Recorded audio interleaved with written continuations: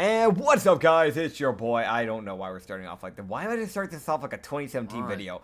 Welcome to the Cosmic Run it back. Okay. Run it back. Pausing video. All right, so we're back. This is take 2. Welcome to the Cosmic Taverns. I'm your host Nitsify. This is my co-host Acrid. We run the fucking Cosmic Taverns. Today we've got the Hidden Garden campaign going on, and apologies for the abrupt and horrible beginning of the previous intro. I've been told and informed that I sounded like a fucking 2017 vlogger at that rate.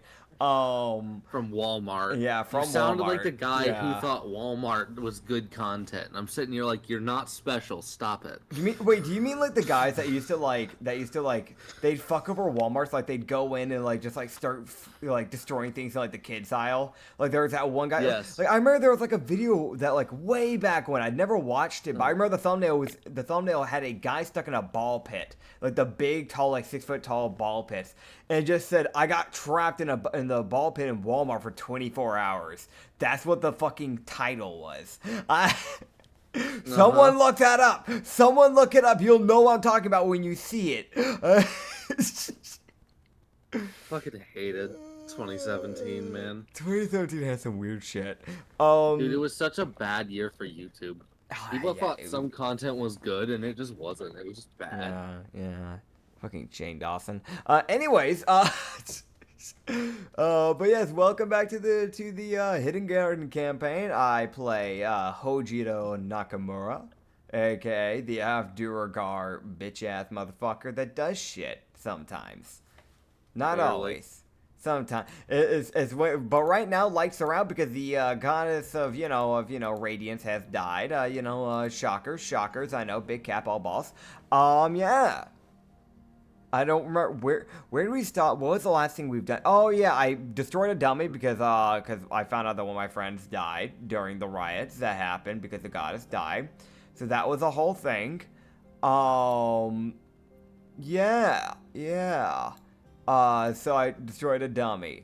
Besides that, I don't think too much else has happened. I know we're like a day away from meeting up with the Skaven, so that's fun. Yeah. So you've essentially got the end of this day, and then like tomorrow, you're supposed to meet him. Yeah. I don't know if this Hoji wants to do anything with this day, because this is like the day after I think he like found out that Lassus was dead. Yeah, because he had his conversation with Mr. Copper. Mr. Copper. Yeah. Mr. Copper. Mr. Copper showed up, I think it was like a day or two after we found out about Lassus. Yeah. So yeah, there shouldn't be like one day left before the whole Skaven thing. Honestly, I think it would just be kind of just prepping the team. Like, I don't think there's anything I can really roleplay out with this. I think it is just genuinely just kind of like running it through the team. Like, hey, this is what we're doing. We're gonna be heading here. Type it. It's just a genuine thing, just prepping them. Like, hey, Varbuck, don't step out of line, please, man. Don't start threatening the Skaven. Yeah, this is one of Yeah. those, like, he's Yeah. basically needing to tell everyone, be on your best behavior. We're dealing with people that would kill us in a heartbeat. Yeah. And that's coming from me. Yep, that's come from Hojiro. So, It's Hoji saying, don't. I want to choose peace for once, because good God. yeah. That checks out. So, the next day would come out, you guys would wander out towards the area that Vuk told you to meet him. Yeah. Vuk has told his Skaven to stay here, as he will be going with you guys, but the Skaven will be remaining to protect Naboria. Fair. You would hear rampant gunshots off in the distance slightly, so the Skaven found something and they're killing it. Yeah, that checks out. It's the most like you walk up gunshots, it's like, what the fuck? Vuk's like, this is normal. Nah, This is fine. yeah, that checks out. But you guys would get to Vuk, and let me see, Vuk. How are you? Okay, there's two ways Vuk could handle this. Okay. Vuk would wait for everyone to get close enough, and he's like, follow Vuk. Alright. As he wanders off, and you see him walk into an alleyway with confidence, round the corner, It's like, where the fuck are we going? Like that, like Hoji can see that look on Alania's eyes. Like, where the fuck are we going? He was just kind of like The cow. nod. Yeah. He was just kind of nod to Elena, just like the "Don't worry about it." You know, that just it's that very much just it's fine. Don't worry about it. Type of like just nod. You know what I mean? Yeah. Yeah. You guys would follow him as he kind of goes through like a couple back alleys, which like it's one of those alleys that like there's no really connecting joints. It's just kind of an alley there. Yeah. It's kind of behind the houses. You see him get to a point, pull up a sewer grate, and then just jump in. Yep. Yeah. No, this checks out. He would just kind of look back at Varbuck and jump in. Varbuck, I want to mention, you saw a glint in his eyes of "I hate you." Yeah. Yeah. It's something like technically he looked at the whole party. It was that bit of like, sorry, Zora, this is your introduction to the team. But also just that, hey, Varbuck. Varbuck staring at you with the hate of 1,000 suns. Yup.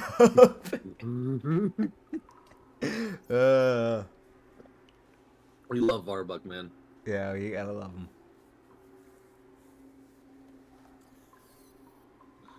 So, Yes. you guys would jump down. It's one of those, like, you guys go down, like, essentially when you jump in, you fall about, like, 10 feet. Yeah. So it's not that bad. And there is a bit of, like, padding for you to land on. So the Skaven are used to jumping in. So it's one of, like, you land and just kind of roll forward, and then everyone else falls in. Yeah. Varbuck, like, fall jumps?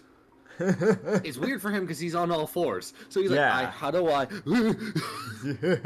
It's like a dog falling off a couch, you know what I mean? Yeah. like when they're like asleep and they just roll off. It was that thing of like he put one arm in and he was like, "Oh, this is annoying. I have to commit to this. I have to walk off." Like, checks out.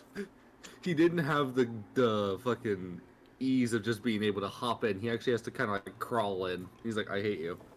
I hate you for this." That checks out. So he falls and lands on the padding barely. Checks out. Elenia and Zora both hop on in. Elenia has the expression of, "Yeah, I expect nothing less."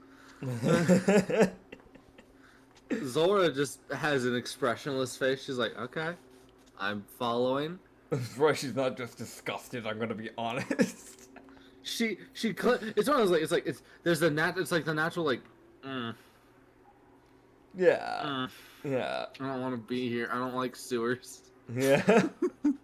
Everyone feels that. Yeah, she's put up her hair in a bit more extreme way. Fair. Both her and Hoji. Yeah. And Elenia, everyone's like fucking. Meanwhile, Varbuck tucking his baldless head in. Varbuck rubbing his head like, "I don't have to deal with it," walks off. Yep. Fucking struts away. God, on 4 legs struts. God, on all 4. That is so funny. Like... So funny. Not only that, but it's like a beast person who's doing it. Yeah, so it doesn't fit. This decrepit walking on all 4s person strutting, walking with confidence. This checks out. Dude, I don't know if you've seen this meme, and I know this is a sidetrack, but it's also not because it is relevant. Yeah. It has to do with this strut, and this is the strut I've got up. Oh boy, he's getting an image, y'all. Oh god, this is the most like this is what I'm imagining. Yeah. Okay, there is audio with this, so I don't know if Yeah. That's definitely copyright. Yeah. Listen, man, we don't need any more. We already get enough copyright claims. No, you got like I'm not a musician. I can't really make my own music, man. So I. So here's what I think, right? Yeah. Just Yeah. mute the video. I don't know. Just Yeah. I mean, that's probably what I'll do. But this is the fucking walk I'm imagining. Oh boy. That Varbuck's doing. God. Yeah. No, that's fitting. That's very fitting. It was a plague doctor fucking doing the most confident, like, strut from side to side.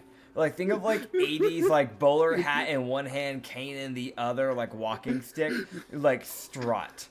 That's exactly what he just sent me. Dude, I fucking love it. It's such a good... Except... This is when someone walked like this, but then someone else fucking drew that. Which I'm like, why? So imagine that. Imagine that type of strut, but instead is a 6 foot tall, skinny ass, like you can see his like rib cage type of skinny, Anglerian, which is basically a very decrepit and skinny form of a triton, but it's an anglerfish. Fangs that like go around like a orc's tusks, and then with the fucking bulb like on his head. With confidence. He's probably not really, but God, I'd love to think about that. That's just funny. That is funny. It's good. And people say there's no humor. No, we just bully people. Moving on. Moving on. Yeah. So you guys would all hop onto the. You guys would walk down, and you would see Vok essentially like tap a wall a few times, and you would see it just kind of slide open. Yeah. As he walks in, it's like, oh, secret passageway. Got it. And Gotcha. Checks out. As you guys would head into the secret passage and come up on a boat that's in the sewer. Boys. Yes, quite. Yeah, so you see Vok get in where like the driving area of the boat, which is essentially like imagine like a speedboat. Yeah. That's what he's in. And you can see like the mechanical bit of the engine is glowing green. So they've done something. It's radioactive. I just ignore it. Yeah, I'll hop in, obviously. Yeah, you see Elenia give that look of, I swear to God, if I fall in, I'm shooting the rat. Hoji's like got like one arm like ready to catch just in case. He knows she'd quick draw to shoot him. I know. That's why he's like, that's why he's like pre-preppingly like, okay, like he's got like one arm like reaching out like over the water just in case, like pre-preppingly. Which I don't know if she'd see that as an insult or as a thank you. Oh no, she's grateful. Yeah. Zora also needs that, to be fair. Varbuck just kind of like, it's one of those like, it's like the 3 legs on one side, one leg stretching type. Yeah, I can imagine it's like Hoji hops in first, looks at the other, goes, "You want a hand or?" Varbuck like reaches out. This one's like one claw grabs the boat and kind of pulls it a bit closer. Here, I'ma just pull him in. How about that? Just pull him into the boat. Okay, he got in on his own accord. He's fine. No. I pull. No, that's fair. Yeah. Elenia and Zora get in with a bit of Hoji's help. Yeah. They hear Vuk say, "Hold on." He looks at the other because he doesn't care if he falls in. He won't be happy if he does. But he's more looking at like the others like, hold on, please, for the love of everything. I don't need someone either crushing him with their thighs, shooting them with their gun, or stabbing him with a knife. Please. Vuk is currently the only reason we're allowed to see this. Yeah. As Vuk would start up the engine, and it starts up like a that's how it starts. And then it just essentially there's 2 roars of him like starting to get it, and then it just essentially roars deafeningly. I am committed to this. I love the idea of a speedboat starting up, and instead of you hearing the just a Welcome to Skaven Mechanicals. I hope that if Cosmic Tavern ever does like well enough for like some artists to start drawing stuff for this, I hope someone finds this specific episode and just draws an animatic of that. Yeah. Cause I fucking love that. It's like everything's normal, and then you just see York person fall from the fucking ceiling laughing. I love it. Yeah, but God, I hope someone animax you falling into the sewer. That'd be funny. No. Just whenever we break the fourth wall. Every time I break the fourth wall. Whenever we break character, we appear. That'd be funny. God. More motivation to stay in character. I don't want to see my Nitsify like OC that I use for like all my socials to go plummeting into sewer. I think I'm good, Chief. I don't know if I want that. I mean, that's a lot of extra work. So yeah, that's true. That's a lot of extra work for the animator. If they do that, fucking, you deserve a Props paycheck to that I can't give you. Yeah. You deserve a paycheck that I don't have. Yeah. I get offer a water bottle. You want some Whataburger? I'll send you to Texas on your feet. And a Whataburger gift card. Fucking. Yeah, we won't pay you for your flight, won't drive you there. No. You can walk there, but here's a gift card. Yeah, no, I'm the fucking that gives you a gift card to a place you don't know about. Oh god. Okay. I want to mention that's something. Yeah, that's something that happened to me. I got handed a gift card, and they're like, "Yeah, happy birthday," and I was like, "Cool, thanks." Looks at the gift card. I didn't know what this place was. That's funny. That's funny.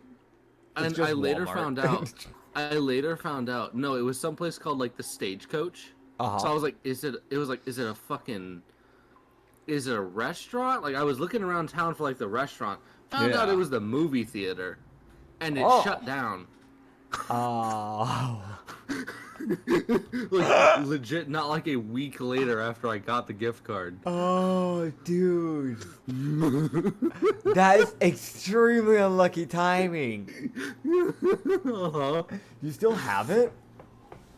I don't know. I think it's in my. I think I have it back at home, but it's fucking funny. I hope there's a Stagecoach where you live now, because that'd be funny if like you've had it for years and you looked to like Anya and you go to your girlfriend, hey, wanna go watch a movie? Pulling out a decrepit, dusty old, like it's got like old Cheeto dust like on it, like gift card. Like there's a little bit of Mountain Dew that got on it at one point, so like a little bit of it's kind of like you know like when paper gets wet and it dries up. It's got that weird like tattered bit to it. Yeah. It's just a sad look of like, how long have you had this? Since I was 10. That's funny. That's funny to me. Okay, so. But yeah, Vuck would start up the engine, and this thing, it's like, this thing just starts flying down the way. Yeah. And it's one of those like, Hoji didn't expect it to go as fast as it's going. Yeah. It's fucking flying through the water. Yeah. As Vuck lets go of the steering wheel, walks over, he goes, Vuck suggests you read this, you read this, you read this, you... Looks at Varbuck. Yeah, read this. Walks away. God, avoid the Anglerian. It's one of those, like, he's like, do you even read? Like, it was a genuine, like, I don't know if you read. Like, Fair. read this, I guess. Fair. So, what am I reading? He also would give you and this is one of those, like, I guess this is one of those trust the Skaven moments for everyone. Yeah. As he hands you a bottle that has, like, a, like, almost black green liquid in it. Huh. Alright. And he says, drink it. I'm gonna drink it. Lanya, do you drink it? Drink it. She does. Yeah. Zora begrudgingly drinks it. It's one of those like, Yeah. it's definitely one of those like, why are we here?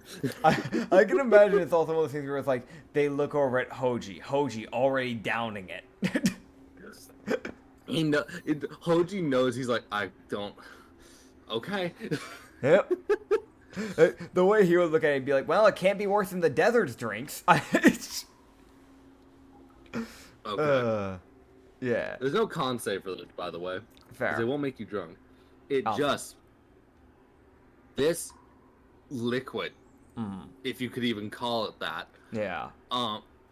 It almost feels like a sludge going down your throat. Ugh. It's horrible. It's texture. bad.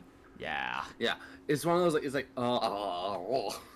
but he would feel he's his brain. It's essentially one of those, like, he gains a lot of knowledge. As he looks at the book he's got now, and he would recognize that it is a, like, probably written by Vuck. Yeah. Like, book on Skaven, on how to understand Skaven. Vuck's whole goal with this is just so you can understand Skaven. If you can't speak it, that's fine. But you need to be able to understand it. Understood. As everyone gains 35,000 XP. Okay. I understood. 35,000. Damn, okay. That was that potion, by the way. That's how much XP it gives you. So it's like an EXP bottle from, like, Minecraft. So yeah, 35,000. So I went from level 5 to level 8 and almost level 9. I get an upgrade. Yeah, you get a lot of upgrades. Yeah. So I'm a level 7 warlock and a level 1 barbarian. Oh my god. Now I'm level 8 warlock. I might go down the barbarian tree later on though, but for now, I get one more Eldritch Invocation, so at level 7, I'm a grab. No, what would I grab? What would allow? Let's see. Right now, I already have Eldritch Mind, Beguiling Influence, and Aspect of the Moon. You know what? This may come in handy. Mask of Many Faces. I can use Cast Disguise Self at will without expending a spell slot. And then ability score improvement. Feat. I will be grabbing. I've been getting nailed, so I think I'll grab Tough, because I've actually gotten hit quite a few times at this rate. At this point, so. Meanwhile, yes. Zora with Skulker. Skulker? Yep. So she can hide at any point. Oh, that's what that does. Okay, understood. It's basically just lets you hide more aggressively. Gotcha. Okay, yeah, Varbuck. Yeah, you need that. Varbuck with the feat of Observant. Yes. Watching. Yes. He sees all with his giant eyes. His eyes just dilate. No, his eyes in full expand. Oh god. It's like you see him drink it and you see his eyes just get like as a whole just get bigger. Like on his head. It's like oh god, dude, what's happening to you? He starts looking like a decrepit monster, because he is one. Oh god, dude, I remember that. Yeah. It's that thing of like Hoji like Hoji downs that thing, kind of like looks to Vuck, starts reading, looks up briefly to see that, and just sighs, and then goes back to read. Just the most. I'm not gonna question it. No, what he sees is Vuck, like Varbuck, like going through the book with a claw, very carefully, trying not to damage it. Fair. Problem: the dude who wields burning daggers is trying to go through a book. Yeah. Oh god. Okay. So you don't know how long you're down there. Yeah. But it's long enough where Zora, Varbuck, and Elenia all go to sleep, like, properly, like, 3 separate times. Gotcha. Dude, I can imagine it's like Zoro. It's like Hoji, never going to sleep. Every now and then looking up. Why are you asleep? Whatever. This motherfucker. He forgets that he doesn't need sleep. Yup. God.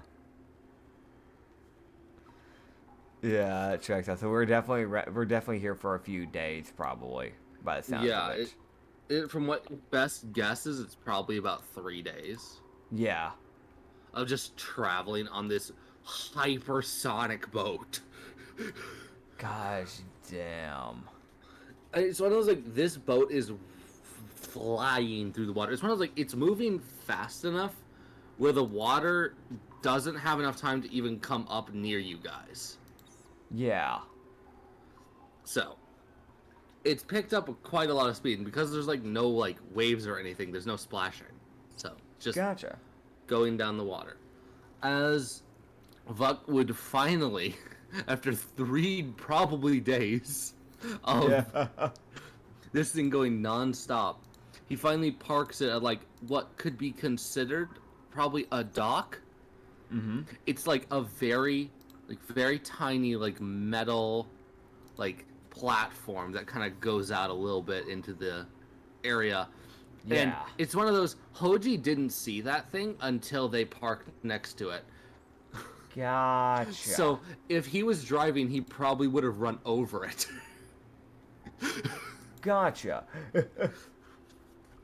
Because as far as he could tell, he saw no signs that that thing was coming up. Understood. Buck parks up the boat, ponders out, and hops on out of the boat. Yeah. And kind of walks down the very much creaking platform. Yeah. As he waits for the rest of y'all to come. Yeah, I follow. Yeah, I'll follow. Yeah. Yeah. Hoji gets up on the platform, and he hears this, like, just this very, like, old metal just groaning. Yeah. It's one of those, like, this thing was built a while ago. Fair. He would also see, like, a few, like, diverting paths. Yeah. From, going off in the distance. It's like, oh, there's go to different cities, probably. So, the Skaven have a fully built underground network that allows them to travel between the cities. Yeah, yeah. Problem, they can get between the cities far faster than anyone can walking. Yeah. Yeah. It's a little bit of a problem. Yeah, it's one of those, like, you fight them, cool, their entire army disappears and moves. Uh-huh. That could become a problem real quick. Yeah, as long as you don't fight them, it's fine. Yes. Oh, boy. Understood. Fucking Jared, don't fight them. That checks out. Yeah. But yeah, you would hear Alania kind of, like, mildly mumbling to herself about being glad to be off the boat. Fair. And it's one of those, like, God, I hope there's not another one. Yeah. As Vuck is like, follow Vuck, as he walks away. Just all like, right. Go. You heard the man. Follow Vuck. Yep. As you guys would head out of the waterway. Mm-hmm. Yeah. And into, like, kind of like a staircase. Yeah. It's just an immediate spiral staircase, and Vuck just starts going down it. All right, you follow the man. You hear the man. Follow. We all fall right behind him. Yeah. With it's one of those, like, slightly confused shuffle. Yeah. Like, it's that shuffle of, where are we going? Oh, we're going this way. Got it. Where are we going? Every time Vug gets to a stop, like a turn, everyone's like, where are we going? God. That's fair. I mean, it makes sense. Yeah.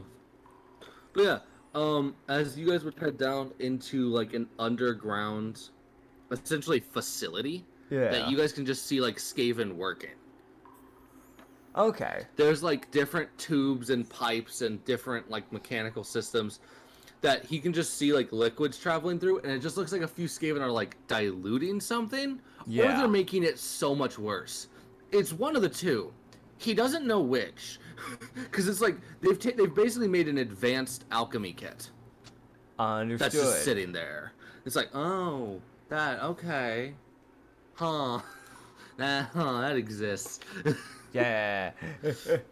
There's like 8 Skaven like around this alchemy kit, so it takes up a fair amount of space. Gotcha. As you guys would also walk by into this area, and the Skaven, I should mention, there's quite a few Skaven that are looking at you guys. Mm-hmm. Yeah. Like, the fuck are you? Yeah. That's fair. Hoji, to like show as little hostility as possible, definitely has his like arms in his his hands in his pocket, type of deal. So. Yeah. So you can go ahead and roll me a d20 for Hoji, by the way. D20. Natural or? Yeah, natural. All right. Well, it's a 19, so I don't know what that means, but it's there. Okay, cool. So he is the only person of the 4 who can actually speak Skaven. Awesome. So he did learn Skaven. So not only did he learn to understand it, he can respond. Pog. Makes sense. He was the only guy that wasn't sleeping at any point in time. He stayed up the entire time. Mm-hmm. He was studying that fucking book like a goddamn psychopath. God, I can imagine Buck at least looked back once or twice. Like, why are you going to sleep? Do you need sleep? Like, Buck said something. Buck Yeah. said something in Skaven, but you didn't know what it meant at the time. He probably Yeah. said something like, "Guess surface dwellers don't need. Guess that surface land dweller doesn't need sleep." Cool. Yeah, it's one of those things where it's like, it's that funny thing of technically he has deathless nature, because he's got like bags under his eyes, but he technically doesn't need sleep, but he prefers to have it when he can actually get it. God. Dude, Hoji is a trip, and I love him for it. Yeah. All right. So. Yeah. So you guys would head on down. Oh, okay. Yeah, we head on down. As Buck would essentially be running you through. Mm-hmm. He's still talking in a broken common for everyone else, Yeah. and also he doesn't want to bother the Skaven. Which there's like just like everyone's like there's chittering from everyone as they're like discussing things. So Yeah. Hoji hears like distant like pieces of conversations. Yeah. So he hears some Skaven go, "Well, if you add 4 sections of lichen root to the 15 sections of," and it just cuts there, and he's like, "What are you making?" That sounds like a really evil tea. Yeah. Someone's planning to poison a noble, I see. Always. Yeah. They no. You gotta love it. Who would have guessed the people that live in sewers don't like nobles? Yeah, it's quite. But yeah. As Buck would essentially run you guys through kind of Skaven society a bit, Yeah, yeah. letting you guys know that this area is run by a man known as the Allseer. He is known as Allseer Ashen, Okay. of Clan Ashen. Yeah. And it's one of those, like, he says that, and he looks back expecting that look of, yeah, we understand, and he sees Hoji just nodding like, okay, I Yep. understand, and he sees the other two going, the fuck does that mean? Yup. Yeah, I checked it out. Hoji, feigning knowledge. Everyone else, not hiding the lack of their knowledge. I mean, Hoji's that person that he's like, okay, gotcha, there's clans, gotcha, understood. Noted. Meanwhile, everyone else, what do you mean there's clans?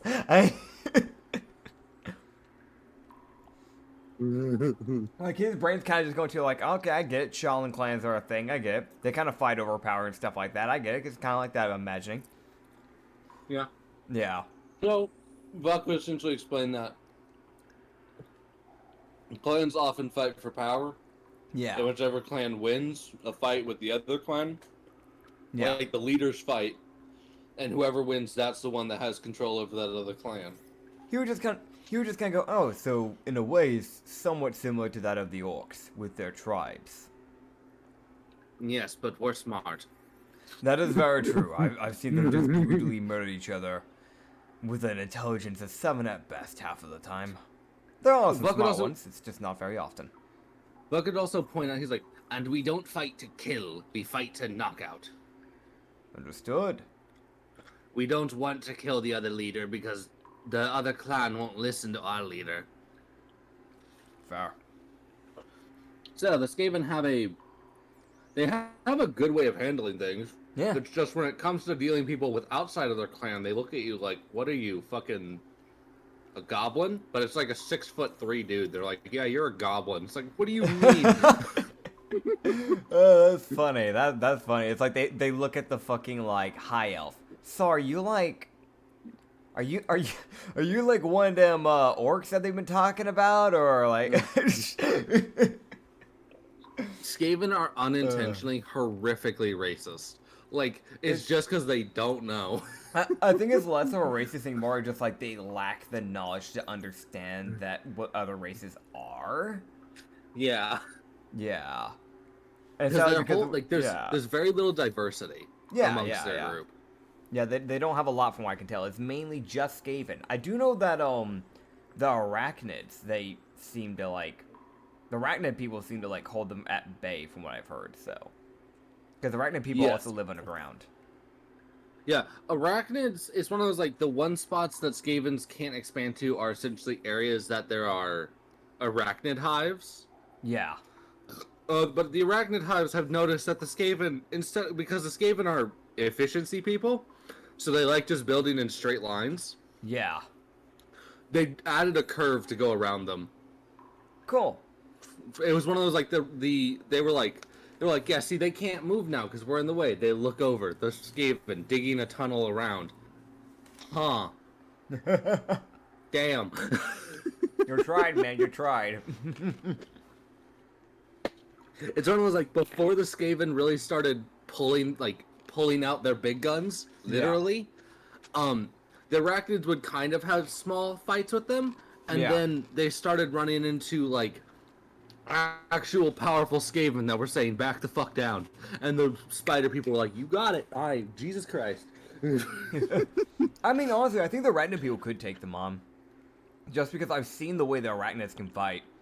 I know there's like it's from a server campaign. It hasn't happened in the Hojiro campaign, but we did a Monster Hunter campaign way back before we had the podcast, and there was a monster problem in a cave area where the arachnids were living, and they had people that were perched up in the ceilings and they were like, I think it was like web shooters or something like that, but they were like basically launching like webs out of like their bodies and basically just sticking the enemies to the floor, and then just fucking burning them alive. And they're because, like, for those who don't know, the arachnid people, they have, like, different forms of evolution. Some of them will be, like, very, like, centaur-esque, and, like, the, like, human half and then half spider look. And there's some that are just extremely human, but they have a little bit of that spider. But every now and then, there's just that one guy that's just, like, a 12-foot tall, just giant tarantula, and there's no humanoid part of him, besides the fact that he's sentient like that of a human. The tarantulas are often those literal brutes, so. Yeah. Often the ones that are just straight up spiders often become the leaders. Yeah. But I've seen their warfare, like, they're pretty fucking capable. That's why I'm like, yeah, no, I know Skaven are really capable fighters, but honestly, I think the arachnids could actually take them on. Like, actually. This is, if the Skaven can keep the arachnids at range, the Skaven win.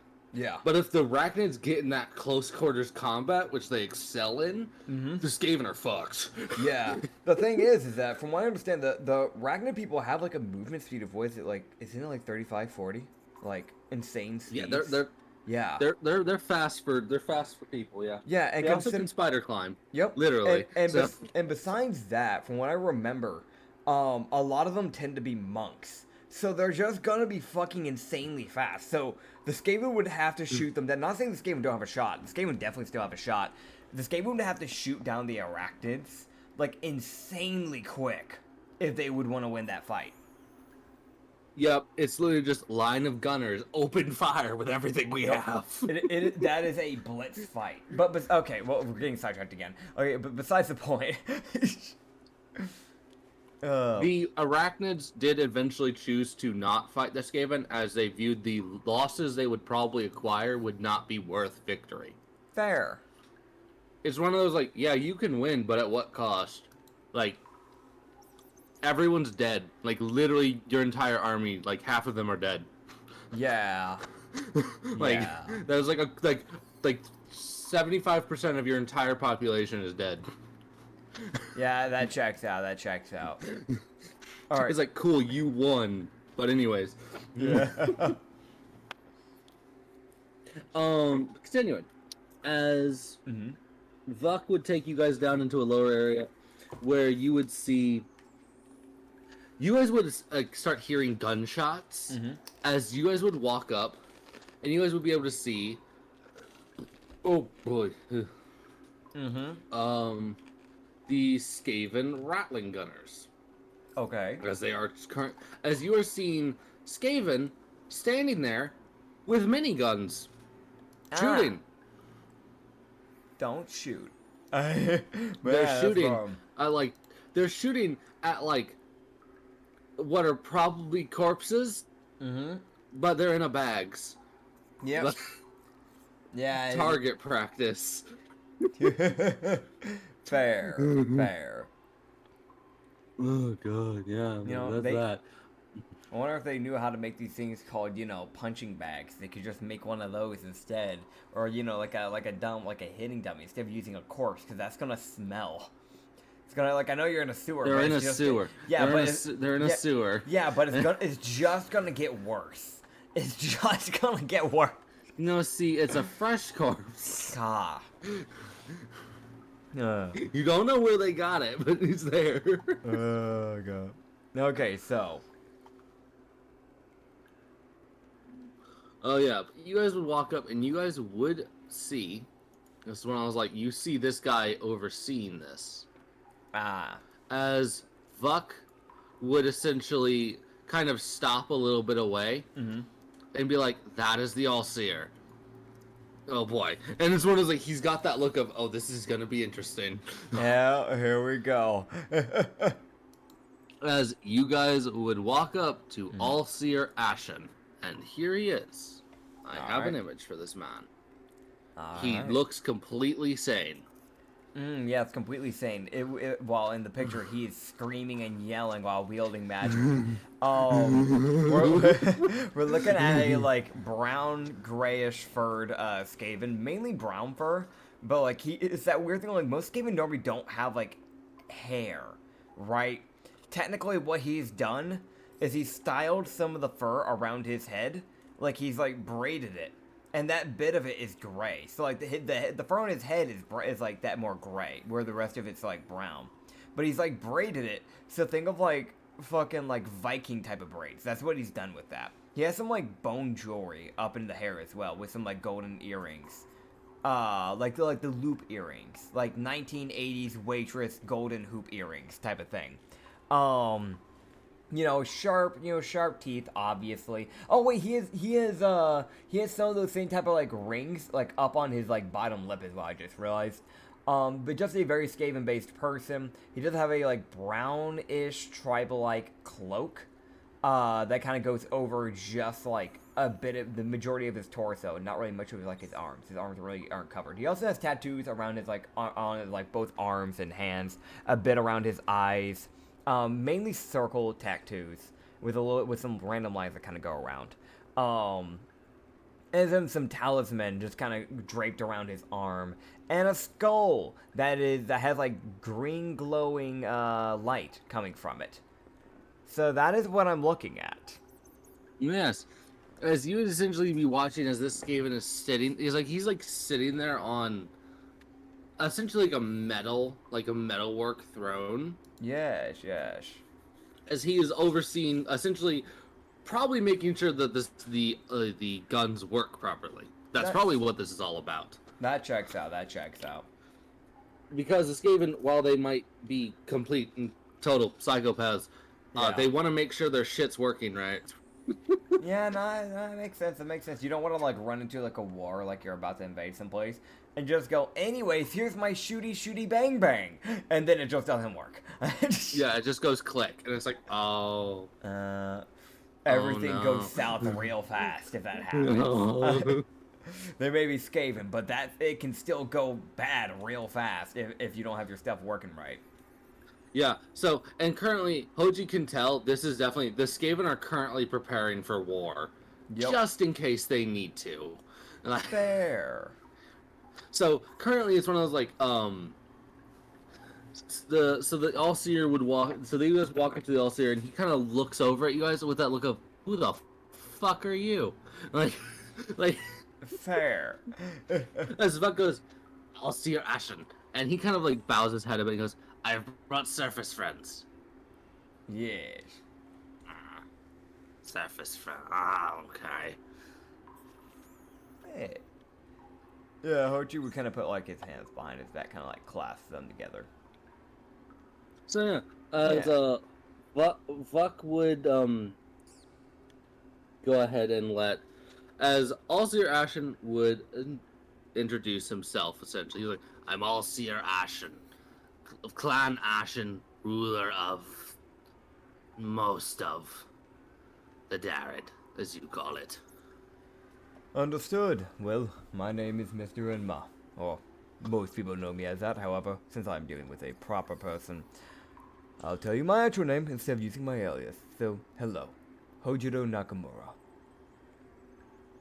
I run not a clan, I guess you could say, but more of an organization to try and keep peace within the surface. However, we're a little bit more on the newly founded. However, we've already been able to get a hold of different countries and be able to actually get people to work together somewhat as we speak. I've heard about the things that are going to go down with the Skaven, and I do want to actually go ahead and first off say I do apologize for the way your people have been treated. Personally, I've never really liked nor really understood the way that people have acted towards you. I'd like to fix that. You're the only of the surface to reach out to us in friendliness, besides one from Vuk, but that's different. Oh yes, Muriel. Yeah, they're an Muriel. interesting person. They sent me a whip randomly. Yeah. You see Allseer Ashen just kind of blink at you. It is the most, Anyways. Yeah. You just go. I have nothing to say about this. You just go. Either way, moving on to the actual proper topic.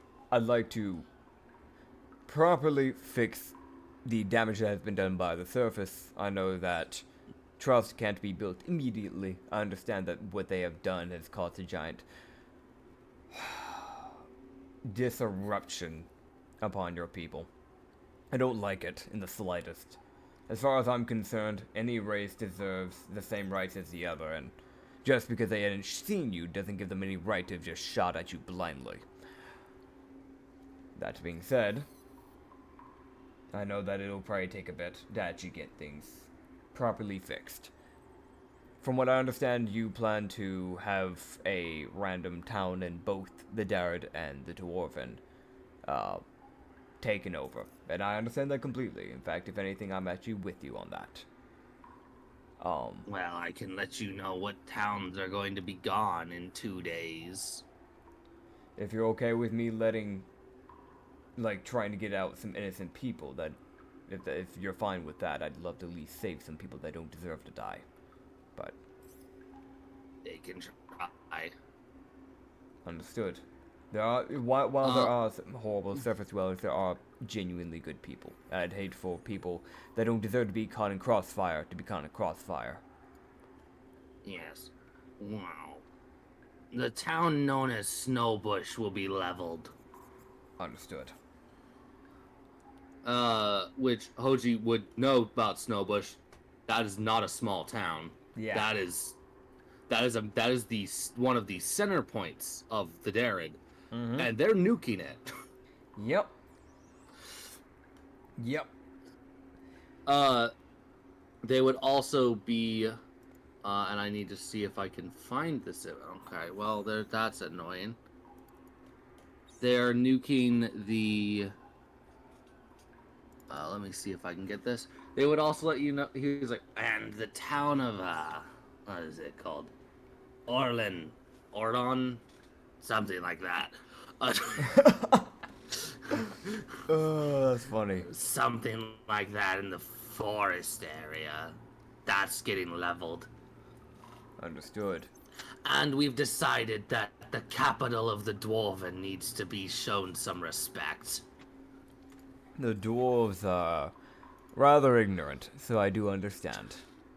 So, the Skaven have decided to nuke the lowest part of the city of the Dwarven capital, and then the All-Seer that's in the Dwarven area, will be approaching the Cast Iron King personally. Understood. With his entourage. Yep. So, it's one of those, the Cast Iron King is gonna have to stare down a Skaven and several guns. Yeah. Yeah, he would. Yeah. Yeah. Yeah. He would just kind of look to him and go, understood. I will try to see what I can do to at least get some of the innocents out. But I understand your reasonings. If anything, I think it is justified. So. They're lucky we're not detonating the city. We're underneath. Indeed. I can agree. I would like to say, though, once this has been over, if it is possible, I'd like to try and find some form of a way to create a peace among the Skaven and the surface. Again, I think it's sad that we've gotten over a bad foot, but I would like to fix that. And I can see that happening. in worst scenario, if things go wrong, you can always blame me. As far as I'm concerned, if I have failed to keep the peace between the Skaven and the surface, I'm to blame. Understood. So if something goes wrong, you may feel free to put a revolver to my head. Fair enough. Well, I guess you can go and see your labeled surface friend. Your friend from surface, Skaven will not shoot you yet, unless you prove yourself unwilling. Understood. So yes, the Skaven are fully now greeting Hoji as a friend of sorts. Yes. Though it is pretty clear, it's like surface friends and buddies. Yeah. He would. And extras. That's funny. He would just kind of look to him and go, well, as for a sign of good faith, and he'd grab his one and only other dagger that he's had left over, and he'd kind of just like cut open a bit of his hand to leave some of the blood on it, and just go, think of this as a blood pact of sorts, an agreement. And I will take it. I will roll the d4 of damage that I would be taking from dagger. Dagger. 4 damage. Stabby. I took max damage. What the hell? Yeah. So it's just coated in like a bit of the blood from like the edge, basically. So you're giving him the knife, I'm assuming? Yep, I'm giving him the knife. Yeah, so Ashen would take the knife. Yeah, so there will always be a scar on his right palm. Just a slash going down it. That is basically his way of saying, I will not be breaking this promise. This is a damn vow. This is an oath type of deal. Oh, yeah. I wouldn't expect him to. Yep. Well, the Skaven, we were like, well, if you wish to go to the surface again, it seems that the bright old disgusting light is back. Oh, well, that's good to see. I actually needed to get to Thor. Was it the capital that you're? Yes. Okay. Yeah, we need to go to the capital because you see, there's a noble that needs to die. Do you want help? That'd be appreciated if you're willing. Show of good faith. And he says that with a fucking cruel smile. Hojiro would just go, I think we're going to get along splendidly. So, Hoji Ashen would essentially do that fucking walk with me thing.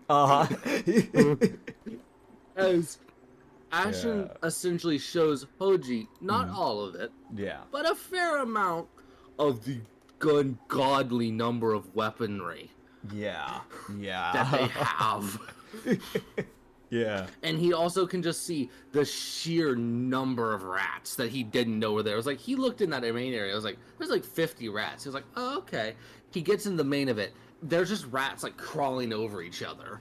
God. Just like moving around. It's like, oh my god, there's a damn army. That checks out. It's one of those, like, there's no organization. Unless they're told to be organized. Fair. So all of them are moving in the most direct path, whether or not there's someone in the way. Fair. He would also, like, while he's like showing him stuff, Hoji would kind of go out of his way when the overseer isn't talking, like to kind of like explain why they're killing this noble, just so we can kind of get an idea of what Hoji as a human being is like, and not the organization. Because he would very easily explain that this is not that this is under the books. This is off the books. This is not under organization name. He is simply going out of his way to kill someone because they mistreated someone. Like, it is the most. The All-Seer Ash would be like, interesting. Indeed. So do you want everyone he knows to die? Or or just him? To double check, Zora, there was someone you wanted saved from your family. Was it your sister? Yes. It was my sister. Her sister. She was too young to do anything. Yes. Her sister deserves to live, but as for the brother, the mother, and the dad, well, off with their heads, as far as I can say. So, technically, Hoji can now do that thing where, like in some video games, you can just tell another, like an NPC to go deal with a problem for you. And they will. Yeah. So that's an option, or that can be your backup of, like, if things go south, suddenly bullets start coming through the windows.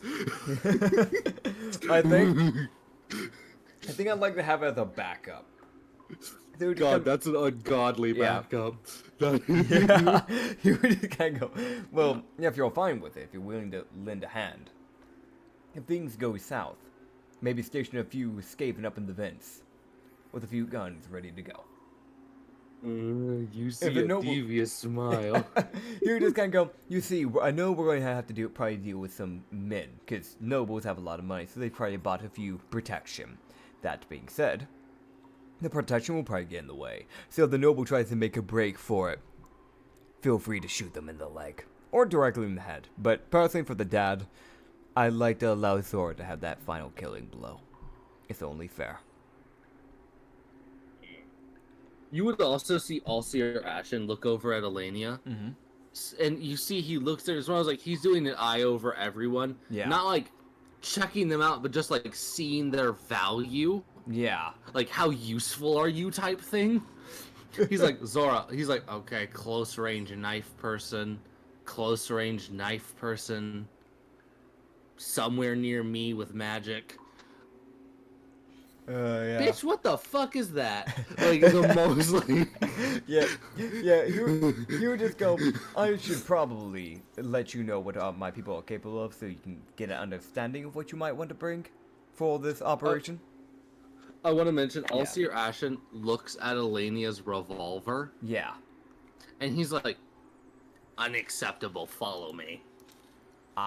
He's like, what do you mean unacceptable? He would just look at Lania and with the telepathy from Varbucks, like hive mind, just kind of go, I think you're getting an upgrade. She's like, I want to mention, she's had a base 0 revolver. Gosh, she could have bought a new one anytime. She has the money. Does she? Oh, yeah, she does. She just never bothered. God. Yeah, she never upgraded. Ah, dude. Funny. That's funny. Also, to give him an idea, he would, as they're like walking, he would just go, "Well, if it helps you get an idea of my talents, Eddie." He'd cast Adane's Furious Fist on his hand, so he would just see just an 8d10 of force damage glowing around his hand. Yeah, you would watch as you would see Alcir actually like grab like was probably amounts to like a Skaven built laser pistol. Yeah. And he looks at it like, not the best, but it'll do. He hands it to Alania as she gets handed a +2 laser pistol. God. And told it's not that good, but here you go. That's funny. It's better than what you have. And she's like, no shit. It's significantly better than what I had. That's funny. But to the Skaven, it's kind of trash. God, that's funny.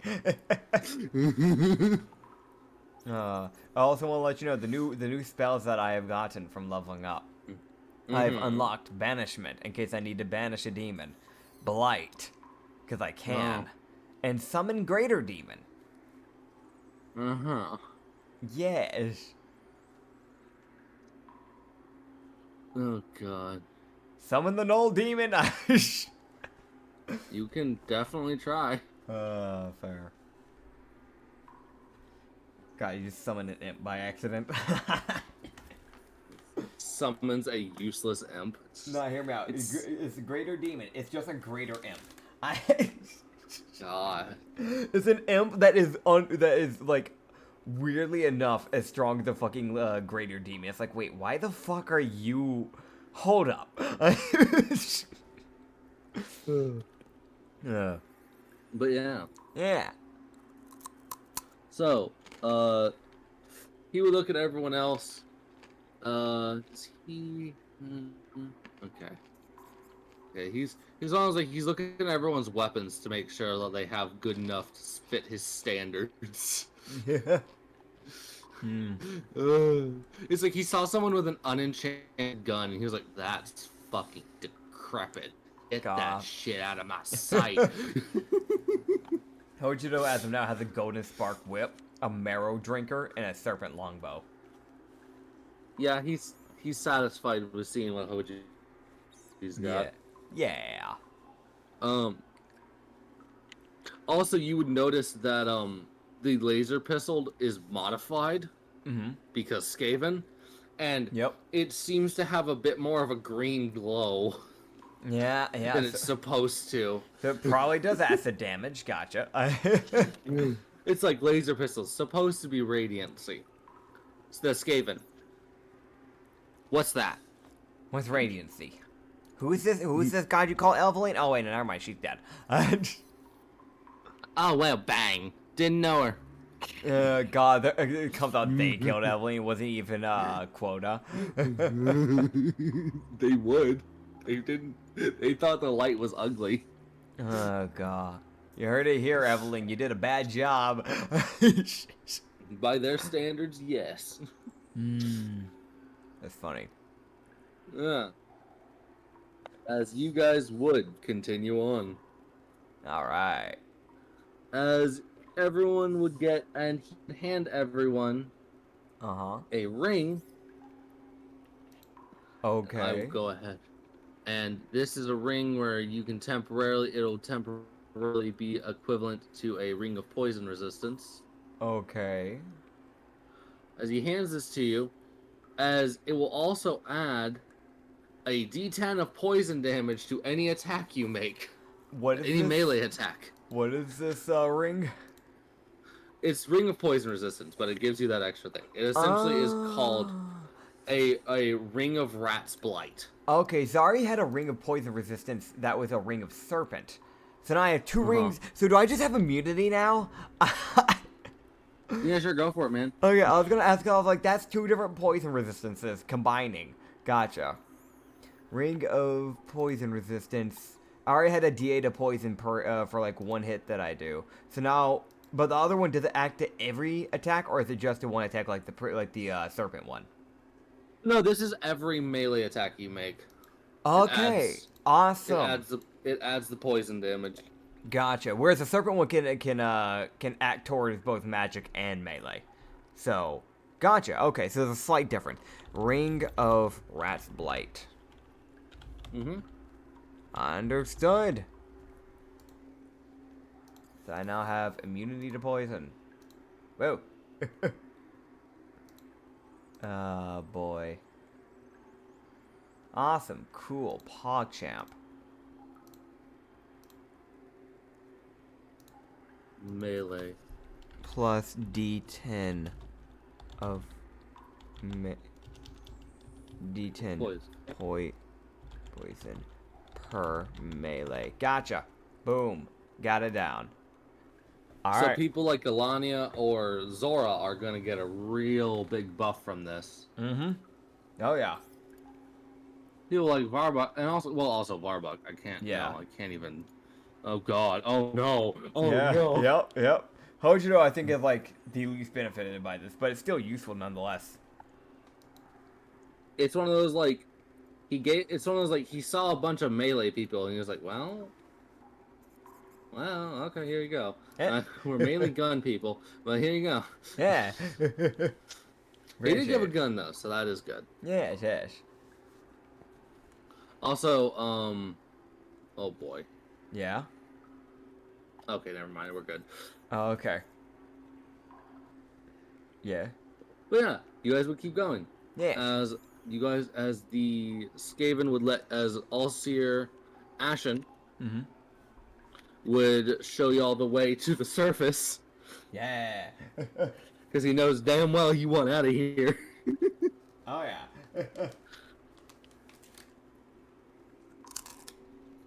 But yeah, he would tell you guys that you guys are welcome back at any point. Whoa. That's a genuine thing from him. He will welcome you back. And he will welcome back the 3 people you had with him. No one else. Whoa. Pog.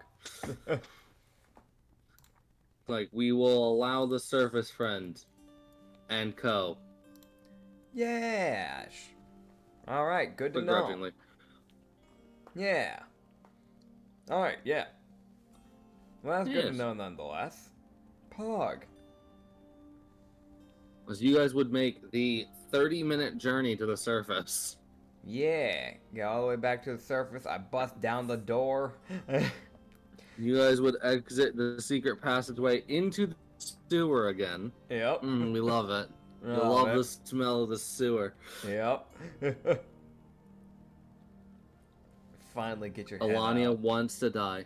Yeah. Don't trust me. Everybody does right now.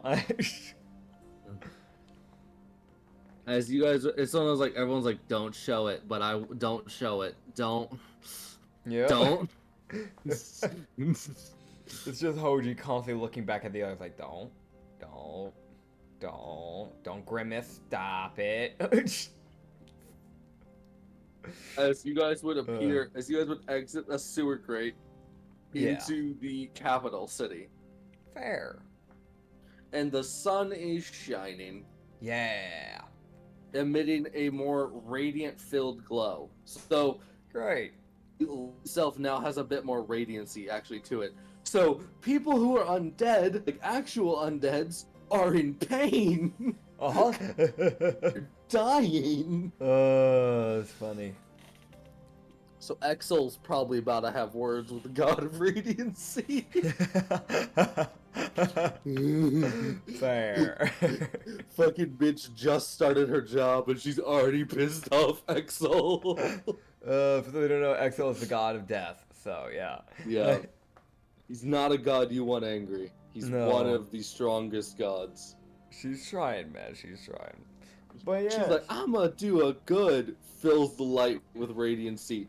Fucking 4,000 vampiric thralls die immediately. Yep. Yeah, Hoji. Exo, fucking what are you doing? Hoji would just kind of like step out, immediately sniff like the fresh air. Look to the others. We need to take a shower. Where's a tavern? We need to find a tavern. You guys look You guys look around. You see a homeless man staring at you. He looks through the homeless man and it just gives him that nod of, you saw fucking nothing. You hear the homeless man go, oh, man, I thought I had it bad. He looks to him, walks over to the homeless man, puts down 30 platinum and walks away. Simply because that was funny. Yeah, it's the thing, like, there was a smirk underneath that mask from Hoji. He would just, like, walk over, put that down, and just go, let's change that. And then walks away. You see this guy pick it up, look at it, hide that shit immediately. Fair. And he's just like, you're not real. Wink. Yeah, winks back to him and walks off. Yeah, so you bribed the homeless man. He won't tell anyone. Fair. I was more just doing that because I gave felt bad, because the man was like, yeah, I thought I had it bad. I'm like, gosh damn, a morality check. It's like, if you are comparing yourself to someone exiting the sewers. Yeah, that's why I was like, what the hell is your life, dude? Come here. Poor dude. Homelessness, it exists. But it does. And what was he? What was he? No, that's fair. It was a human. It was a homeless human. Yeah. Well, he can go give himself some money. Or some food, some stuff. Not some money. I just gave him money. Yeah, he's printing money now. Oh shit! Nah, I've caught the problem. Fake money, haha! Fuck you, counterfeit. You're playing too much GTA, man. All right. Anyways. No, I'm not. You are. What taverns are in the capital? All right. I don't know if I ever actually made a thing for the capital. Fuck. Well, it doesn't matter. What's here? What's the most back alley tavern I can find? Oh, you want a back alley, man? You got it. I smell like shit, man. I don't want to walk into a place and everybody just stares at us. You know what I mean? All right. So how back alley we talking here? Not shady like type of back alley. Just back alley enough to where people won't be like. Oh, okay, fine. Unless it's like a one that Zora can approve. Like Zora, because I feel like if anyone would be the most maybe not this one, it would be Zora, because she's the only one that hasn't been hiding in the shadows since day one in this group. Uh-huh. So it's gotta pass the Zora check. Oh god. Okay. So you would see one. That you'd see a couple inns. The first one you'd see, which the sign is upside down. Okay. So it was hung incorrectly. Oh god. And here's the name of the inn. The Early Koala Inn. Ah, yes, of course. Yeah, it's my favorite. Sora looks through the window, and she just looks and goes, "No." No. Yeah, you just hear her go, "No." You look in. You just see 8 people fighting. He looks back to her. Yeah, no. He's like, this is a bit. This is a bit. Yeah. Oh boy. You see an awakened raccoon looking dude scratching at someone's eyes type fucking. Oh god. I'm just gonna Meanwhile, the koala running the bar. Stop. I got this. I'm gonna fix it without even going inside, and they'll never know it's me. I'm gonna first of all stealth. Okay. What's your snack? Well, with my... Oh, yeah, I have advantage on stealth because I'm a Mara follower. Forgot about that. Okay, yeah.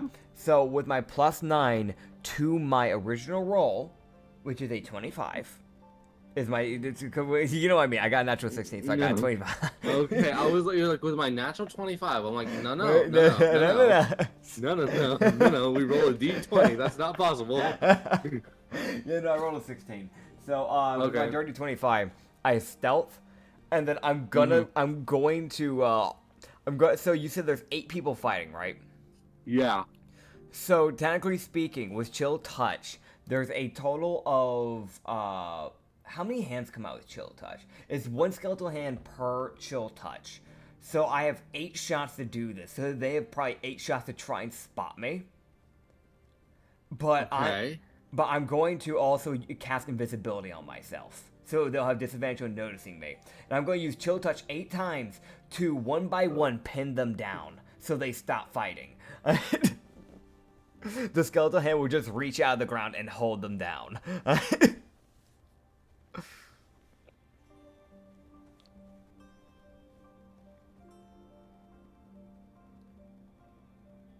Granted, it might knock some of them out because that does like 2d8 of damage of necrotic, but you know. So go ahead and roll it. 8 times or just or just the first one for the first time? Because they have. It's just. Yeah. 4 necrotic. Okay. 8 times. Okay, so the first one was 4. Then 8. Oh boy. Then 8. Oh god. Then 7. Woo. Then 14. Oh god. Yeah, 13. Oh god. No. 4. He was real gentle with that person. And then 8. Okay. So, like, he sees all these people who are like, what the fuck? What's going on? Like, Yeah. they clearly can't see him. And then he sees the one dude who probably smelled something or drank way too much. Uh-huh. But the guy who is absolutely blasted seeing, like, he's smelling shapes and hearing colors. Yeah. He goes, oh my god, it's a pickle. And points to where Hoji's at. God. Meanwhile, everybody else looks over there and they see nothing. Because of the invisibility. Uh-huh. He's like, oh my god, it's a pickle with legs. Come here, let me eat you. Like, he starts approaching Hoji and falls flat on his face as the Chill Touch grabs him. Hoji would just like roll like a let me see what type of like he'd roll like a gold piece like in through like the wind, like is it like the window cracked or is it just fully closed? Actually, I need to ask that first.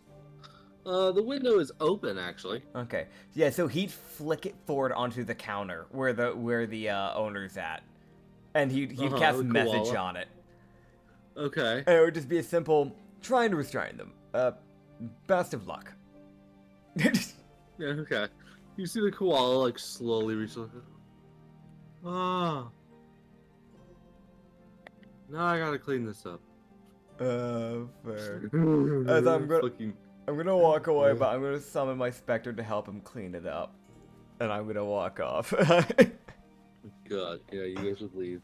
Yeah. Alright, on to the next one. That was the first tavern that tried, and with its natural 3. Oh, God. It didn't pass. No, it didn't. It was like, how's it going in this tavern? Oh, you know, everyone's dying. I know if it's a Durla tavern, we'll be safe, but also that's a Durla tavern. I don't want to bother with that. But I know you guys would be walking. Yeah. You guys would see out in the alleyway. You guys would see the Silvered Bell Tavern of the capital. Ah, that's really fancy. No, it's like so. You guys look over and you're like, we exited the sewer. I don't think we can walk into there. Yeah. Yeah. However, you guys would be able to see the Finnick. Yeah, the Finnick. This is run by Riki. Yes. The Finnick that's running it with her massive tail. Yeah, let me see if I can pull her up because I know we have a picture out there. She's a past NPC I've run into in a past campaign. Sadly, it is not on the podcast. Yeah, I found it. So she is this like. So there's 2 types of Finnick Fox, like, kitsunes in the world that we have. There's the normal ones, like, with, like, the normal colored coat of fur. And then there's the volcanic ones. They live normally like volcanic and like hot areas that aren't like desert-esque, more like mountain areas. But they have like dark coats of fur. So they get like charcoal grays, like black fur, that type of stuff. They normally have like extremely big ears, but they normally have like a normal sized tail, right? No, Riki, for some reason, is an unlucky person because her tail is the size of her body, and she's around like 6'3" if I remember right. So she's a tall kitsune, but her tail is taller, and it's like she doesn't have a class, but she can still probably kill like 3 people at the same time with that tail by just turning around and not noticing them. Literally tits that are bigger than her head. And a hip that is equal in size. Hips and ass equal the size. She just wears a kimono that doesn't fit properly and shows off the shoulders and a lot of cleavage. And black stockings. I really can't make this up. And long black hair. Good. Massive ears too. The ears are about the size of her head as well. Actually, I think they're a little bit bigger than her head, actually, which are insane. That is Riki. She's great. She's lovely. She's a very small framed person, but everything else about her isn't. Yeah, it's something like she's got an hourglass. Her waist, there isn't much of a waist there. All of the fat in her body went to just the tits and the ass. I'm gonna be honest. Like, that's Riki. You can see her running the tavern. Yeah, that's fair. I mean, we'll probably go there because they do have a shop, so we'll probably go there eventually. But like, we can't go in there smelling like shit. Like, I'm not even trying to get a night at the tavern. We just need a shower. It's like going to a gas station using like the public showers type of thing. You know what I'm talking about? Yeah. Like, he's really just looking. He's like, we're not going to be here long. We just need to get a shower. Problem, if we go to a shady place and we try to get a shower, there's gonna be that one fucking pervert, and I don't want to deal with that. God, okay. Yeah. So you would see the discount silvered bells that popped up is like it's trying to be competition. Called the Ivory Bells. Oh yeah, because that's gonna pop off, buddy. No one's there. Oh. It's fucking abandoned. Is there even an owner in there? It's one of those like, it's open? Oh, damn. Yeah, Hoji would kind of like look in through the window with Zora. Okay. How's this place looking? Well, how big's the window? Nice. Am I being that asshole that like shoves my face like onto them like they're trying to look through? I'm like, nah, move over.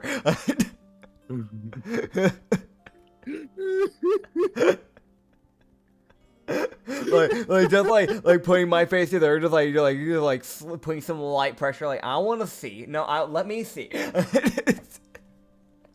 God, that's kind of funny. That's a comedic. That's a funny idea, actually. No, yeah, that's kind of what's happening. It's like the window's big enough for both of you. Yeah. You both came from the same side. Yeah. So it's like Zora starts stepping up to the window. Hoji just like steps up right beside her and kind of puts his face to her like, no, hey, you mind moving over? I'm just trying to look in, Zora. God. Trying to look in. I need to see what this is like, Zora. Oh God. Zora's like, hey, look, I was here for go around. I refuse. God. Oh God, I love discount. God. I love discount silvered bells. Yeah. Ivory bells. Ivory bells. Okay, so it looks nice from what you said. Yeah. You see this fucking monster. Oh God. Running the tavern. If it's a if you're calling them a monster, I'm like, okay. Okay, well, he's not a bad-looking person, honestly. I don't know why you call him a monster. I was like, well, maybe he just doesn't have like the public complexion. Maybe that's why people aren't like checking out. Nah, sad thing that is not popular enough. He's just not gonna have a shot. I'm sorry, buddy. So, For those who don't know, Chalans are tiger people. They can, whenever you make a Chalan race, you can either choose if you want to have a more humanoid person that has like light tigeristic like features, or a very tiger-like person. Or you can roll a d20. It's a race I made a while back when I was first starting to learn how to make races. And this guy rolled like a nat 5 for like the tiger bit, because he's very humanoid, but he has the like tiger paws for the hands, but then he has the normal human feet. And then he has the tiger tail and the tiger ears, and his hair is like that like orange with like the black stripes going through it. But the rest is very like humanoid, like Japanese like skin tone, like the common like kind of like Japanese like skin tone. Very, you know, like how some people have that like naturally sleepy look to their eyes. He has that. Like, the dude's probably not even lazy. He just has that natural, like, look to his eyes. And a very smug grin. And he has, like, weirdly enough, even though he doesn't have any fur on the rest of his body, besides his, like, arms and literally his tail, that's it, he still has somehow managed to get black stripes across, like, 2 black stripes on each side of his cheeks on his face. Somehow. But he's wearing like a black and white kimono. So like think of it's mainly white on the bit that goes down, and then a black belt, and like he doesn't have any sleeves, but like on the end bits where it starts like going over the shoulder, it turns black. And he has like a black paw print on like the bottom bit of the kimono, and then black baggy pants, and then black sandals. So yeah. Niche. I mean, it looks nice. There's not any people, so we know we don't have to worry about shady people. So he looked at Zora. What do you think? Good for a shower. Sounds good. All right. Yeah. So from what you can tell, he's probably the guy who's running the bar. Yeah. And he's like, it's one of those like you looked in and you like walk in, and there's a little chime as you open the door, and you hear this guy go, huh? Oh, no people. Hello. He was asleep. He was just he was like I am like he had his head on his hand, and it was like from the window he looked perfectly awake. Yeah. But when you walked in, he woke up and he was like, fair. Here, just go. Hello. Sorry for the intrusion. How much would it cost for us to get a shower here by chance? We had to deal with something, and we had some situations we had to deal with, and we smell a little bit, oh, by chance. Oh yeah. Yeah.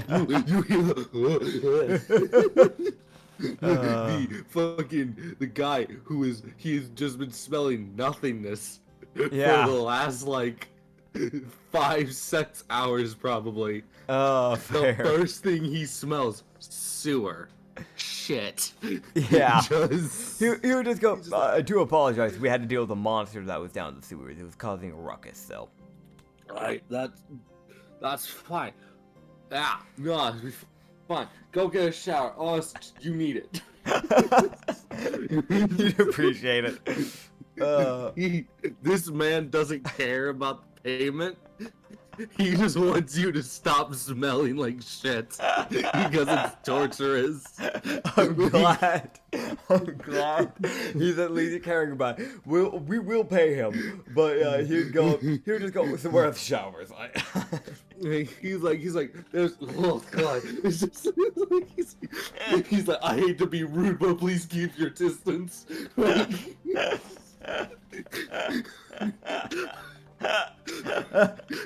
There was a light smile under Hoji's just like mask, because it's that thing of like he's like, this is comedic. It's also that thing of it's fucking genuine. Cause y'all are nose blind to your own shit smell. Yup. But this dude who has been smelling like kind of slightly perfumed air.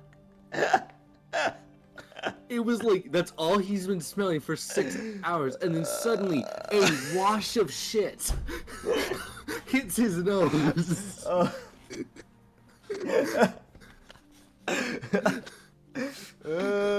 love it. Okay. This dude is just like, there, the right, upstairs, to the right. There's like 6 of them. Go. I don't pay me later. Go. Okay. I don't even care if you don't pay me. just go get one. You need it. Oh god, dude, I love that. I love him.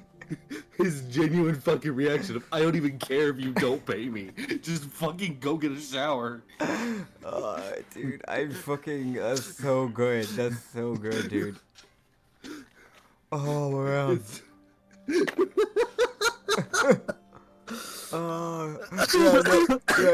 He would just start walking up. Dude, it's like every time somebody's like, ugh. Fuck, God, go get a shower, God. My eyes are burning. It's the most like... It smells so bad, his eyes are burning. Like, he is in pain. That's funny. Yeah, so Hoji passes by him, then Zora, then Alani, and then Varbuck. And then he feels the specter dissipate. Yeah, also... you guys would hear all the windows open.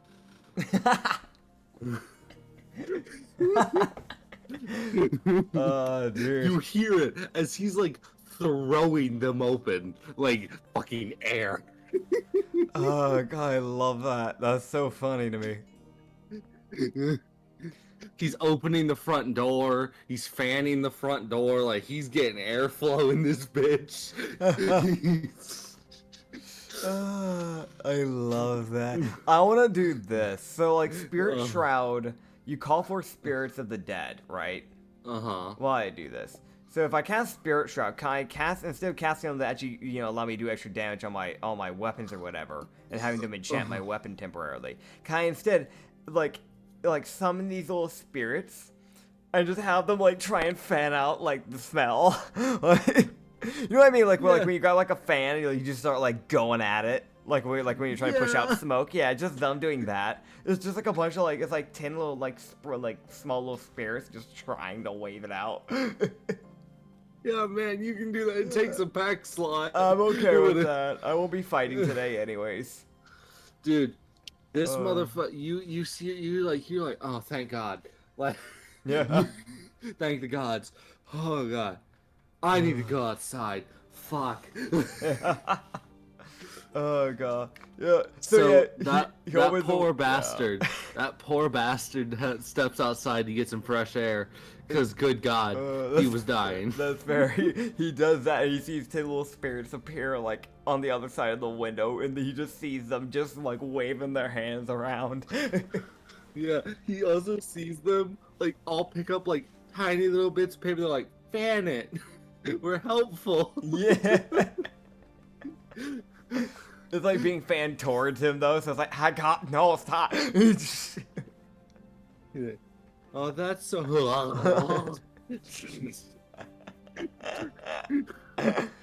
Oh god. So an hour and a half of everyone showering later. Yeah. Because I'm gonna be honest, you need that at least. Oh yeah, no, it'd take a while to get that smile, so no, that's completely fair. Yeah. It's like Varbuck done in an hour and a half. Yeah. Because it's that weird thing of because he's more fishy person, his skin didn't pick up the scent as much, and he also didn't really have much clothing for it to get attached to. Yeah. So he's fine.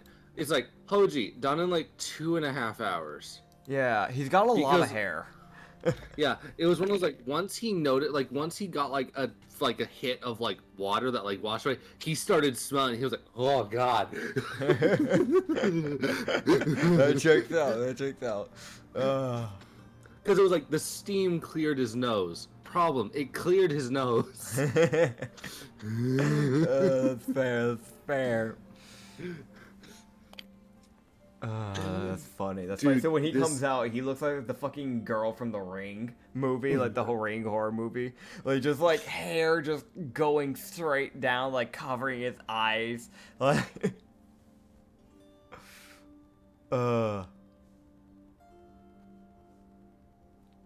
That's funny to me. That's funny. Dude, him and Zora probably look like that, I'm imagining. Because both of them cover their like one of their eyes with their hair, so the hair's just gonna naturally like get in the way.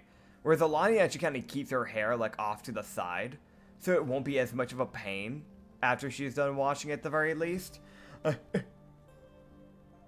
Oh, he's disappeared. Hold on, we're gonna pause. He's back. Go. Internet did a funky. You said 23, right?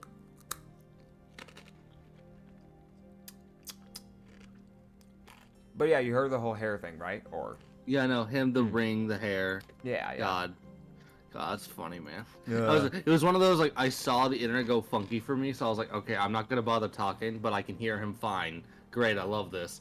Gotcha. It also kind of worked out perfectly because, Yeah. Effie came in and had to ask me a question, so it was like, great, the internet's dying, so I can answer this. Fair. Yeah, no, it's like he comes out after 2.5 hours looking like a monster, and he's like, okay, I feel better.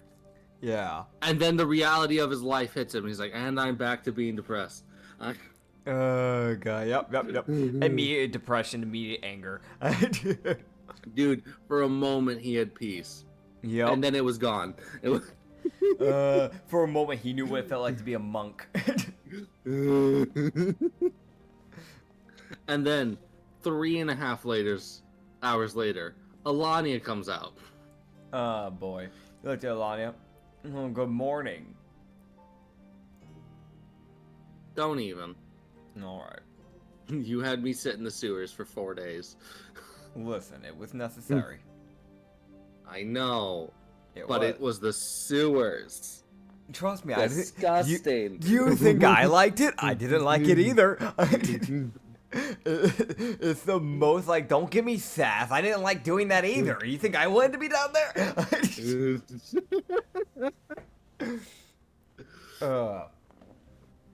And then 4 hours later, Yeah. God.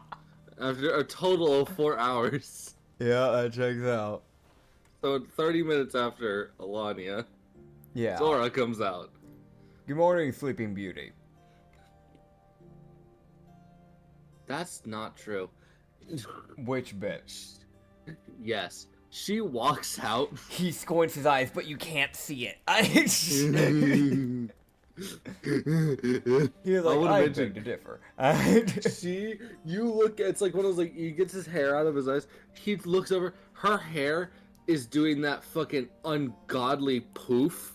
Yeah. When I hate when like a girl's hair needs to be brushed. It's just like, well, Yeah. fuck's my brush. So her hair is fucking everywhere. And she just has the most like, I wanna die. I get it, because I've had my hair grow out pretty long before, and it does that. Like right now, it's already kind of in that phase, getting close to where I had it before, so it's starting to do that.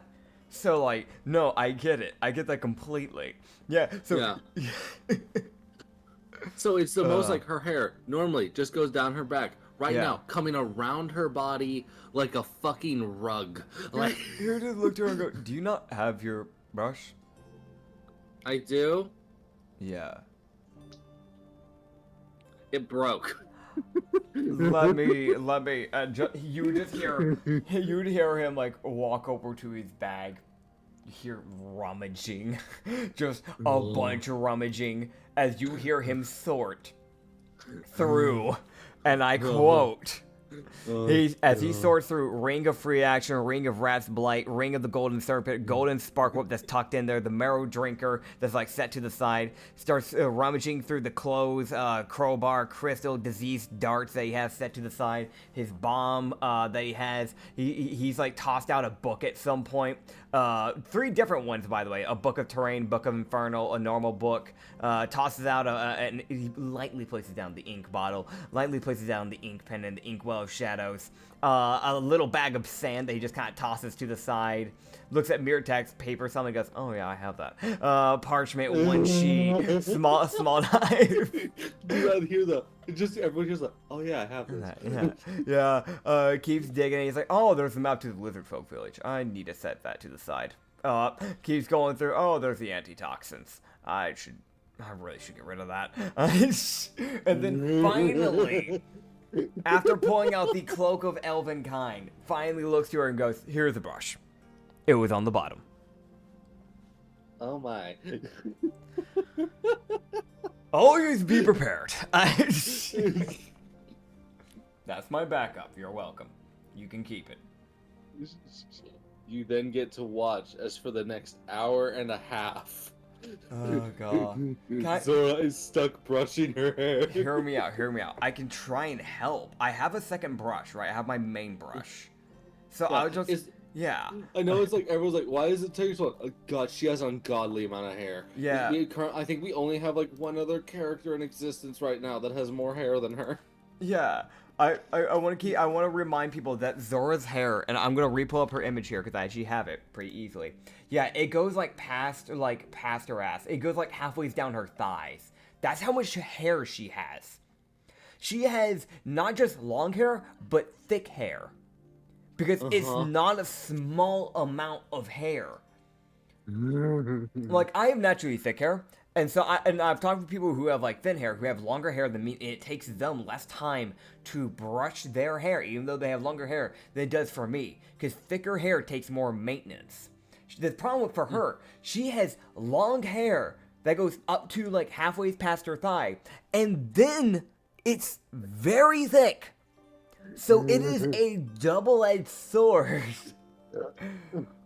Oh, it's really unlucky. But, yeah. Oh, God. It's a sad truth for her. Yeah, she does have the eye scar covered with her hair. She brushes that out first. Yeah. Yeah, he would just try and help her with wherever she wants it brushed. Like, just like literally her legit reaction, just anywhere, just like anything straight. It's so most like, oh god, I don't want bushy hair. Yeah, yeah. I don't need a damn blanket. Yeah, he would just kind of like help out, like brushing it from the sides and all that. Yeah, so that it's like instead of taking 2.5 hours, it only takes an hour and a half. He would just go, he's like, you know, you should consider cutting this at some point, probably, at least a little. No. You know what? Fair enough. Fair enough. I like my long hair. It means I can whip people from a distance. He would go silent for a small bit and just go, you know, I might have to grow my hair out. I might have to do that myself. You never done that? You'll have to show me how you do that. Okay. I feel like I'd have to be leaving, like, you know, eyesight off the enemy, but you know, if it might be worthwhile. Oh no, it's very confusing to people. Understood. I will start growing my hair out more, if that's the case. So he will go out of his way now to start growing his hair out more. This is a note. God, he's like, what do you mean? Is it confusing? Yes. How so?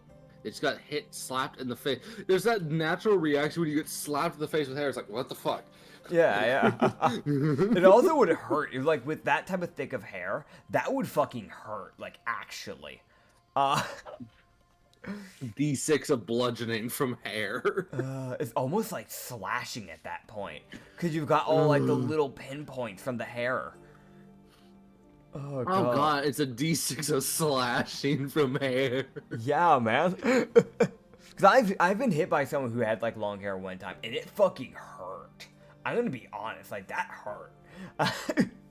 God. That wasn't like bludgeoning. That was like getting like, you know how some like with cat claws. It felt like that. It felt like a bunch of cat claws going across my like arm. Like that hurt. Oh, dude. Yeah, so he would just go, you know, you'll have to show me how to do that. Monks have an odd way. You know, it was weird. For once I felt serenity showering. That was the oddest thing. That was like being a monk. Yeah. She's like, sometimes. I might have to look into doing that more often. God. She's like, what do you mean? What do you mean you don't know what serenity is? You need to know that. He looks to her, and it's that thing where, like, you're looking into the eyes of a fucking man who's never felt serenity in years. Oh god, that's funny. He would just go, I don't know if you've realized, but I started this whole organization out of simple anger. and it has continued to go out of simple anger. The serenity is something I know much of, sadly enough. Well, Perhaps we're gonna change that. I'd like to see you try. Don't challenge me. Everything's a challenge in life. You should know this. God, Mirio, I need Mirio's sheet because I need to see who the fuck. Oh boy. Mirio and your 35 friends. Why are you having to look through Mirio? Is Mirio in the fucking cap? Is he visiting? Is she visiting the fucking capital? Is this a... Oh wait, she's technically a noble. Is she gonna be at the fucking banquet? Who's at? Cause she's rich as hell, so technically she's a noble. So you guys would head to the Silvered Bell Tavern in the capital. Yeah. You guys would see the lady running this thing. Uh-huh. And you guys didn't see the little plaque that says her name is Riki. Yeah. As you see her darting around getting to everyone, and it's the most like if someone is in her little like her little circle that she sprints around, they're dead. God, that sounds about right. From sheer momentum of her running them over. Yeah. This is the lady that we were talking about earlier, the fennec fox with a giant tail. And giant gahongaloops. That lady. Yeah, her tail acts like a damn lawnmower. Fucking area. Oh. You would see. It's one of those like you would see up on a barrel, watching everything like up in pot. Which I don't know if you want to. I know you have an image for what this place specifically looked like. Yeah. Because it was a very rustic tavern. Yeah. I need to find it. It's somewhere. Yes. All right. You would see. Let me actually. Does a little jig. Does a little dancey dance. Fucking. Oh god. Okay, so you would see over at the Durla Tavern that's off to the side. Yeah. You would see you only see one bouncer. Yeah. Which is an orc samurai. Yep. It's the most like, well, at least we know whoever runs this place isn't racist. Yeah. No orc discrimination here. Yeah. Yeah. Oh god. So yeah, you would head up, get to talk to the clerk, which she's fine. She's trying. Yeah, she's trying, man.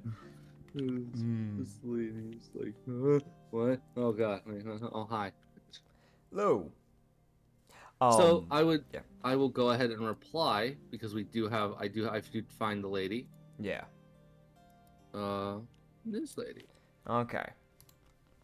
So the clerk. Okay, so the clerk that we're looking at is a tiefling clerk. She has very long, like, blonde hair. That kind of goes, like, halfway down the back. And a red dress that's, like, is sleeveless. It's how do I put this? It's one of those dresses also legless. Also legless, yeah.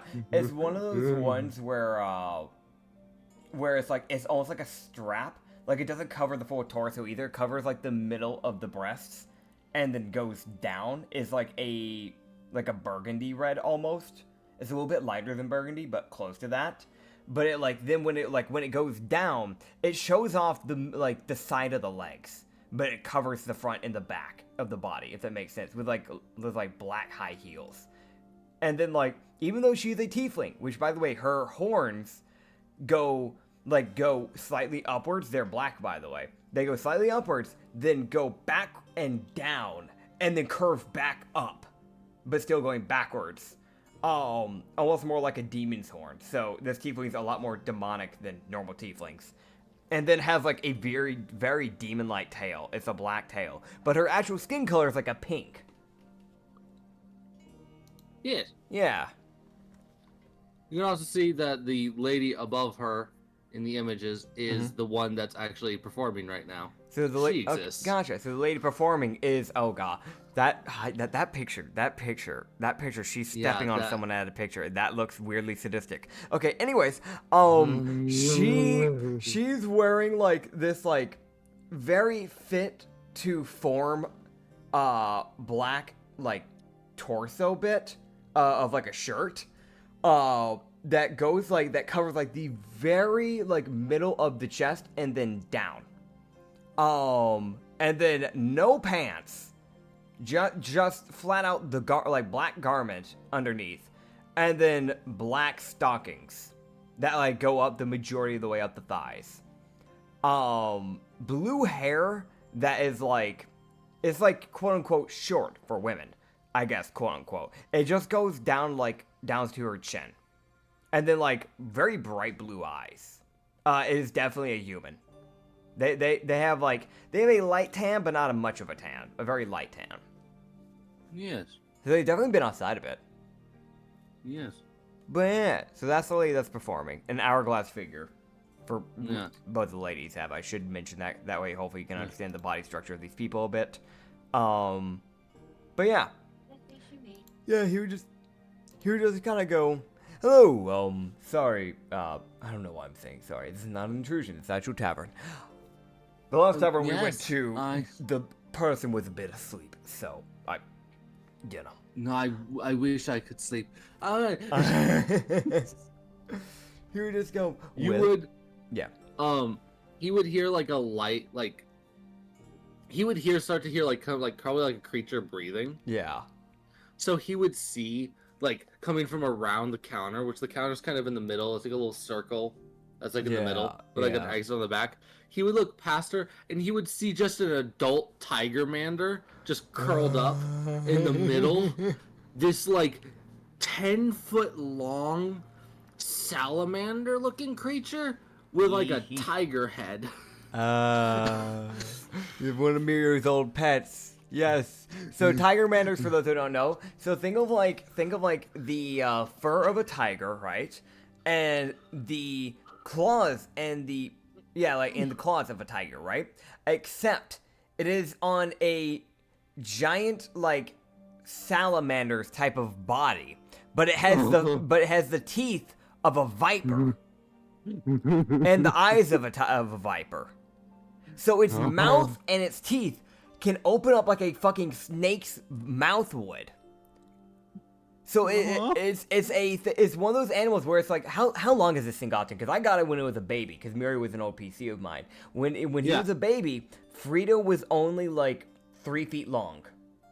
Yeah, so currently what you're looking at is about a 12-foot long tiger mander that's just curled up. Oh, God. Just sleeping. Yeah. Yeah, that checks out. These things have a fucking deadly venom. But they have like these tiny little like legs. So it's like they don't slither around because they have fur, so they don't have scales. So they have these tiny stumpy little legs, but they're hella fast. Yeah, it's like, it's waddling. It's like, oh, it's waddling. Can't possibly that. Yeah. They're on your ass. Yup. But their whiskers are as long as a fucking catfish. Like, insanely long whiskers. But he would just look to it and just go, oh, I see you have a pet. That's good to see. Do you mind pets, by the way? I have my own pet, Wrath. Wrath, by the way, just kind of pokes its head around, like on Hoji's back. He was on Hoji's back the whole time. He never moved once. Yeah. Excluding when Hoji, like, took a shower. He was like, fine, I'll sit here and wait. God, it's just like every now and then during that shower, he'd look over and that thing is staring at him. He's like, can you look somewhere else? It just sat there and waited patiently. I know if it wasn't Wrath, if it was any other creature, there's that slight shot, it was judging him. It's just like, it's Wrath though. I don't think a moss spineback would judge me, so it's fine. Yeah, the moss spineback, the things that live in caves. Yeah. Or caverns, typically. It's like, huh. Yeah, so The yeah. fuck's a shower? It's just confused. Fair. Why is there water falling? That's funny. Here, just go. Well, we're wanting to get. We were wanting to stay for the night. We're going to be in the capital for a Okay. day or two, so we're wondering if we could get some stuff. But I need to know if you allow pets because Wrath is a companion of mine. She looks over and goes, Frito, do we accept pets? Frito, apparently is its name. Uh huh. You see this Tigermander lift its head, snort, and then lower its head. she's like, we allow pets. Good to know. As typically one of the bouncers in all the Silvered Bell taverns are typically a beast or something along to close to Frito. The woman that runs all of these taverns has a fascination for the exotic animals that are incredibly capable, like Frito. I can understand. Those are from the Sky Islands, if I remember correctly. The Tigermanders. Yes, typically I believe so. Well, if she ever needs something to watch over for, like, above sky, Moss Spinebacks are really good at that. I will inform her. They're from the Fae. And knowing her, she'll buy probably 4. Oh boy. Oh. they're that very much. Oh. Here, just go. What's my chance? What's this? Also, to give you an idea, yeah. over in Eastbourne, she has a spirit bear, a spirit-infused tiger bear that is over there. She's real friendly, apparently. Huh. That's rather interesting. Her name's Cheeto. So, you're telling me she's named 2 different pets, Frito and Cheeto. And that's not including her main pet, which is called Chili. I think she has a fascination with food, and I might be wrong on this. I should mention that's an owl and lynxen that she named Chili. Excuse me, I'm sorry. What? I want to make this very clear. Hojiro is having to do a double check that he heard that properly. She's like, yes, an owl and lynxen. It's a full-grown adult. And she named it Chili. Yes, from what I understood, she got her when she was a cub. Understood.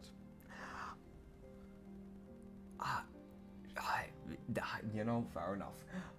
How much would it be for a room of 4 people? Varbuck, do you want a room by yourself, or do you want to share like we always do? That's fine. That was not an answer. It was the most like that was not an answer. You just said it was fine. I asked 2 separate questions into one. You gotta give me an answer, man.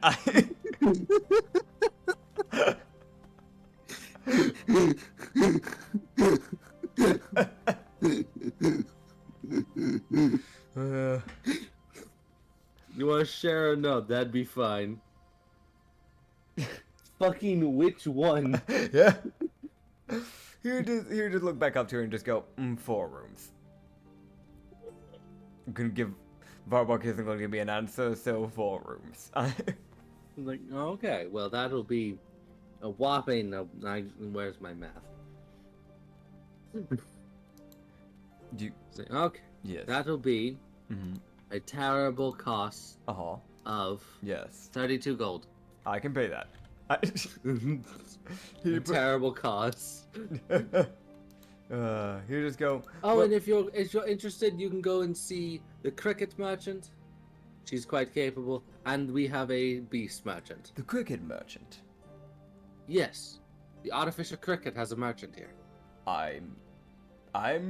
That is surprising.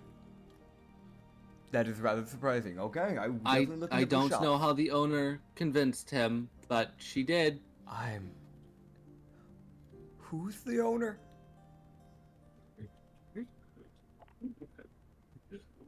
Oh, her name's Mirio. Oh, no, that checks out. That checks out. Yeah. Yeah, no, that explains a lot about those letters I got from her. Yeah, no, that checks out. Alright. Nah, that makes sense. This all makes sense now. Well, if she ever stops by, let her know that Mr. Enema says hello. All right. Well, also, if you're interested in seeing the order, their clerk is also over there. She would direct you. Yeah, okay, I got you. You would just kind of nod his head and say thank you. I mean, we'll probably walk around before we go into our actual beds, because, like, what time of day is it? It's like a nice little, like, it's like kind of getting later in the day. Okay. But the sun's still up. Also, you can see, if you scroll down from, Sarai, you can actually see the orc samurai. Matuk, yeah. We're looking at Matuk, who is like, he's like an elf orc, because he has the elven ears, but he has this like grayish hair that's put up in a ponytail, so not really much like shows, like, you know, like falls down, so almost all of his hair is put up. He does have like a grayish beard. The majority of the beard growth is like on the chin bit, like very like grayish green skin, definitely an older man. And a very, like, you know, like how some people have, I don't think this is insulting, but some people have, like, a very bulbous nose. He has a more, like, wide nose, is the way to put it. But he wears, like, a black kimono, that has, like, a red, like linen belt that kind of goes around the waist. And, like, some tattered black pants that he wears with, like, some, like, very rusty, broken down, and well-worn armor that is, like, samurai armor that goes, like, around, like, the shins and, or, you know, like, near the feet and ankles and, or, you know, like, you know, just, like, think of, like, the natural samurai armor. The only bit that he isn't really wearing that is, like, the natural samurai armor is he's not wearing the helmet bit. But overall, very samurai-esque armor. Very well-built. And also, the one thing that he's taken care of is his sword. That's the one bit that he's wearing that actually looks well taken care of. So. It's one of those, like, he's an orc. Oh, God. He takes care of his weapons. But, yeah. Everything else suffers. That checks out. Yeah, Hojiro would just kind of look to the others and go, well, I'm not going to hold you down to any responsibilities. We have tonight, and tomorrow I think we have the banquet, if I do understand correctly, Zora. It was tomorrow, right? Okay. Yes. So, feel free to do whatever you want. Wind down for the night. We've got a busy day tomorrow. And, I'm going to go check out some of the shops. You see Alani go, I'm gonna go shoot something. He walks out. He just kind of looks at her, doesn't say a word, but it is that high, in the high of mind. He just goes, don't kill someone. And make sure you're stocked up on ammo. That's it. She's like, and the bullets. Sweet. Yeah.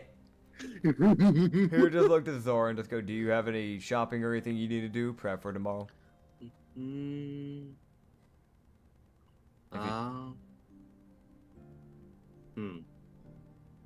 I have an idea. She walks off. He would just go, what? Oh, God. Well. She doesn't get herself in trouble. Alright, Varbuck. You heard the most, like, ooh. He would just look to Varbuck and go, Varbuck, do you have anything you have to do? No. Well, if you're not going to prep yourself for tomorrow, can you keep an eye on Zoram? I don't like the sound of that. Thank you. Keep me updated. I want to mention. It was a thing of Varbuck was already kind of watching her. Like, what are you doing? What are you doing? Yep. I don't trust you. I have less faith in you than I do Elenia, and that's saying something. It's that weird thing of like Hoji's like, I can trust Alani to keep herself alive. She's done it before, so. But Zora, yeah. I don't. You're new to the party. I don't know what you're capable of yet. So. Varbuck is wandering after her like, get back here. God, why are you fast? I fucking wait. That checks out. Varbuck, who's moving at 40. Zora, who's moving at 45. Varbuck is concerned. Fucking speed strut. She's just walking normally. Fair. That's funny. But yeah, so he's gonna go check out which shop will I check out first? Meanwhile, Alanya disappearing at 55. We don't worry about it. Don't worry about it. Okay. So that's for crickets, and dude, they always had the exact same number. We got 6 and a 7, so he's gonna check out crickets first. Okay. Before he checks out the beast merchant. Yeah. Yeah. So if you scroll down a bit, you can see Shui, the clerk. Yeah, Shui. Are they above or underneath Madtalk? It's underneath him. You scroll down. Okay, gotcha. Sorry, y'all, it's just that this is a thing that he sent like a while back, but I like have the image, so I have to look for it. Okay, Shui, cricket's clerk. I got it. It is a human lady, long black hair. The majority is always put down, even though it's all in a ponytail. It is still going down to like her hips. Insanely long hair. Jeez. She has like one of the sleeveless sleeves, but it's only on the right arm, but not on the left. But it's like black. It's like black with some like golden detailing and like a red rim edging bit on the area that like goes towards the wrist. But the rest of the dress is this like red. It's like the standard color red, like the base red color, default red. But it's a weird dress in the fact of like it has no sleeves, right? But it covers the majority of the chest, but then it opens up to show the like the collarbone area. But then it still stays attached as it goes over the shoulders. It has a pop collar to it, with like these like gold buttons that are on the pop collar and one gold button on each side of like the tit, basically on the very like opening bit of it, on the very top bit. And then the rest of the red dress covers her pretty well. It goes like all the way down to like halfway down her calf. And there's like some like also golden, well-dressed person. very very well dressed person, with like golden decorations, like cloud type like decoration, like going like around like the dress. Yes. That's kind of what she's wearing, and with a black choker. But yeah. Very fancy. Yes. The like very thin bits of her hair and like a couple streaks of like her hair is like getting a little bit grayish. Fair. Which is like the only thing to add, because she's not really a young person. She's been doing this shit for a while. Fair. It's fair. And she is a human, so it's one of those like, yeah. She's aging. No. Yeah, she'll die eventually. No. Fucking Mirio crying in the corner. God, Mirio looking at Divina like, hey, can you like, if she died, can you like bring her back or something? Blood human? Blood human? Thoughts? Meanwhile, Cricket, don't you fucking dare. But you don't want to lose her, right? I mean, look how nice she is. God. Okay, anyway. Yeah, so he would watch a shoe, which like she's got a little name tag that says her name. Yeah. So he can see it. And he seals her, just be like, alright, well be careful with this because you will kill yourself if you hit this button. Oh god. As she hands this man an anti-material rifle. Boy. As you see the ranger walk out. The ranger with an anti-matter rifle is concerning. God,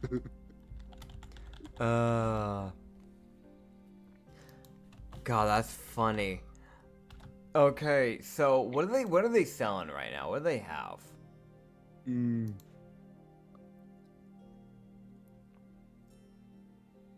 What do they have, man? So, yeah. Okay, so one thing that they've got is this is one of Cricket's newer designs. Which is called a countermeasure defense. Okay. Essentially, it puts up a 5-foot sphere barrier around you. To deflect oncoming attacks. Okay. It only lasts essentially like one set of attacks, but if someone attacks it hard enough, Yeah. That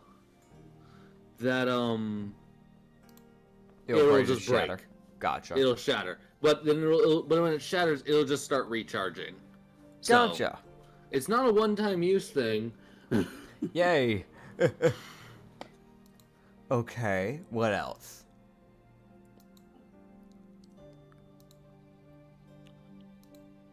Alright, well, what else? What else you got? Yeah. Alright, so there's an anti-material rifle. Ah, antimatter rifle. I don't think I'm proficient with gun. OG would. He'd be like, teach me gun. Alania, shoot. come here. Teach me gun. The Teach me how to- warlock with a gun. Warlock way of the sniper. It's like, wait, that's wrong. I know. Bang.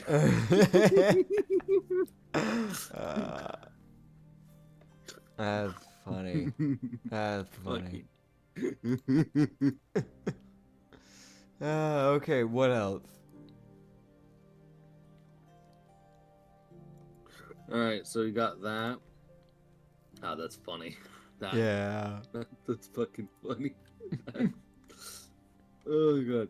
There's a couple magical shields that are kind of in the back, just kind of hovering. So they're more like artificer built shields. Yeah, that's kind of useful. Because I only have like an armor class of 16. I really don't have a good armor class. So there's a lot of these things I don't have them currently set up yet because no one's gone to a cricket person in a while. Fair, fair. Unironically, no one's run into cricket for a bit because he's been busy. Fair. So I was like, well, I have no reason to make cricket's items because he's busy. And I was like, so I'm going to cricket's merchant. I'm like, oh fucking god damn it. The one time I don't pre-prep. But when do I ever? True, true. For those wondering, yes, I kind of just go along with anything and just hope it works. Just kind of wing it. It works. It's fun. Yeah. Yeah, so there's an antimatter rifle +3, a barrier shield +2. There is a God. There is the countermeasure defense. Which it looks like it's a damn implant. So it doesn't take an attunement, but it's attached to your body. Yeah. It's one of those like, you fucking what? So was it the countermeasure was the shield thing, right? Yes. Okay. It puts up like a barrier around you. Gotcha. To protect you. Gotcha.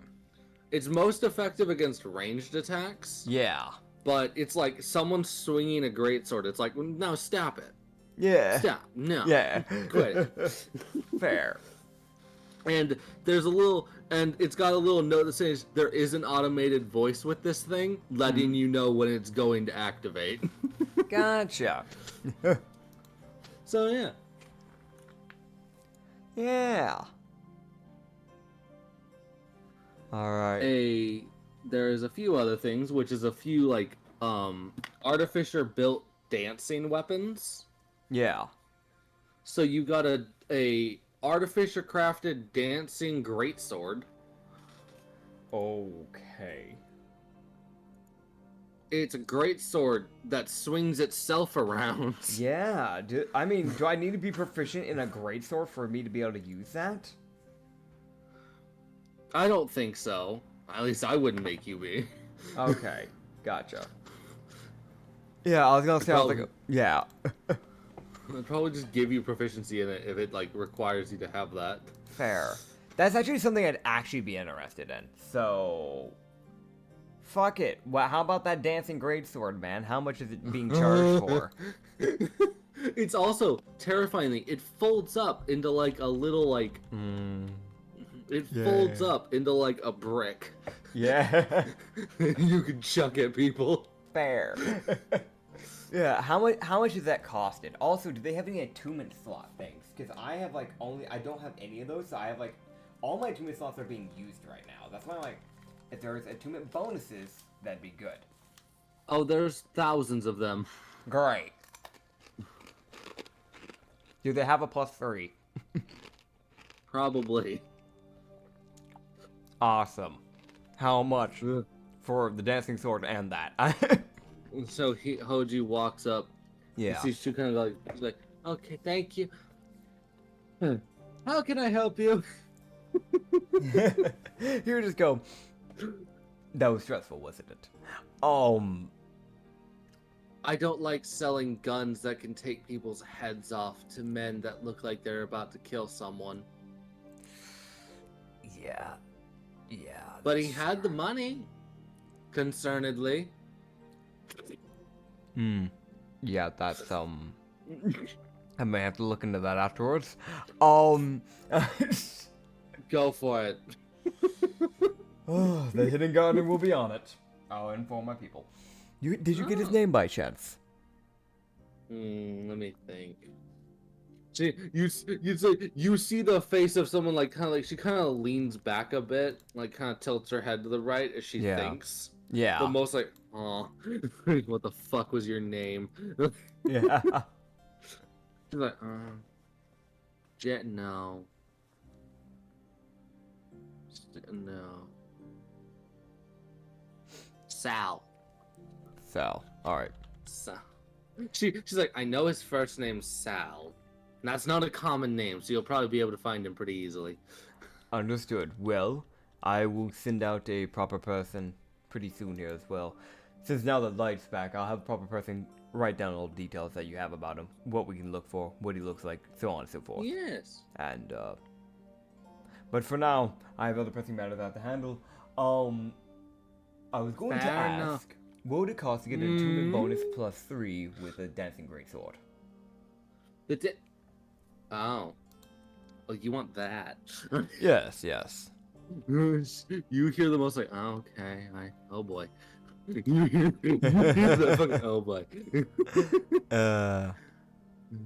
She's like, I know people. I know what they're capable of.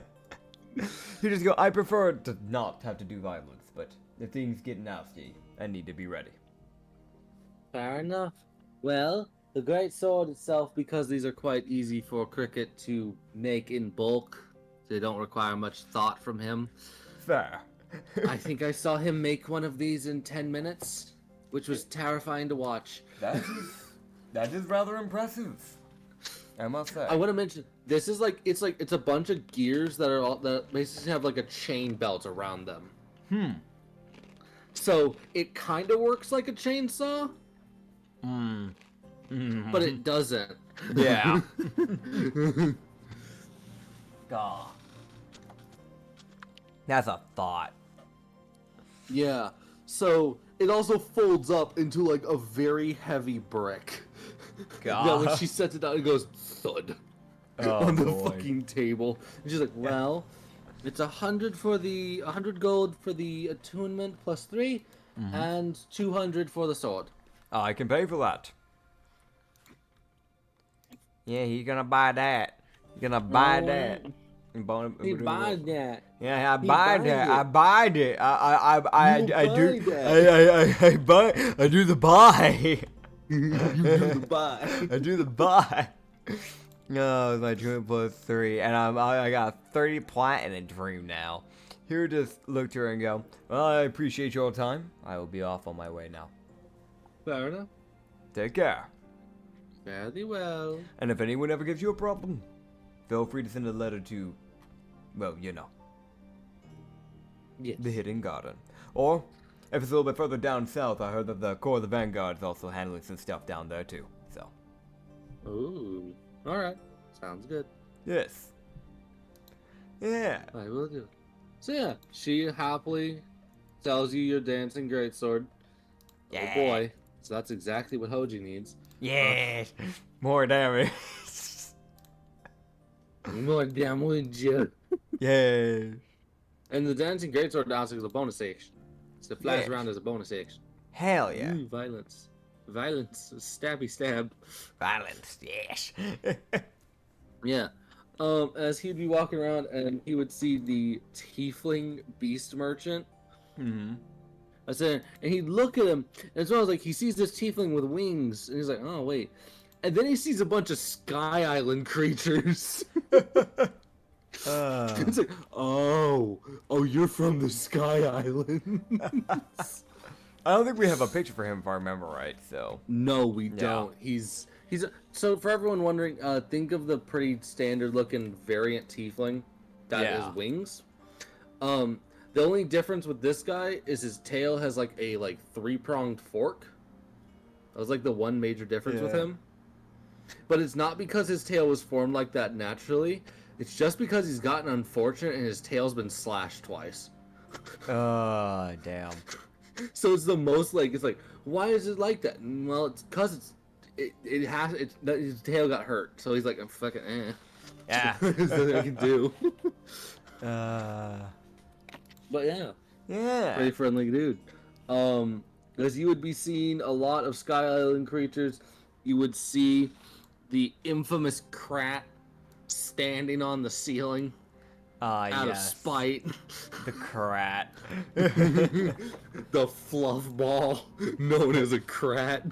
Let's see if I can pull up what a Krat looks like so I can describe it with accuracy. Krats. They are Sky Island creatures. They're like, think of a cat, right? Now take a tiny little kitten, right? Now give it a tail that has give it like a short tail, but at the end of the tail it's got that like little lion poof to it on the end of the tail. But then give it tiny little deer antlers.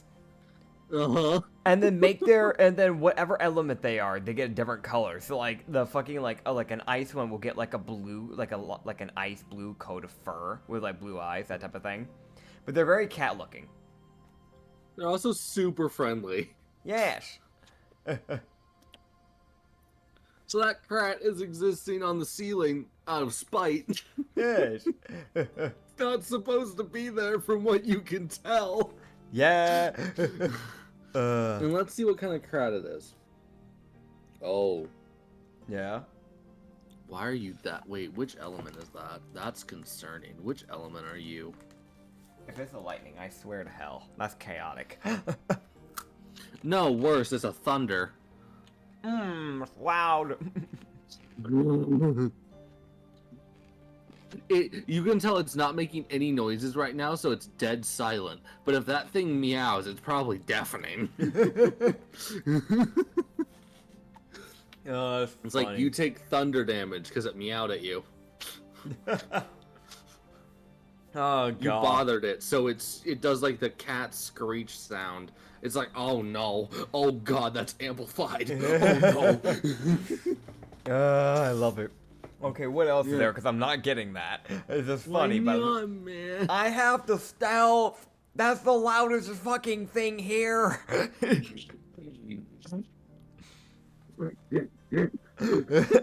I physically cannot bring that on any mission.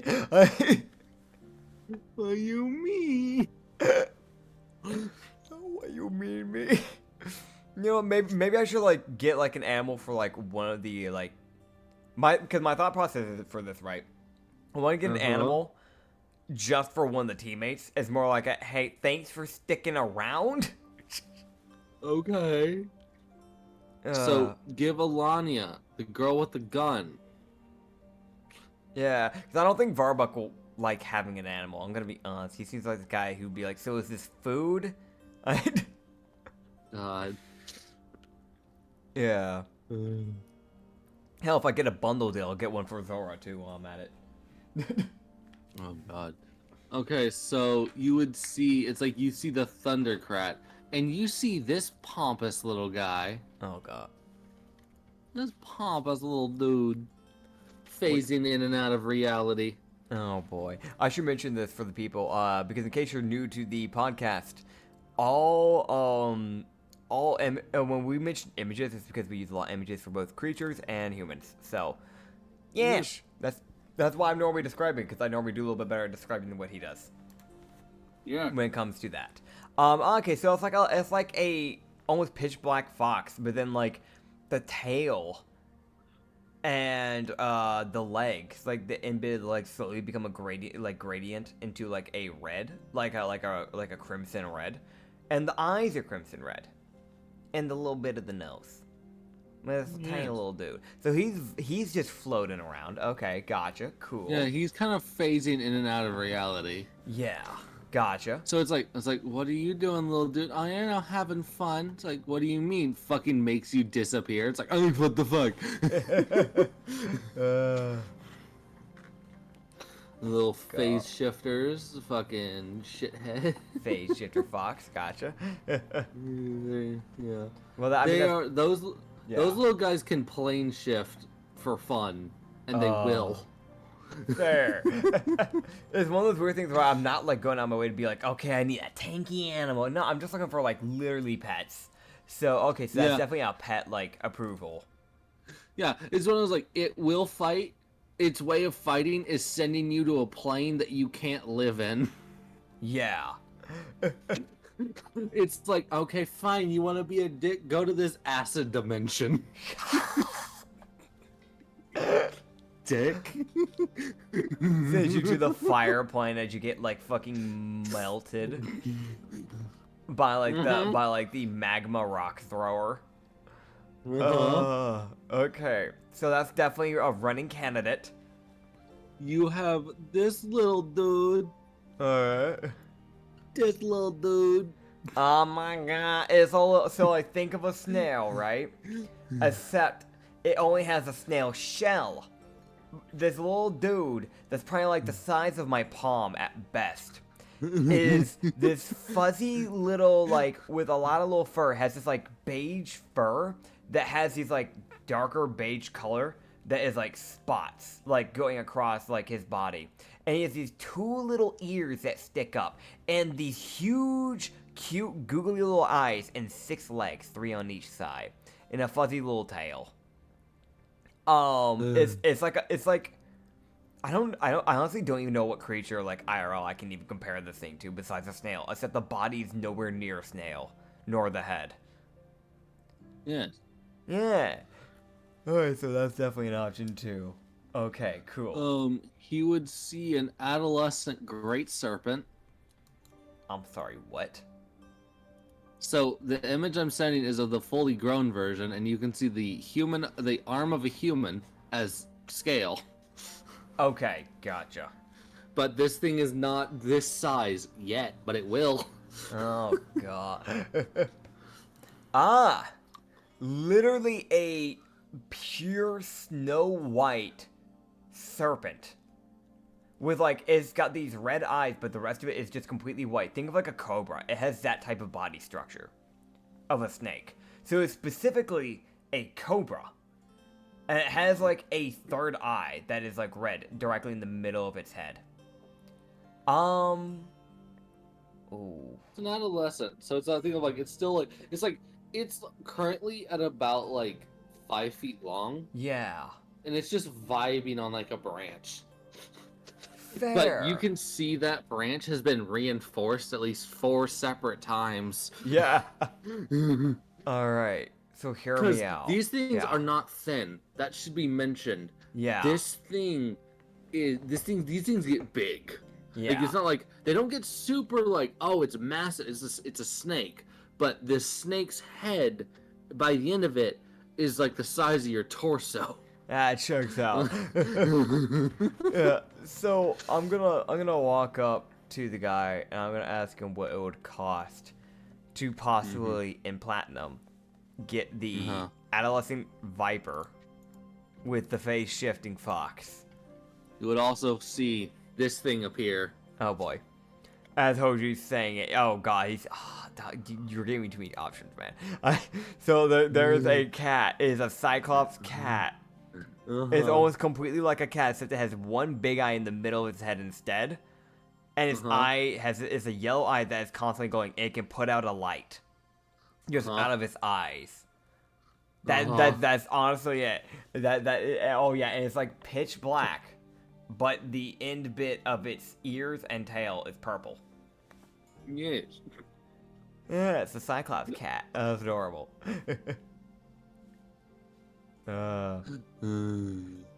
Yeah, I think I'll still ask about the face shifting fox and the serpent though. See what it would cost for those two. That's still cute though. Yeah, it's just like, I'm here. Someone acknowledge me. Everyone ignores it. It goes back invisible. God. Poor little guy. So, the Great Serpent, he's like, well, the face shifter, they're not difficult to catch, but they are certainly annoying. I can understand. You see the face shifter fox get that pompous look as it struts away. Be like, I'm better than you. Fucking walk. I love that. It's the most like, this thing is probably sticking around because it wants to. It could have easily dipped. It's the most, there is no keeping these fuckers around. Oh god. No, that's funny. Little dude. God. I'm also, it makes me a little worried though with something like that though, because if I do buy it, there's a shot it just chooses the dip. It probably won't. It seems happy with being around people. They are okay. also like naturally really friendly creatures. They typically only dip if you're mean to them. Understood. I don't think Alani will do that, because I was thinking of that one for Alani, the Cobra for Zora. Oh god. Oh yeah, no. The face shit is like, if you're mean to it, it's like it'll start crying and it'll either dip or send you to your death and then walk away. Fair. It will literally, it's like it just starts crying, and depending on what color its tears are determines how screwed you are. I like that. All right. They're like lawful good, but it's like they're super friendly creatures, and it's like, okay, you kick it, it sends you to your death. Fair. Okay, but what's the cost? That thing literally only costs like, it's like, in terms of platinum, he's like, 2 platinum for the little pompous little. Don't be so smug. He's like, don't be so smug. The fox, its ears go back, and it's like, oh, I'm gonna be more smug. Ears go forward, fucking struts with confidence. This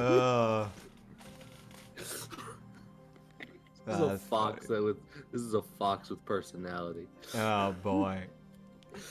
Hojiro would just kind of stick his hand Perfect out. for Alania. It really is. He just put his hand out to the fox like, "Hey, buddy, come here." You see this thing look at you, phase out of reality, and then reappear like under your hand, like, hello. Hey there, but he scratched it across like behind the ear. His ears go back like, yes, right there. Just the fucking happiest little creature. Oh, fair. God, And he's, dude, it's like, as far as they care, like, these little face shifting foxes, they're super easy to catch because we don't really have to catch them. yeah. But damn. Uh-oh, there you go. But damn. But damn. They're real easy to catch, but damn. But damn, they'll send you to your death. Oh yeah, they will. That's funny. Okay. Yeah, it's one of those, like, he's like, just whatever you do, don't be mean to it. Like, that's my only advice to you on these creatures. It's, they will not hesitate to kill you. I think the monk that will be taking care of it will treat her quite well. The fox vibing. Yes. As he'd look over at the cobra and he'd be like, well, you little dude, you old man. The cobra looks over like, the fuck do you want? Like, it finally opens its fucking eyes. It's probably been asleep. Like, it was almost like this dude was bored. Fair. It's like the old man over there who's barely 2 months old. Yes. the 5-foot long snake that's only 2 months old, apparently. It's like, what do you mean? He's like, he's a bit more dangerous. Yes. So that's there. The adults are a bit more. They take a bit more convincing, and also trying not to get eaten. I understand. So you're looking at about 20, 22. All right. He put out his hand to 22. the snake. How does it react? The snake flicks its tongue at you a bit. Like, okay, wait, hold on, who are you? Okay, hold on. It like travels along some wood beams that are up, and it like kind of slithers across them, lowers its head down and sniffs at your finger with its tongue, and then just kind of hangs there like, hello. Yeah. Like, It's got a pat on it's the like- head. It's real smooth. It's one of those like, Yeah. okay, yeah. So the snake isn't aggressive. It's just Yeah. existing. So Fair. it's probably just sleepy. It's the most like Fair. it was vibing, sleeping in like a warm area. That's fair. That's fair. Here's the go. I think this will work out fine. Yes. All right. So 22 for the cobra, and then 2 for the little rat. Yeah, so 24 in total. Yes, I can do that. Yes. A little bit out of a discount also, which is always good. Appreciate it. I needed to get a gift for the people that have been traveling with me, so it's only fair. I appreciate it. Yes. So, good old the fox and the cobra would join the hidden garden. Yeah. And he's gonna go walk around and try and figure out where the hell Zora and Alania and Varbuck went. So you have the face shifter just disappears and then reappears standing on your head, Fair. and it just kind of exists there like I exist and you can't stop me. Fair. Wrath, how do you react? Wrath is confused. Meanwhile, fair. the snake following at speed. Oh. That checks out. Yeah. Where the hell have they gone? I've added them to the hidden garden thing with the names they will receive. Whoa. The name for the phase shifter is funny. Yes. Alania. So you would find Alania first, pretty Okay. easily. As you see her walk out of the gunslinger store, Oh, yeah, that checks out. as she's got a lot of bullets. Oh, God. She bought a lot of ammo. That checks out. You can tell her coin purse is a lot less full. Yeah. As she spent 500 gold. Checks out. And you just look to her and go, well, I see that you're well prepared. Yes. Well, you'll be more prepared as soon as you've realized your new little companion. Oh. The fucking face shifter blinks over and just lands on her head. She's like, oh, you would... Well, aren't you just adorable? Yeah, there it is. He would just say, and you know what's even better is that the two of you will get along great. It's the sassiest thing I've ever seen in my life. She sets down and this thing gets that pompous look again as it starts walking again. And she's like, oh, I love it. I knew it. I knew it. And she's like, all right, Mint, let's go. And you see Mint go, oh, really? We're going this way? Okay. He squints at her, squints at the cobra, looks back at her, looks back to the cobra. Fucking Mint, huh? It has a coat of black. Its fur is black and red. She named it Mint.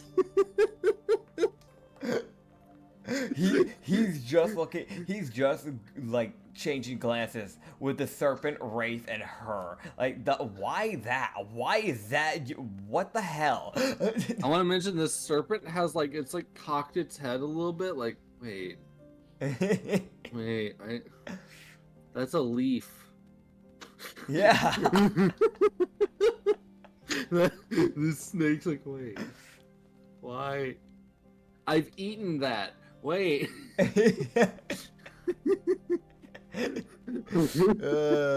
You just kind of pat the serpent on the head and just go, "You're gonna get along great. I'm glad you have a form of intelligence. All right, let's go find you your owner." Great serpents are actually known to be pretty fucking intelligent. Yeah. It's one of those, like, it's like, are they sentient? Technically, they're still beasts. Yeah. They're smart for a beast, is what it is, type of deal. Yeah. It's like, so what's intelligence? Oh, up there in, like, the 13, 14 area. So they're not stupid. They're smarter than Katsu.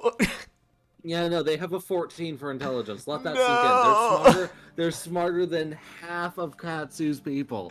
Oh, God. It's funny. Meanwhile, the phase shifters with their intelligence of 8. Checks out. But their charisma of 30. Checks out. Oh, God. But yeah, the pompous little shits. That's funny. Okay, so where the hell did Varbuck and where did Varbuck and Zora go now? You don't know. So I walk around, I just don't find them, type of deal. He searches the area nearby with his raven as it looks around. The raven's like, I don't see them. Where are they? Okay, I'm gonna pull a big brain. Oh boy. So either they are in the tavern, or they've got to be in a building nearby, because they didn't go far by the sounds of it. So I'm gonna use my Eldritch Invocation of Ghostly Gaze, so I can look through buildings. Oh my god. So I'll be able to see through any wall. Huh, I didn't know that was a thing. Yeah. So I can only use it once per short rest, but as long as I'm within 30 feet of range, I can see through the walls. Oh, that's cool. Yeah, I can see through any solid object. And if I didn't have dark vision, it would give me temporary dark vision. It lasts for a minute, so I'm just going to speedily look through, like, walls. Like, okay, are you here? No. Are you here? No. Yeah, you speed down as you would walk by, like, your pretty standard looking clothing store. Yeah. And you see Alania. You see Zora in there. Okay. Messing with, like, she's looking at linens. Gotcha. She's like, what are you doing? And also, it's like you look around, you see Varbuck on the roof. I'll let you know, by the way, while he's in Ghostly Gaze, both of his eyes kind of just, like, they, like, gloss over into, like, this, like, foggy, like, white temporarily.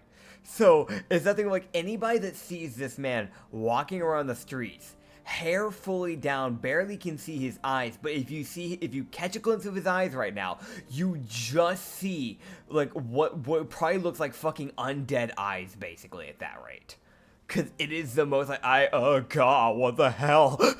Like, that's gotta be a jump scare for someone. Uh-huh. Oh, boy. Because he's also walking around with a serpent and a mossback on his back. The mossback's on his back. The serpent is following him. Yeah. Like, on the ground. Just slithering after him.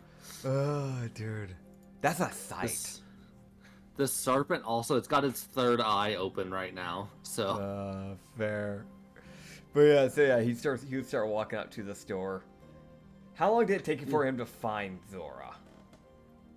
It was like, he was looking around for like a good 30 minutes. And he was like, fuck this. Gaze. Where are you? How much was the ghostly gaze? Because that determines how long this is still going to go once he gets to her. He found her in about 42 seconds. Okay, so for the next 18 seconds that he's like walking up to her, gets into the door, it is just still active.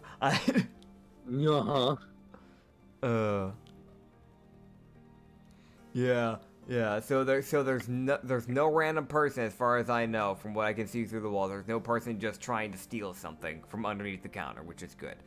Okay, so let me roll for some things. Oh boy. Huh. So this is a funny. Mm-hmm. As he's sitting there, he walks in and he sees like there's like a street directly on the other side of this clothing store. Yeah, yeah. Yeah. So he gets inside the clothing store and he sees as his gaze starts to go back to normal. Uh-huh.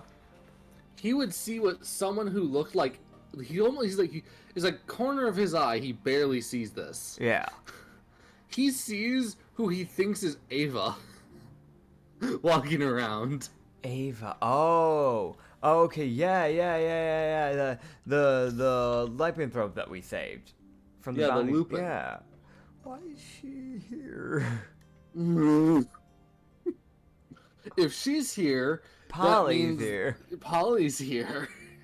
Oh, God. Which means, concernedly, Sinri is here. Yep. So he would just look at the door and just go, "I'll be right back," and then just fades. Fucking speed. Yep. Oh God, yeah. He would just just stealth as he blends into the crowd to make his way over to them, and with a more just so he just doesn't draw like attention to the group, because they're obviously looking into something. 18 plus 9 to stealth, so 27 to stealth. Oh my God. Okay. Yeah. Yeah. So he walks up and he sees Ava, and she's like, "Oh, you're here. Hi." Hello. It's the most genuine. She was like, "I did not expect to see you in this city." I have some personal matters to attend to here, so that's Fair why. enough. Also, besides that, we just got done dealing with the Skaven, so Oh. Well, you're not dead, so I assume it went well. it went very well. Wonderful. Well, Polly's currently discussing something with someone. Understood. How's the investigations on the quests going on? It's good. We're looking into a disgruntled shopkeep. I think is the best way to put it. Understood. Ava's currently asking. Polly's currently asking questions.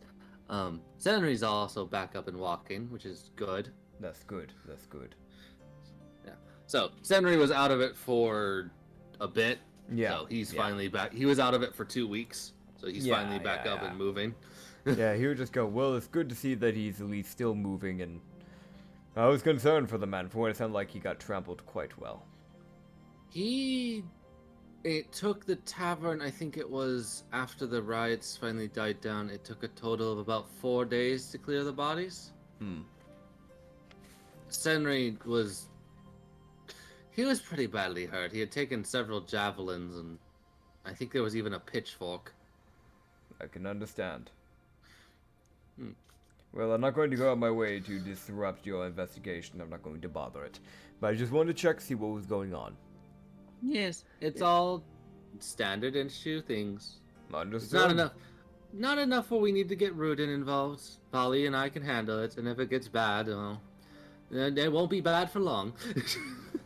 Very true. We always have Liraz. Yeah, and she also would like tilt her head to the right a little bit, and Hoji would be able to see pretty easily. Yeah. Because Senri lets him see him. Yeah. Standing on a rooftop, damn near invisible to everyone else. Yep. Senri with his gun. Checks out. He's got his gun pointed upwards, so he's not aiming at anyone yet. Yep.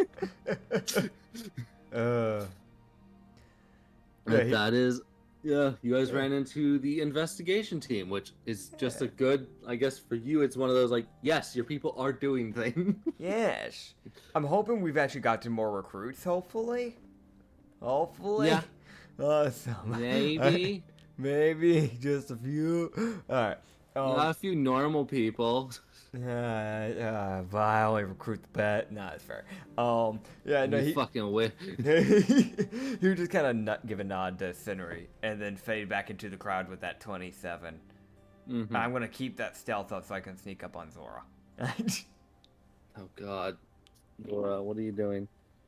Okay, are you talking to anyone? No. Susan, okay. So what are you doing? Why are you doing that? Why is that what you've chosen to do with your day? I mean, you would, so it's fine, but why? Oh, what's she doing? She's doing things. Okay. Good to know, man. She's still in the linen shop? She's still in the clothing shop? Yeah, she's still in there. Okay, yeah. So he would just like pop behind her.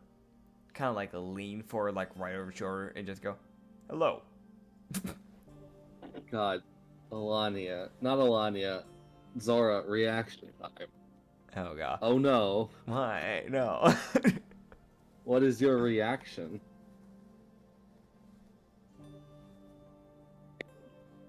Huh. I'm imagining I'm about to get hit. That's my guess. Never. She would never punch you. Probably. Yeah, you're right. She'd fucking kick me. She fucking back knees you. Yeah. Yeah, no. She fucking hops. She hops. It's that fucking startled jump. Oh, Of gotcha. someone okay, who is yeah. like fully in their own head, Yeah. thinking, and it was one of those like he like could tell with like his with telepathy. Yeah. Her brain is moving at 1,000 thoughts a second, and somehow she's getting a constant stream of thoughts out of that mess. Oh, God. What type of fucking mess am I hearing from telepathy? It's all in her own head. So like him like reaching is like, what is going on? Just a spoke of like 40 different thoughts happening at once. He's like, oh God. Oh, God. As it's like 40 different ideas. God. That's funny. Yeah. As Alania's like, oh God, oh hi. Low jumpy now, are we? Well, Almost just like, don't fucking do that to me. Now you know how I felt. No. He squints. And he would just say, with the utmost genuine, like form he could ever speak. The fuck you mean no? The fuck you mean? But continuing. Yeah. She's like, honestly, I don't know. But, ooh, you're pretty. She looks past at the snake. That's just sitting there like, what's happening? Here's go. Oh, okay. Yeah. No, yeah, you're showing to the snake. That makes sense. Yeah. So that's yours. This is your companion. She like holds the side of the snake's head with each of her hands. The snake just flicks its tongue at her like, what's happening? Don't knee me. It's that look of don't hit me. I'll bite you. But this is comfy because I can just rest my head. Fair.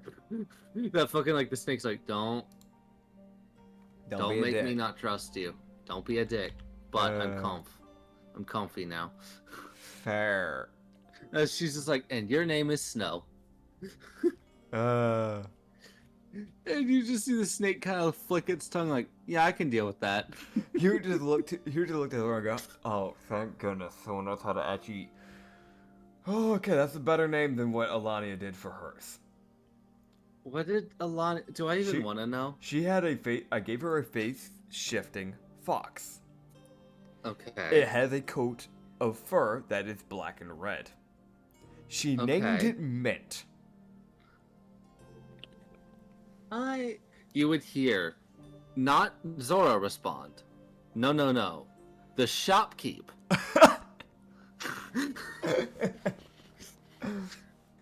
And you hear this woman go, "What kind of drugs?" You just look to her and go, the answer is yes, and the answer is all. I'm adding this random woman to my list of people not allowed in my shop. So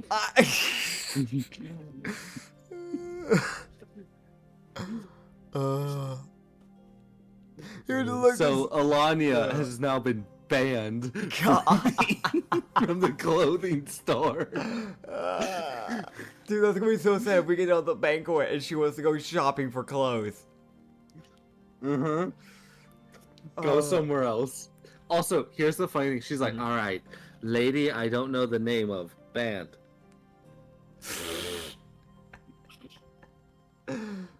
Oh, the thing is, all she has to look for is the face-shifting fox. Yeah. The phase-shifting fox. Shit fades. She's like, with phase-shifting fox. Oh, man. Named Mint. Amen. God. Why Mint?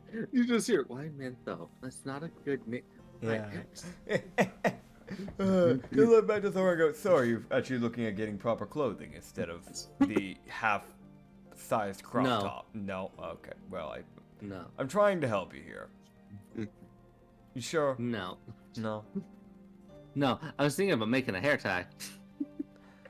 A hair tie would be good for the amount of hair you have. That I know. Yeah. And also I was thinking on how to improve the disguises we have for the outfits we have for the event we're going to. That is true. Well, we do have. That's the second way I said it is actually how she phrases it. She never says disguises because she does need to play into the whole. Yeah. We're actually doing this. This isn't a bullshit. Yeah. It's more like a costume thing type of thing.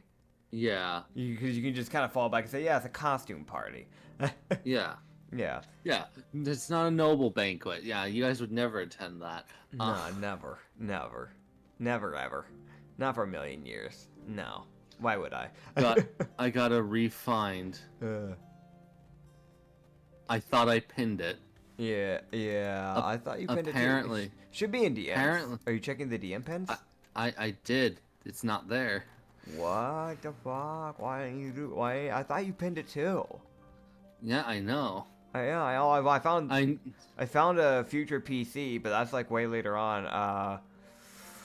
Well, it's fine. I'm just gonna keep scrolling. Yeah. But yeah, you guys would finish up. You have good old Snow now. Snow and Mint, the two new additions. One of which can fight. The one of which can't fight with a dream. The other one which can eat people. Yep. Yeah, he would just kind of look to her and go, well, I mean, if we're going to try and, I guess, make our costumes more, what's the word? Believable. Yes. If our costumes are going to look... Hey, miss. So we're going to a costume party. Okay. We're trying to dress like undersea royal type of... Oh. Because we thought it'd be a fun idea. We have a friend who's a Triton. So we wanted to kind of do, we want to do like a group project type of thing. Think of it like that. I'm a bit of a teacher, so that's the best way I can think of it, explaining it. Like a group project. Honestly valid. Yes. Do you have any... So we have like a main costume. Do you think you might have anything that we can maybe add to them that might be fitting? Well, I have, so Zora would pull out her costume, which I'm still I'm also still scrolling for it, because I know we sent these pictures like a while back. I know. Problem. So in case anyone's wondering, yes, there's a little bit, there's some background planning we do, but mostly everything's done, I think, and these was sent during an actual recording. The problem that we're having is Nitz and I talk a lot, and we send a lot of messages. Yeah. Well, I mean, here you go. I pinned it. I found it. Cool. Because the only thing I found is the fucking anime girl coin golem that I found on Pinterest randomly. I was like, oh, this is stupid. That's funny though. There you go. It's now in the pins. Okay, got it. So, You got it in the pins. Yeah. Yeah, that checks out. Yeah. So yeah, cause Zora. Yeah. I'm not gonna re-explain how these look, but because I've already explained what they look like. But yeah, that checks out. I mean, yes, so Zora. yeah. So she kind of pulls it out, and the lady's like, "Well, you said nobility." Yes. Okay. Well, for you specifically, you're probably going to need a little bit of makeup, because you're a bit pale. A bit. A lot. You're very pale. Do you go outside? She works in a tavern for the majority of her life. Sadly enough, she didn't really get that leisure of walking around. He looks at Zora like that. I'm sorry. I kind of just threw you under the bus there. Zora, with confidence, goes, honestly, this is the most I've been outside in 3 years. Yeah. That checks out. You see, it's like, how long have you been outside? About 2 days. It's like, wait. Yeah. What do you mean? Yeah. In today's world, that's normal, but in D&D days, that's not normal. No. Yeah, no, that's fair. But you just look at him and go, well, we can definitely get makeup. That should be rather easy. well, I do have some makeup if you'd like to look into it. I think I have a trident skin tone. Yeah, I mean, that'd be very useful. I'm pretty sure she can handle it herself when it comes to the actual makeup, as long as she can actually get the supplies. Yeah, it's the coloring that's the hard part. Yeah. Zora, who's watching this, like, bitch, you don't know shit about makeup. Shut the fuck. Like, God, she's not saying a word, but she's looking at him like, motherfucker, you don't know anything. Yeah, he 100% is like, he may not know shit, but he's still damn confident about what he's saying. Is that both like he is looking to her with just like, I know you know how to do eyeliner, but you're not really wearing much makeup. If you need help, let me know. Type of like look. Like they're both like, he's damn confident. God, he makes her look like a clown. God.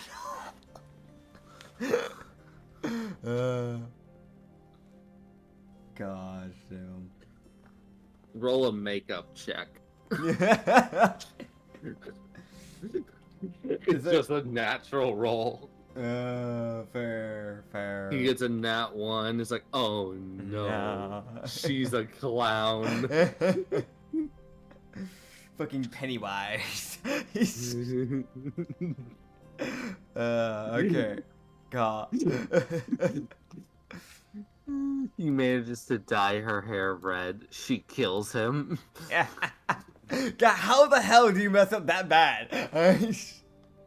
No, honestly though, no. At that point, if you kill him for doing that's a little mean, because the man's a ginger, so he really just looked at, well, it's not that bad. No, we're not talking like the auburn red. That's nice. No, I'm talking like the crimson red. That's like, this is not. There's nothing natural about this. Oh yeah, that's fair. Yeah, he would just go, well, I don't know if this helps out, Tendy, but for the other two that are joining us, the Triton that I spoke of, I think this might be useful for you to know. He's an Anglerian. That makes a difference. Yes. The idea that we had was originally that he and Miss Zora over here was originally going to be, let's say, like, dressing to be fake nobility, whereas my friend and I, the other friend and I, were going to dress more as, like, bodyguards, to kind of get that idea of, like, a proper, like, like, almost like as a chaperone, nice. I like that, that's cool. So she would give up some, like, darker tone of, like, Triton skin color, which would be a bit closer to, like, deep sea Triton. Gotcha. Which, there are, like, normal Tritons that live down there that have, like, the greenish, blackish skin tone. Yeah. That aren't quite deep sea Triton. they're normal Triton, but it's like you don't want to run into them. Yeah. Because they're the closest the Tritons got to still being Inglerians. Yeah. He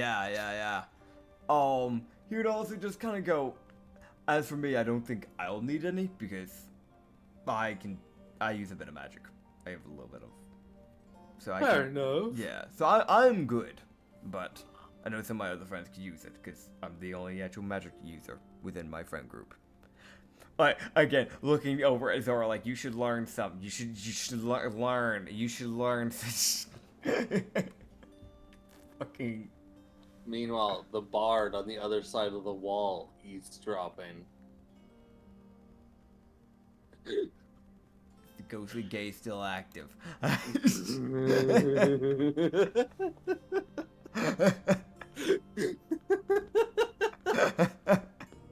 No, it's just the fact that, like, he would know that Ava would be the type of person to eavesdrop.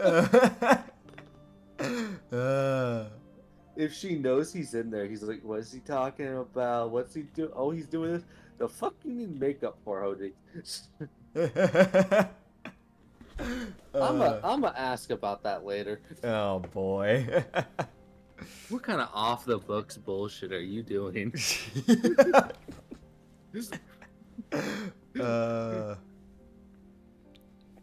That's funny. But yeah. So yeah, they don't get some good, like, Zora would fork over some monies. Yeah.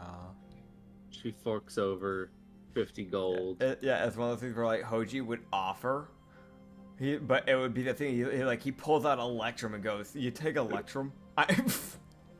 What's Electrum? I'll take that as a no.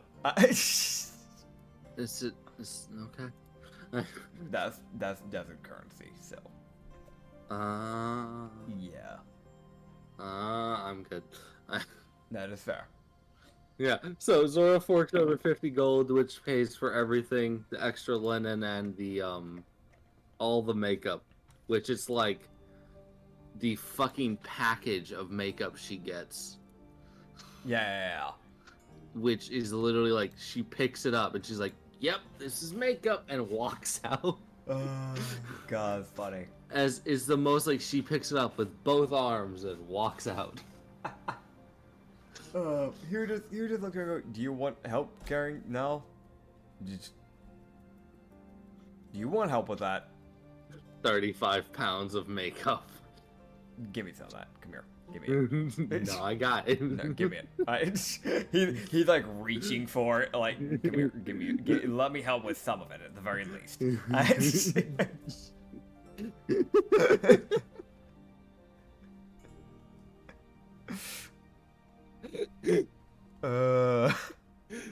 Dude, he's a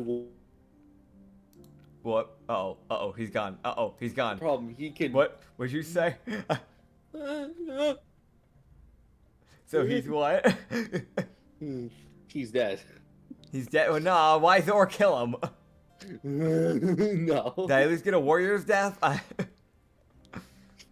Define warrior's death. Are we talking like noble death or Felshed warrior's death? Like, what kind of warrior's death are you talking, man? Pick your poison.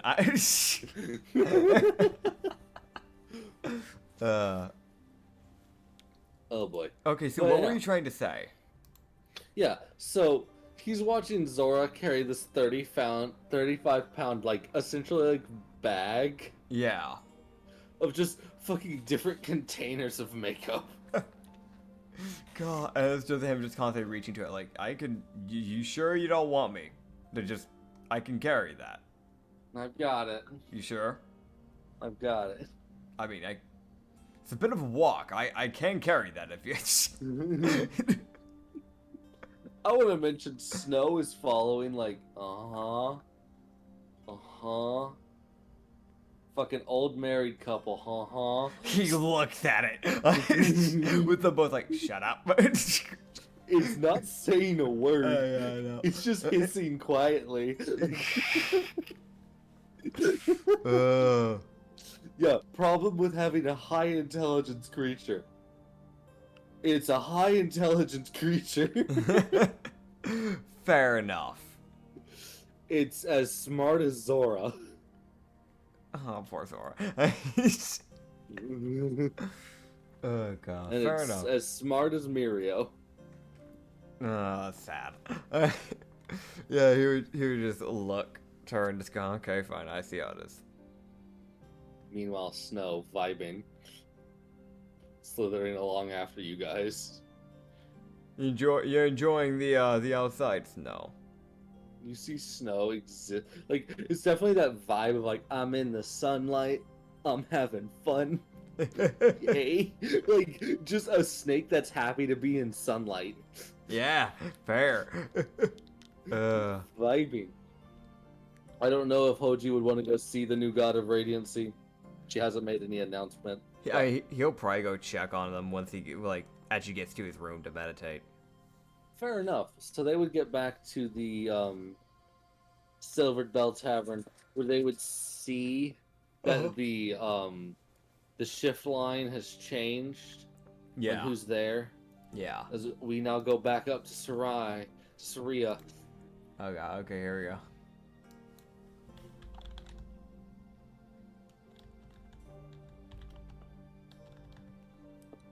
I gotta type her name. She has such a hard name to type.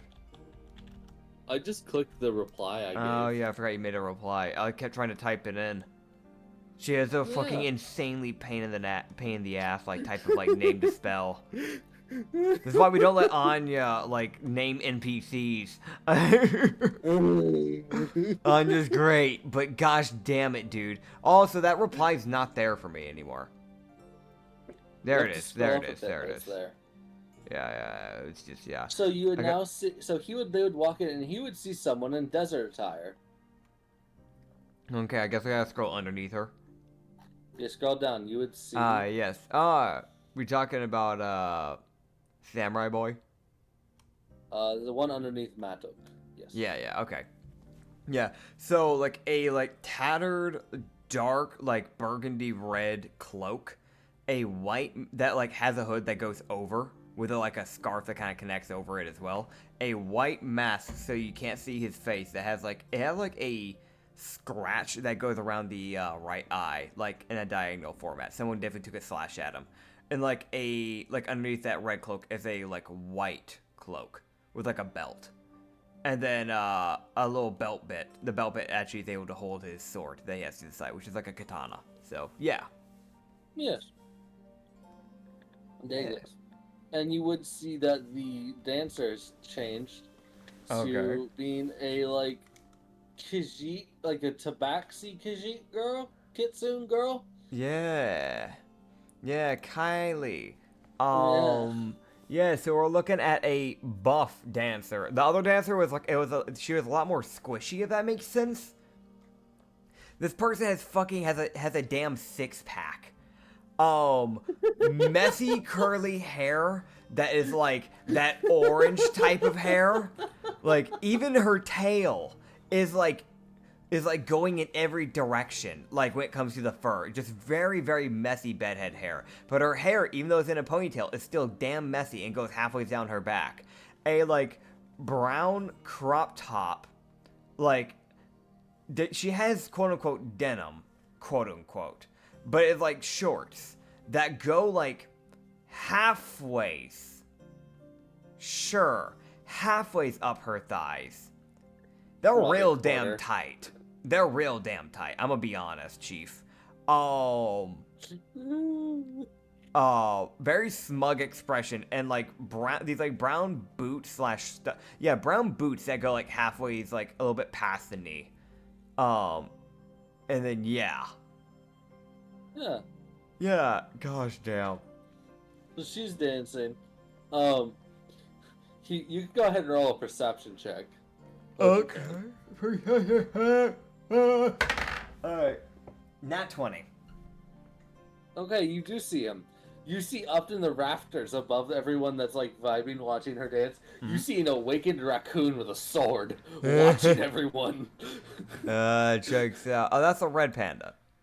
You're an awakened red panda. Yeah. It's literally, there's not much to explain. It's literally just an awakened red panda on 2 feet with a sword. Like, he doesn't wear any clothing. He's just got his little, like, bit that he can sheath his sword in that goes like around his chest. That's it. It's like he's like, what's his sword? A short sword, but it acts like a long sword because of his size. Yep. But yeah, it's like a cleaver. yeah, it's short got. sword. It's one of those. Yeah, it kind of goes like in and then out, like on the blade bit. So it would catch your skin if he hits you right with it. But yeah. He's going for your knee. Yep. No, joke's on you. He goes for your the back of your damn calf. Fuck you and your ability to walk. Uh-huh. Get on my level. yeah, checks out, Chief. Oh, God. But yeah, oh, God,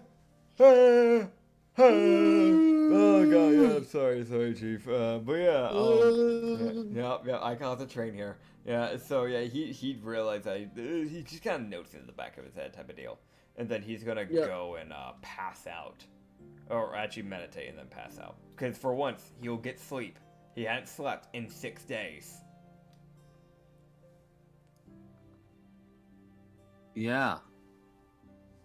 So this entire time that he's been talking with everyone, it's just like, like you look at him, you see his eyes. Underneath the eyes, there are like 7 like bags under his eyes. God. Oh, God. The bags go down to his jaw. Like, yeah. God, that's insane. But yeah, no, he's got like that like baggy look to like his eyes type of deal. yeah. Yeah, he'd take Wrath and go upstairs and go meditate to the new goddess of Radiance, see what the hell she's like, and then pass out. Yeah, so he would get. So does she pull you in? You will. She wants to talk to everyone and everyone who shows up. Cool.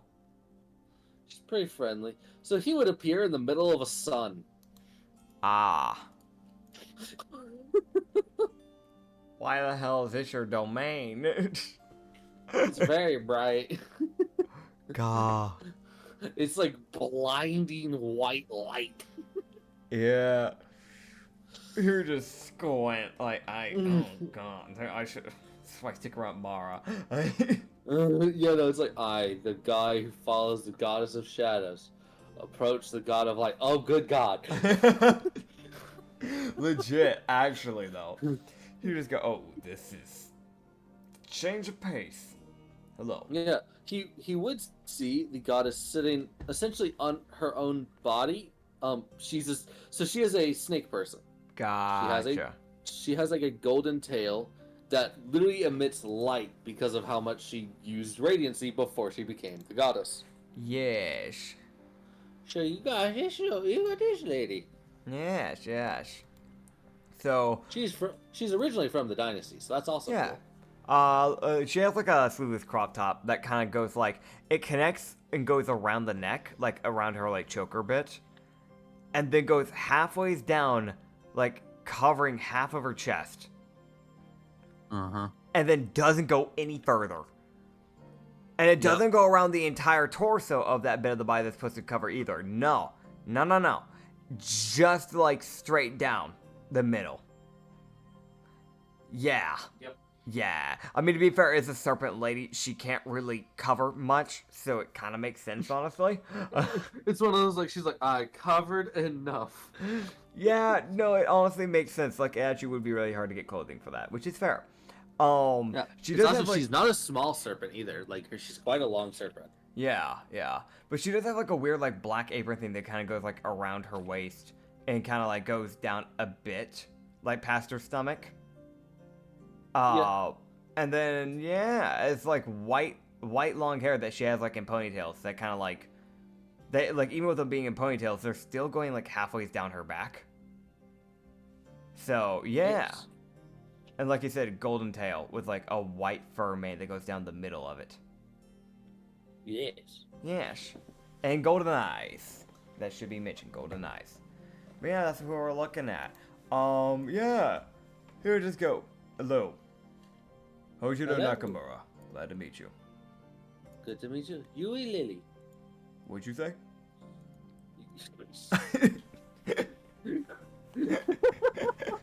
You had to double back. You're like, nah, hold on. What'd you say? There you go. Yui Lily. Alright. Let me look at this. Let me look at this name. Oh, Yui Lee. Yeah, Yui Lily. Yeah, you said Yui Lee. I was like, the fuck? Yeah. Oh, God. Yeah. You look at it and just go, understood. Well, it's good to meet you. I just saw that we had a new god of radiance. So, or goddess of Yes. radiance, apologies. Yeah, that's fine. I've found out that apparently adding a lot of radiancy to light's a bit disturbing to some creatures. So that's also learning. Yes. I'm sure some of the demons that work for me probably weren't crazy about that. No, they weren't. Yeah. No, the Knoll demon was actually quite upset. You were just gonna go, well, I appreciate you at least, working and fixing on your problems. At the end of the day, you're a new god, so you can't exactly be expected to be perfect straight away. No, but I figured also to help nature get back in order, they needed a bit more of a boost. So That is fair. That is rather fair. I'm sure Gaia will be appreciating that. Gaia is, Exel's not. To be honest, I didn't expect Axel nor Mara to be exactly pleased with that. Mara hasn't spoken to me. I don't think that's a good thing. He would just look to her and go, No, you're fine. I know her well enough to know this. She rarely speaks to anyone. She's a very quiet lady. There's a reason why she's the goddess of secrecy and darkness. She's also my main god. Oh, fair enough. Oh no. She looks around at her domain like, oh no. You just go, you're good. You're fine. The blinding golden light, you're like, I'm fine. The squinting. Yeah. You're like, it was definitely a shift of pace coming into her domain, I won't lie. But it's fine. Alright. Well, I wish you the best of adventures and luck.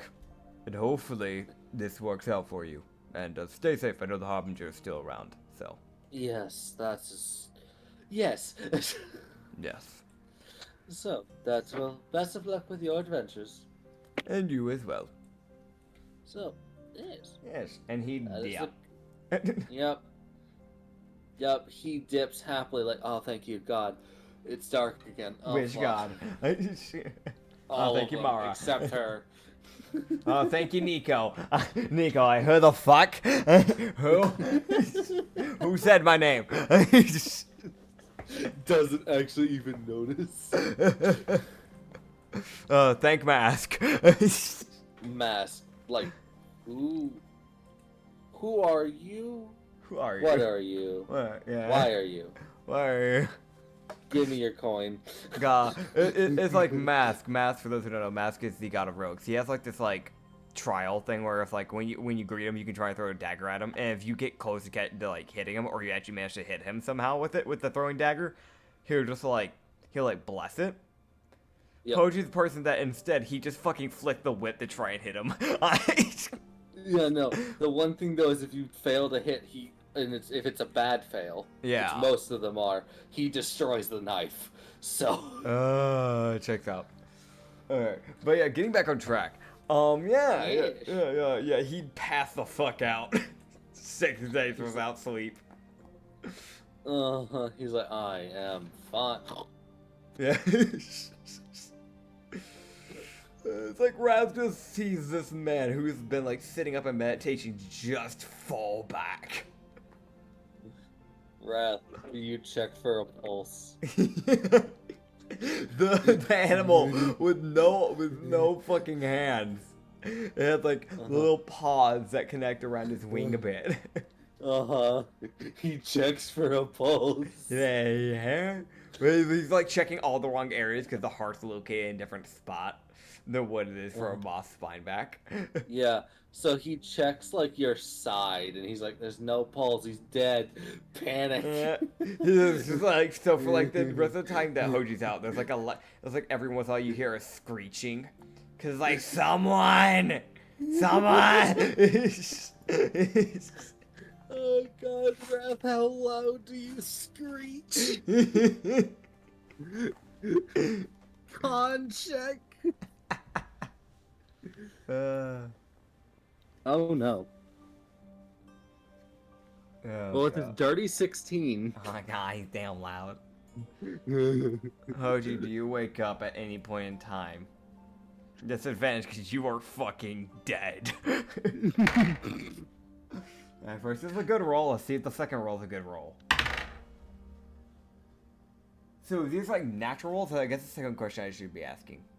Because I got What'd you get? I got a natural 15 and a natural 11. So 11 is what I get. Okay. Yeah, no, I think he's dead. Like he. Yeah. Fair. Like, okay, who comes in?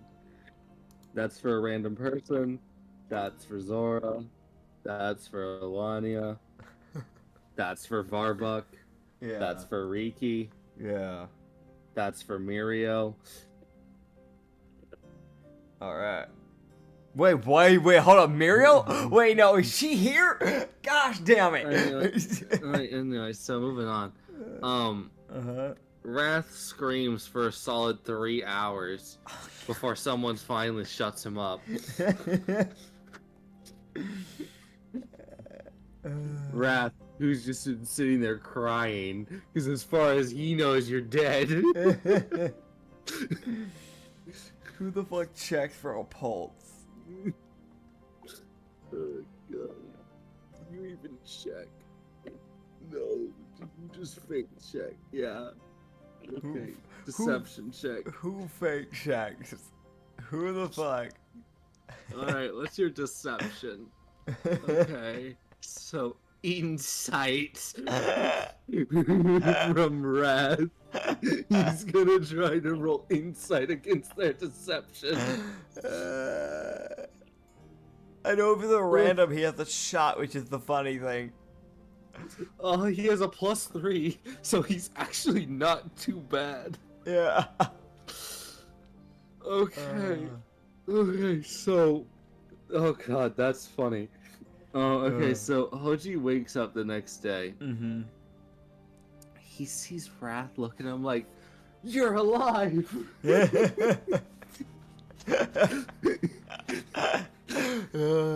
just looks and go, "You good, buddy? You good?" Wrath has like the happiest expression. That's funny. Oh god, he walks out. You see Alania. She goes, "So apparently you scared Wrath." I did. What'd I do? He thought you were dead. He looks at Wrath. You good, buddy? Screech. He pat him on the head and just put him onto his shoulder. Like, I didn't think falling asleep would cause that trauma. Yeah. So from what Alania lets you know, Yeah. 'cause she was the one that checked. Yeah. Essentially, Wrath was putting his head up against Hoji's side, checking for a pulse. Found nothing, and was then positive Hoji was dead. So Wrath started screaming. Yeah. He deafened 4 people. And knocked 1 person out. What the fuck? So multiple people tried is what I'm getting. The randoms tried. They opened the door and died. That's funny. Essentially, it was a thing of anyone who opened that door took thunder damage because of how loud he was screeching. Oh, I love that. I love that. So Alania, by the way, took 15 thunder damage when she opened that door. That's funny. So she took damage. This was she opened. She was like, God, shut, Wrath, stop." He's fine. Funny. And bear in mind, she would let you know that Wrath seems to be pretty good at insight because She said he's fine, and she saw Ras squint at her with the most "I don't believe you." I love it. He was fooled, Yeah. barely. Oh, that's funny. He failed by 1, so he almost succeeded. Oh, that's funny. That's funny. Oh god. Yeah, he would just look to Wrath and just kind of go, "Well, Wrath, buddy, today's the banquet, so you and the other 2 pets get to hang out at the tavern for today."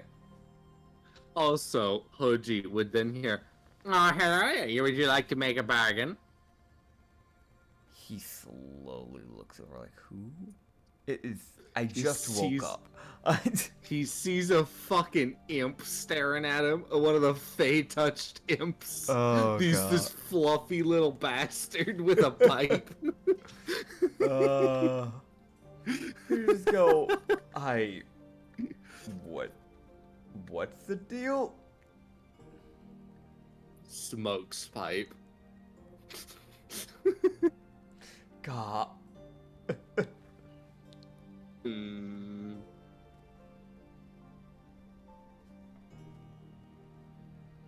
I'll help you in a time of need. And what do you Smokes want? pipe. What do you want in exchange? Something pretty simple, honestly. Okay, what is it that you're wanting? Because I need to know this as a person. Well, you see, I need some ink.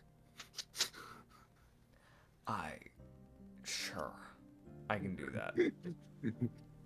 Yeah. Cool. Yeah. So Hoji hands this little, and I guess we need to describe the Fey-touched imps. Think of this. They're in the pinned folder, so they're there. Yeah. So Fey touched imps. All right, no, that's a different Discord channel. There we go.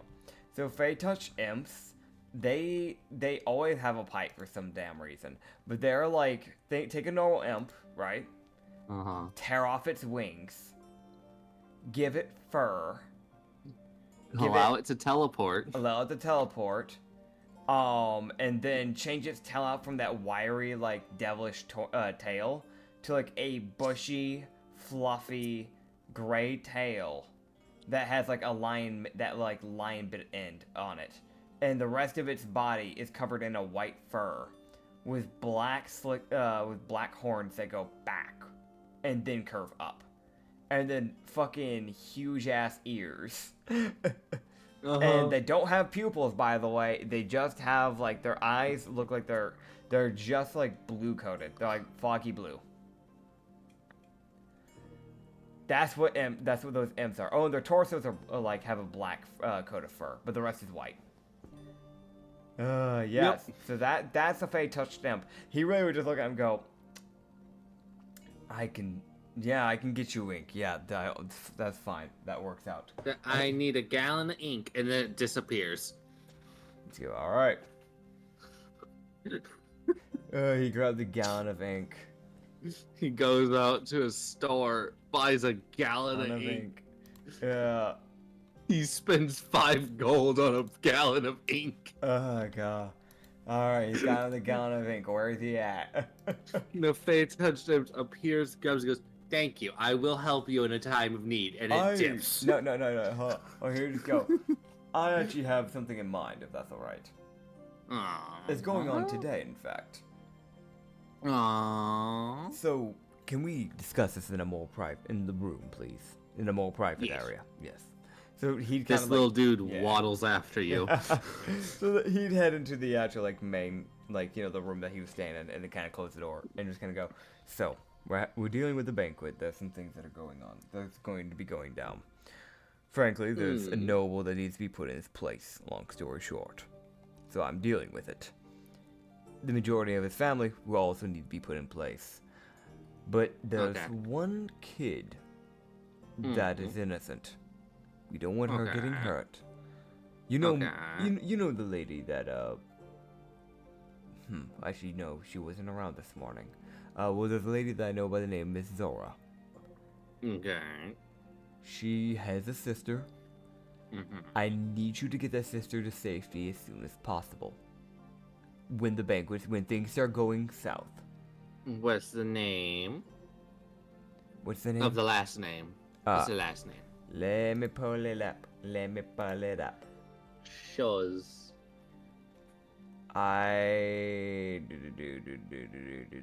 It's just Zora's last name. I have to find her on my ally list. Because the picture only has her first name. Shaw's. Yeah. Shaw's.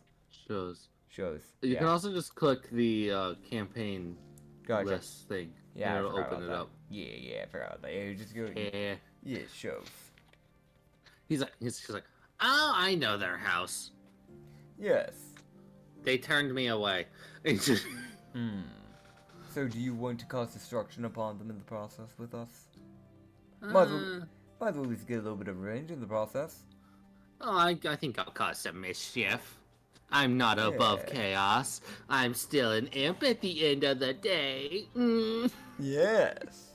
I mean, hey, you take some of their money from them. You see the most fiendish fucking smile. Here to go. As far as I'm concerned, you won't have to make so many deals if you steal the noble's gold. This little dude dips. You open the door, look to Ilani, and just go, it's gonna be a good day. Are you sure about that? Oh, yeah. Also, you would hear Zora Yeah. pop out and go, Alania, and Alania's like, what do you want? He's just like, it's makeup time, get in here. Do you need help? I got it. You sure? I've only ever seen you do eyeliner. Zora slowly drifting her head out. Don't give me that look. Side eye. You know what? Fucking no. You know, I'm gonna be sassy the fuck back. I roll my eyes. Okay. God. Oh, God. And then I walk back into my room. I'm gonna go get my costume ready. Alright, you would see the phase-shifting fox appear in the room. Literally just phasing through the wall. So it just walked through someone else's room to get to your room. Who just looked at the fox and go, well, aren't you having fun? It gets that, like, that fucking pompous walk again. It's like, oh, hell yeah. I'm vibing. Who just look to Mint and just go, well, come here. Mint wanders over. Scritch. He's doing the scritches again. Mint. Vibing. Yeah. Good. And then Hojiro's got it pretty easy on what he has to put on. So yeah, no, he just puts on like the base standard like noble guard type of like outfit on that he's gotten. Like the shirt, you know, like the robe like shirt with the pants and the wetsuit. Mm-hmm. And the gauntlets with the accessories, you know. The whole shtick. Yes. Yeah. And he just used disguise self so he can make himself look a lot more Triton-like to kind of make it work. Yes. Yeah. So, everyone else gets ready. Kalani and Zora take bit, but that's fair. Yeah. It's one of those things, I'm imagining Varbuck, because Varbuck and him probably have the easiest on getting ready for it. Because he didn't have to use magic, and neither did Varbuck. So, I mean, not like makeup. So it's one of those things, he steps out. He sees Varbuck step out. He looks at him. He looks at it, and Varbuck exchanges glances. It's that thing of like, yep, it's gonna be a bit. It's gonna be a bit. 3 hours later. Oh, geez. Stealth check. Oh, With a... Oh, yeah, I have advantage because I'm a Mara follower. Oh, my God. That went from a 11 plus 9 to a nat 20. Great. So with a 58 in stealth, he waits for them at the door. Okay, so Varbuck wanders into his room. He just that look of just not when we're ready to go. Understood. And Hoji would see this as he's sitting there, like kind of like he's like leaning against the door. It's one of those like he just kind of is blending into a shadow. Yeah. He's fucking invisible. Yeah. No one knows he's there. I have to roll for something. Okay. He would see this 3'11" like kitsune walk up the stairs. Oh god, okay. With 2 tails. Okay. And 2 tanuki tails. Hold up. The fuck? No, I think it's tabaxi tails. No, it's tanuki tails. Okay. Let me check this. Hold on. Yeah, no, it's 2 tanuki tails and 2. They also have 2 kitsune tails. Okay. As you see this girl walk by you, vibing, having the best day ever. For no goddamn apparent reason. Funny. Yeah, you just watch her go by. He doesn't say a damn word.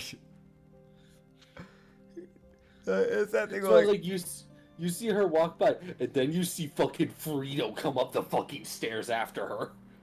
He's watching. He's like, in the back of mind, it's like you can hear in the high mind, the fuck is going on?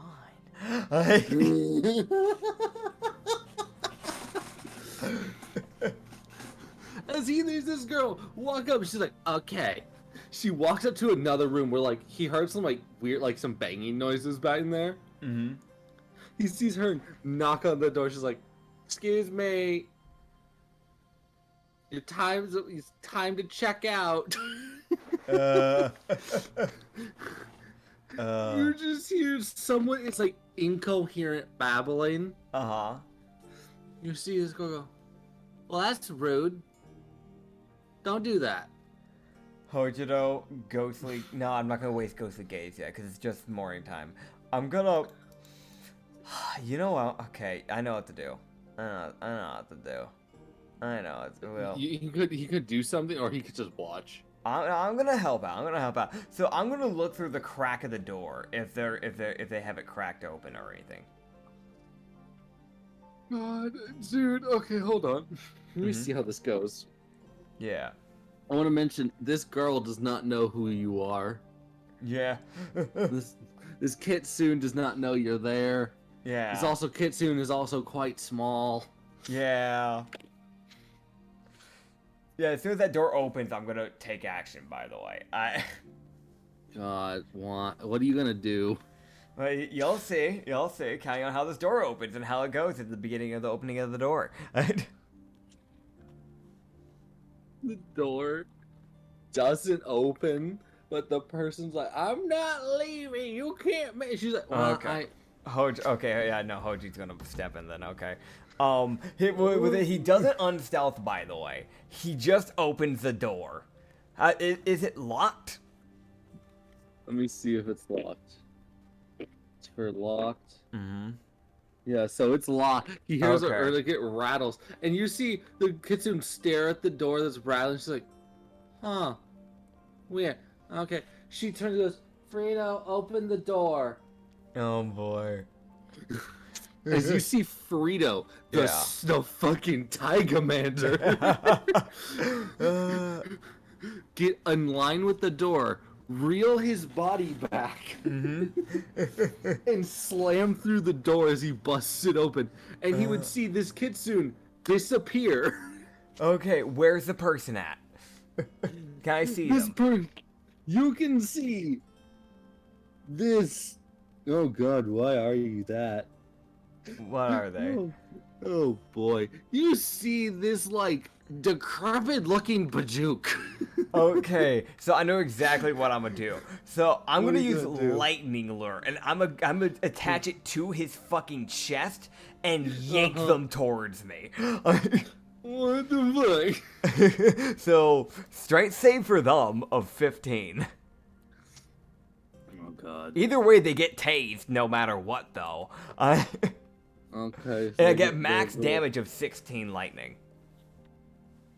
so they get tased, and you see them, like they don't get pulled forward. They do manage to succeed, but then you see them their body lock up as you see like Frito bash them into the wall. Checks out. As he saw the kitsune appear and snap her fingers. Oh god. And you just see her walk over and stare down like, you done? You done being a bitch? Hoji would kind of walk up, still stealth. At this point, I feel like this is probably break the stealth, at least for specifically the kitsune. As he's just gonna grab the Bajuk by the fucking throat and then drag them out.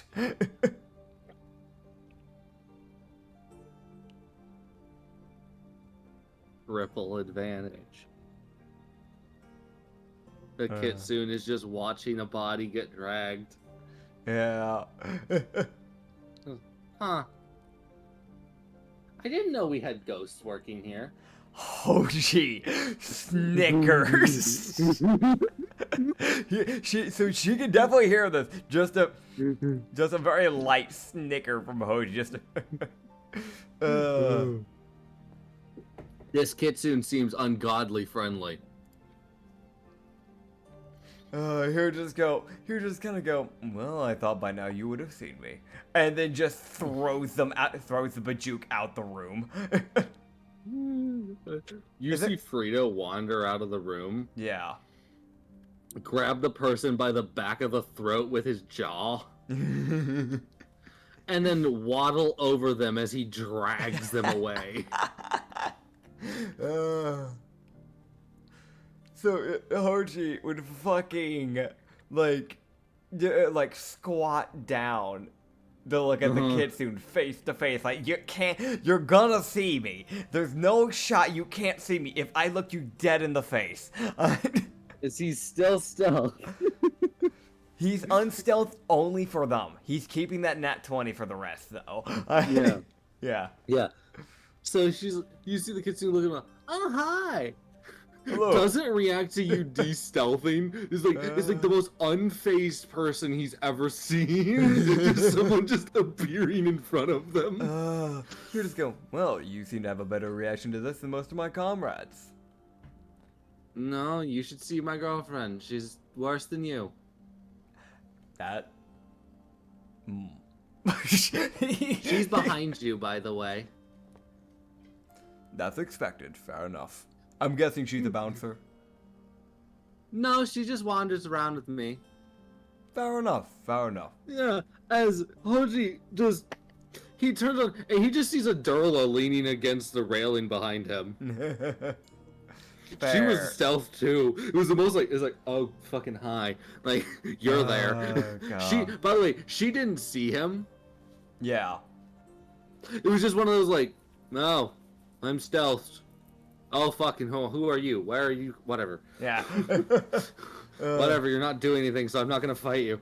Yeah.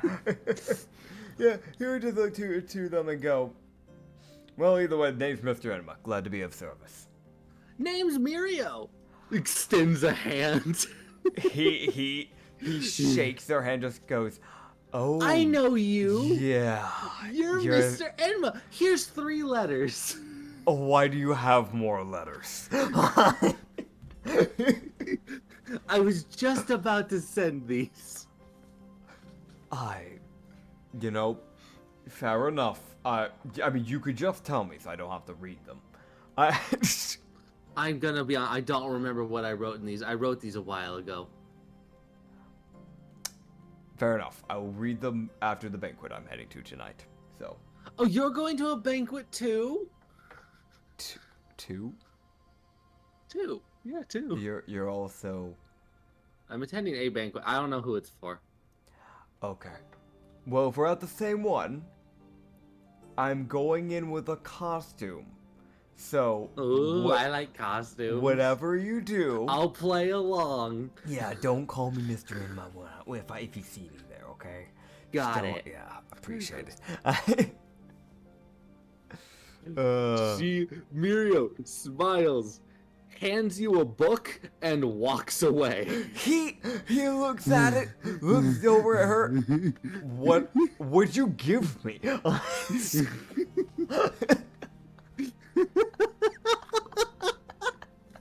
The hell? What did you give me?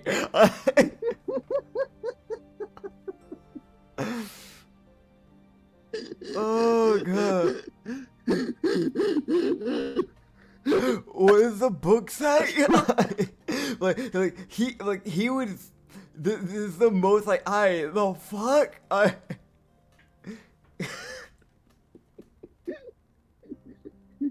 He just looks over at Muriel's wife like. Is she always like this? I want to mention she just has the most like, yeah, this is normal. Oh god. Expression, and she just starts wandering after Muriel like, oh god, where are we going now? I love how it's like the like normal composed Durlop married to the overly joyous Kitsune Tanuki. It's funny. Oh god. Yeah, that checks out. Yeah, so yeah, he'd I'm gonna add it to you because you get this. Yeah, great. What the hell is this book that's been given to me? 1 second. Okay. Oh, dude. Because I remember when I ended the campaign, I know she's probably acquired more because I remember her being a book nerd. The thing is, I'm like, okay. When I ended the campaign, I had the Grafted Cult spell book that she found, and she had the Paladin Smite spell book. Mm-hmm. But there's also just a shot she just gave me some random ass book. She happily handed you this book because she knew who you were and she trusts you. Fair. At least I have backing from the Silver Bells franchise. You have backing from Mirio. Yeah. Which is a very useful backing to have. Yeah. Like, you get Muriel and you're just like, good job, I guess. Now get everyone else. If you're slightly better than a dick, Muriel is your best friend. Yep. Yeah, she's friendly with just about everyone. There you go. 55 platinum also gets added to his inventory. God, just shove it in the book! No, she sleight of hand put it in his pocket. God, why is she like this? He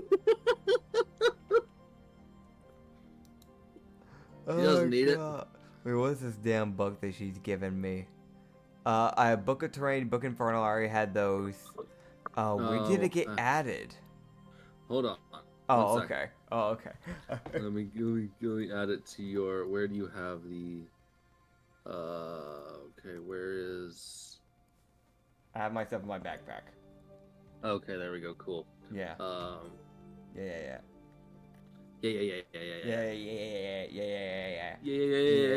Hojiro just go back to stealthing after that. It's like I want to keep my Oh god damn.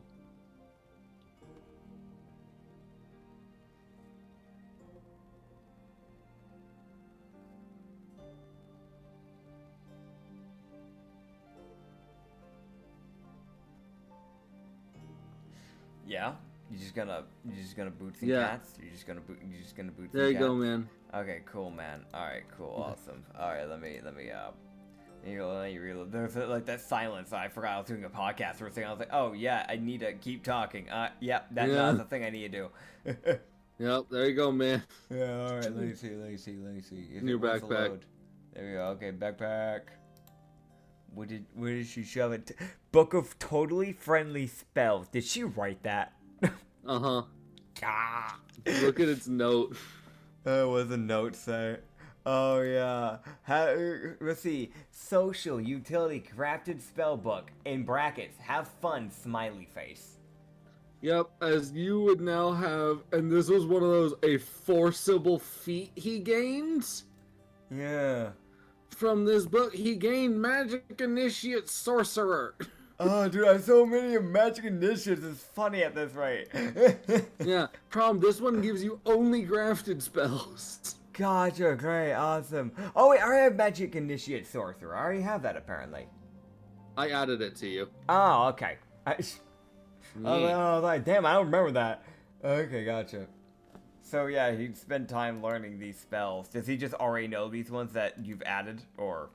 Those are the ones he learns. So he does Okay. gain them by the time he heads to the banquet. Because it's one of those, like, Gotcha. he looks at it, he sees the book on what it is, and he's like, wait, this is different. This is new. What is this? Where did you wait? Hold on. he's immediately sending intel like to Polly, like as he's like reading about this, he's like writing letters, like a letter out to Polly, like writing information about the book, like, hey, this is I got grafted cult spells from Mirio. From the owner of the Silvered Bell Tavern. Let that sink in. Either way, we have this now, so this is a thing.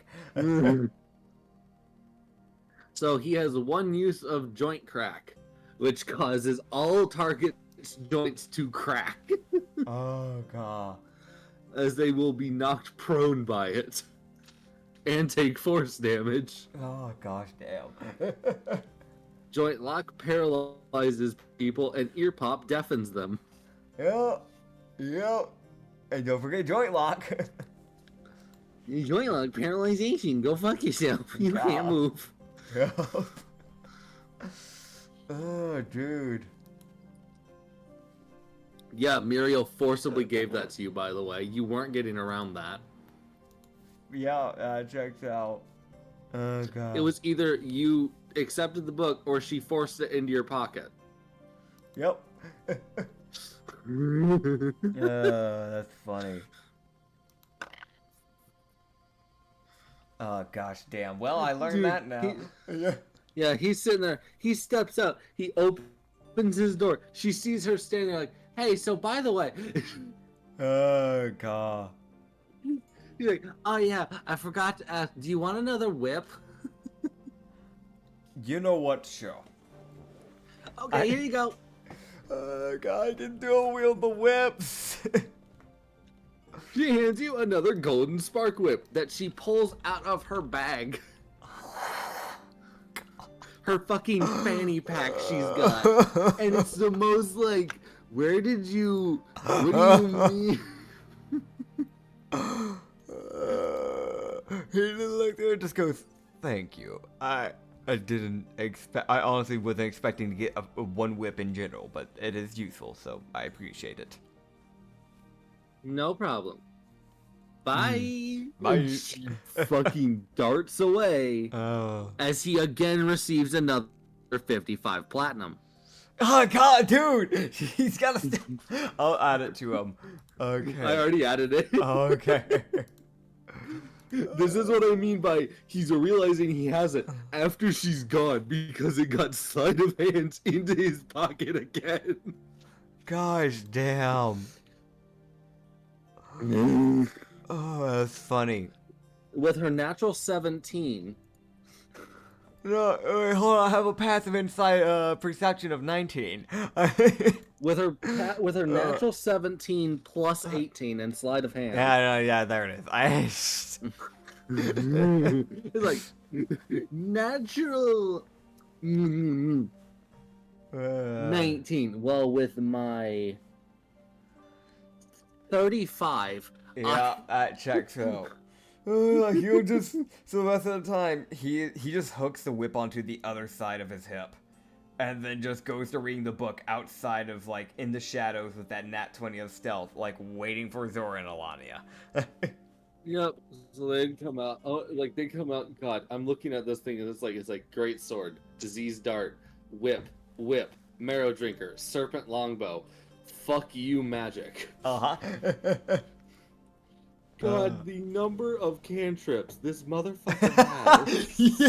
He has a lot of utility as well. That's the weird thing. It's like yeah, there's a lot of damage, but there's also a lot of utility. Yes. And he knows how to make use of it. Yeah, I also really like grafted spells because most of them aren't really like high damaging, but they just fuck with people. Yep. Oh, dude. Yeah. So yeah, he'd watch as they like walk out. Uh-huh. He stays stealthed. Oh my god. He's gonna wait. That's to see still That stealth is gonna go away eventually. Oh, I know. I'm just waiting. I wait for them to pass by me. Oh God. Why? You're trying to get shot, I see. Nah. Alright, so he had watched. Where did my phone go? That's a new one. Yeah.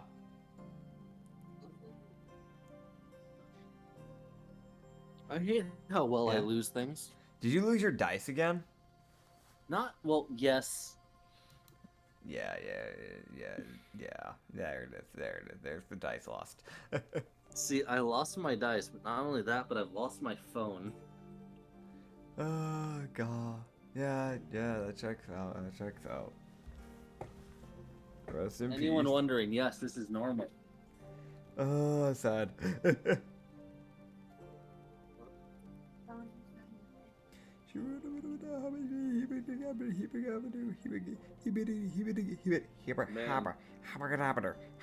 Man. Yeah? Stop. You're just trying to fill in dead air, man. Well, then say something meaningful. Okay, if you like guacamole, add little chunks of mango and more red paper flakes. Shut up. Yeah. What, man? What? I'm just reading a tweet. You're welcome. Anyways, moving on. Yeah. There's nothing meaningful about Twitter. Yeah, you're right. Facts though. Nothing meaningful about most of social media. Yes, but moving on. Moving on. My hate for social media disclosed. Yeah. Oh God. You guys would head over to the banquet. Yes. You guys would get there with Alania and Zora both looking a bit more Trident-esque, All right. and everyone adopting fake names. Yeah. Yes. You would have unstealthed by now. Thank God.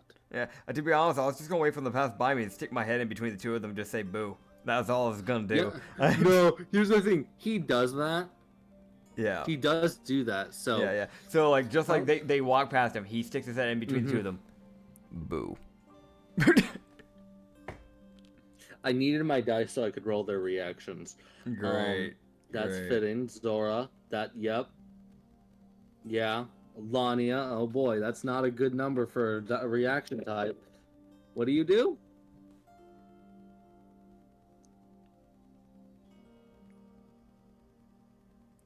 Huh. Well, she's not shooting you. That's good. Yeah, that's good. Natural one. She shoots her boss. God. The last thing they want to do. Lania's reasoning. He scared me. That's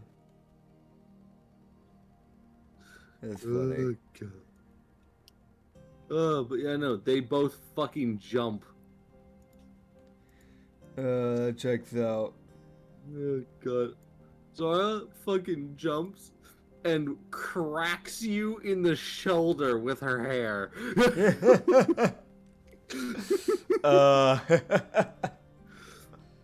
As it feels like your shoulder got hit by a mallet. Yeah. You kind of like take one step back, kind of like rub his shoulder. You just go, that was deserved. Fair enough. That wasn't even intentional. You just go, sure it was, Your Highness. I don't know how I'm going to be able to take that. You just The go, most immediate. you gotta be able to roll with the punches for now, Zora. Come on now. Okay. Oh boy. So we have Zora, who is temporarily going by the name of... Oh god. Yeah. Of... Vetlin. Yeah. That is her name. Temporary name is Vetlin. Uh-huh. Zora's name... Not Zora's. Alania's is temporarily going by the name of Alton. Ish. Meanwhile, I'm going by the name of Calls Udel. Keen. Okay then, we've It's got. a Triton name. I know. We've got. Hojiro. Yes. What is it? Calls Udel. Calls us Udel. Udel. Yeah. There you go. And there you can see how I spelled it. Oh boy. Can't wait. There you go. I sent it in fucking PC visual. Yeah. Alright, here we go. Yay. Yeah, it checks out. Oh, that's nowhere near it. Nowhere near how you spell that. There's no O either in either of the bit of the names. There's no O's. What? It sounds like there is. There isn't. What the fuck? Send it. I'll send it. I want to let you know you were so damn far off. Oh, it's funny. This is how it's spelled. Oh god, why did it do that? Hold on. Discord did a funny. There we go. Oh god, that's funny. That's how you spell that. Calls Udel. You spelled Calsus Udel. I like mine more. That's funny. Fine, I'll fix it. Oh, you're fine, man. You can keep it like that. That's funny. No, I'll keep it. Yeah, That's how Zora specifically, like, says his name. Everyone else calls us Udel. Udel. Zora calls us Udel. Close enough. Kosus Udel. Kosus. She just fully removes the L at that rate. Just a sigh from Hoji. I can imagine like a part of the walk there is just him trying his damnedest to get her to say the name right. All's ass. Like it was, like he definitely had like a student that had this name at one point, so he's just like no. It's calls this Udel. Calls ass. It's not calls ass. It's calls this Udel. Say it with me. Calls this Udel. Oh, I feel like I'm teaching again.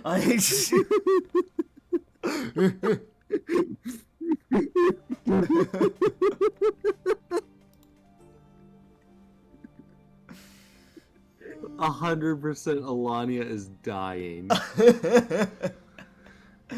There's no shot Barbuck isn't dying a little too, because that Oh no, he's yeah. He finds it funny because it's a Triton name, so he's like, yeah, see, Triton names are stupid. Yeah. I'm right. Just like their race.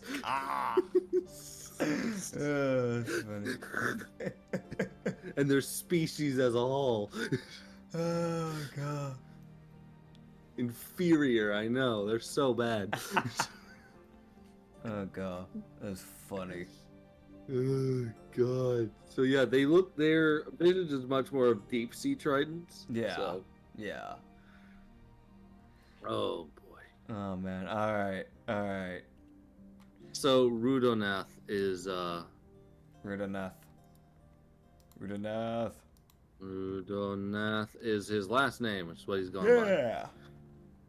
Yeah. And Lania doesn't need a last name. She doesn't have to. She's like, I'm just Alton. Nothing more. You need a last. I'm just Alton. All right. Alton. You need Marl. He squints. Like, good enough. Marl that. I don't add a vat. The vat's not neat. That. No, that wasn't. You don't need to add a vase to it. It was. There it is. I'm good. All Marl bath. Oh god. There you go. There's the names. Yeah. Gosh damn it. Yeah. He would just. Yeah. That. The rest of that is just him just Disappointment. Yeah. Just disappointment for the rest of the lock. Oh god. Oh god. Wrath, did you stay in your room? Okay. Mint, did you stay in your room? You better. I know the serpent will. The serpent actually behaves. The serpent literally didn't even think to move. It's in the sunlight. It's vibing. It's asleep. Fair. You told it you're staying in the room. It was like, aight, chief, I'll see you fuckers later. I'm going to bed. Fair. Dude, middle of the fucking day, struts over, curls up. What in the how does a snake strut? It goes sideways. That's how all snakes move, man. They can't move straight because of the scales. No, they no. Yeah. They move forward. They're not a worm. They can't just go directly forward. They move side to side, but they still move forward. Yeah, that's what I mean. Like, yeah, so that's just Yeah. normal slithering. It's not a strut. No, it goes sideways. Oh my gosh, there. It's different. Fuck you. Sure, man. It's fucking different. I know what I'm talking about. I don't understand. Sure, man. Uh-huh. For once, you're the idiot. You No. refuse to acknowledge it. No, because it don't make sense in my head. Well, it makes perfect fucking sense to me. In the comments below, tell me who's smarter. That's what it boils down to. No, I'm an idiot. Jokes on them, we're both idiots. Alright, we're getting back into the banquet. See, guys, I bust down the one door. brain cell. Yeah, we share one brain cell. I bust down the door and break it down. Okay, so Felsha has corrupted your body No. and turned you into a woman. God, don't do that. Felsha has not only turned you into a woman with a massive gahangalus, but a big ass too. Oh, fucking stupid. Yeah, see, the sad thing is, for those who know, it's like, they're just joking. The sad thing is, I know she'd fucking do that. So it's like, yeah, this is a joke. It's all fun and games. But the thing is, the way this normally goes, fun and games until it happens. Yeah, no, see, that's what I'm saying. It's fun and games, but eventually, at some point, it will happen to a character probably. Because anytime we joke about something, it eventually happens. Uh-huh. Agony. Alright, I just have an Hoji. Don't do this to me, man. Don't do this to me. I got a livelihood. Do you? You I don't do. anymore. I do, man. I do. I got a reputation to uphold. Do you? Fucking don't know him, man. You don't even know who the fuck Felsha is. He will soon. No. Felsha is at the party. No. Oh god. At least I can make the fucking transfer meme student, the transfer student meme back from fucking 2008. Alright, so I'm gonna get, you guys would get there, and there's Yeah, some yeah. nobles. Yeah. Quite a few of the It's quite a- nobility. Yeah, Hoji immediately hands clasped behind his back, but not in a respect manner. No, just one to blend in, and two so he doesn't fucking swing for the hills immediately. And so...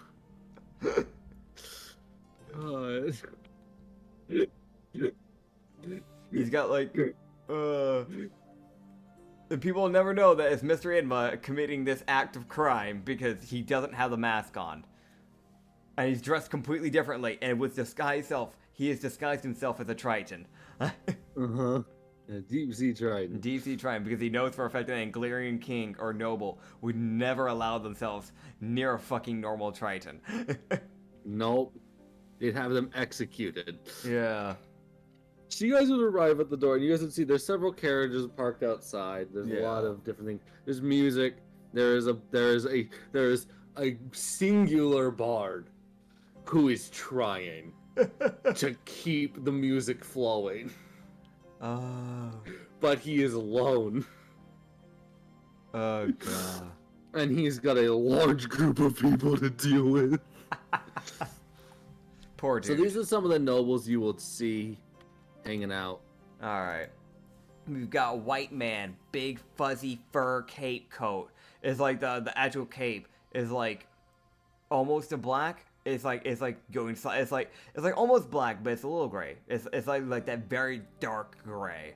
But then a white fuzzy coat of fur on the very top bit of the cape that goes around like a navy blue like and very fancy looking like shirt that has like some golden like decorations that go around it, and some silver lining on the very underneath, and then black pants and like black boots that go up to the knees, but then have like a like golden cross symbol on both sides. So he's probably a paladin, might just be a priest. Oh god, he's fucking snooty ass old man. Like also the other guy, like I just want to mention, had like brown hair that was like slicked to the left, and then like a well taken care of like mustache and beard. Like the ones that kind of connect type of deal. Like think of Markiplier beard, like that, but it's a little bit more grown out. When I said snooty man, I saw the next image. That's why I said that. It's an old human that has like this white hair, like brushed back, like a like probably either a priest or a scientist. Cause he's got like this green jacket he wears, but then it's heavily decorated with all these like golden like decorations of like floral and all this stuff that goes like on the shoulders and on the pop colored bit, because the coat doesn't have buttons or anything, so it doesn't zip up or anything, so it's just kind of like out there like a trench coat almost in that fashion, but with a white undershirt underneath it and then black pants. And he seems to be carrying around a book with also like golden gloves. Apparently the dude's too good to be touching anything with his hands. And then a noble that actually seems to have some dignity. It's this lady with like brown hair that only goes down to her chin, very well taken care of. Human lady, has a bit of a schnoz, could probably cut cheese with it. Oh my god. Very well taken care of. Black eyebrows, green eyes. That's the only person I can actually see the proper eye color of, because other images are too small. That's the only reason why I mentioned her eyes. She has like a like very fancy. She might just be a fucking royal guard for all I know, type of noble. Cause she has this like black jacket with like these like white poofy like fur bits that go on the end bits of it, but she has a belt that kind of like, so it's like on the around the chest bit it opens up, but then it closes like near the middle bit, so there's probably like one button kind of keeping a button together, quote unquote, and then it like opens up again like after passing the belt area, because the belt goes over the button, and then underneath it is like an aqua blue like undershirt with like, again, just like a bunch of like golden garments. But she actually has like some like padding, some like cross paddings that are on her shoulders. So she's actually like a proper like, she might be a guard. She might just be a royal guard noble. Like actually. And then black pants and like silver boots might just be armor. She might just kick you with it and then you just hear a clinging noise. Next guy, very fucking rich, probably runs a theater. It's like that stereotypical like Shakespeare rich guy that runs like a theater. Oh my god. like the velvet red like jacket, pompous ass with a cane with like golden like linings going around it for decoration. The like fluffy like white undercoat that like poofs out 3 times on the chest, if that makes sense. Like it looks like three separate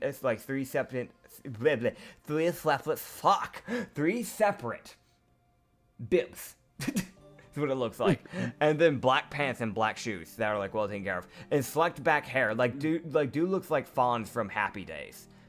Dude, wait, no, the dude's facial structure even looks like Fonz from Happy Days. What the fuck? And then there's a Shaw's butler, who is, I'm guessing that's the Shaw's butler that we see. He's a guy with like golden like blonde hair that goes like a little bit past his chin, like barely touching his shoulders, as well as like a well taken care of beard and mustache, monocule.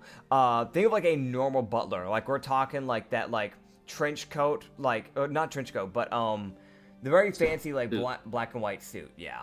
It's really just a black and white suit with a pocket watch, may I add. And then you have the very fancy noble lady. That is like she's. Are you a succubus? Are you tiefling? What are you? She might be succubus for all I know, because she's got the body for it. But, very, like, kind of palish skin. But, the reason why I was confused about this, because she has, like, well taken care of wings. And the thing of, like, the rim bits of her wings are golden. She's gotten her wings accessorized. Because, like, the actual rest of, like, the end bits of the wings, the bit of the wings that actually allow her to, like, fly around are, like, a gradient of pink and purple and blue. And it's, like, very, like, pastel, like, aesthetically pleasing colors to look at. And she even has, like, some, like, bits of, like, her wing, like, the bone bits that are originally, like, supposed to be bone, or that are golden, have, like, these pink end bits that, like, shape like diamonds on the end bits of, like, her wings. And then she wears these, like, this, like, white, not even a dress. I'm surprised she even went to a noble, like, banquet like this. It's just, like, a white crop top bra with, like, pink ribbons on it. Two tiny, like, a mini pink ribbon on each side of the tata. Only way I can put that is frilly, by the way. Take that with what you will. Like, shorts that, like, barely cover, like, past the buttocks. There's no other way to put that. White as well. White, like, flowers that go, like, that are, like, you know, like, when you, like, tie a bunch of flowers and, like, normally used for, like, a necklace, like, and, like, if you go to Hawaii. Think that, except it's not a necklace, and it's just spiraling around, like, her, like, ankle and up her leg. On specifically her left leg, and it's all white flowers. And then, like, golden high heels, but with, like, a pink gem in each one of them in the middle bit, like, where the, where it goes over the foot to, like, keep your foot from going just off of it. And then the horns, also accessorized, because they're pink spirally horns, that spiral forward and upwards. And they start blue, and they turn pink, but then they have, like, golden, like, accessories that encase almost the majority of both horns. They're very decorative. Long white hair, curly, that's been, like, that has, like, different, like, pink bow ties just, like, put all over it. Just, like, and even with it being, like, constrained, it is still almost touching the floor. Her tail is pink. And then the end bit of it, the bit that is normally like that devil bit, is also gold!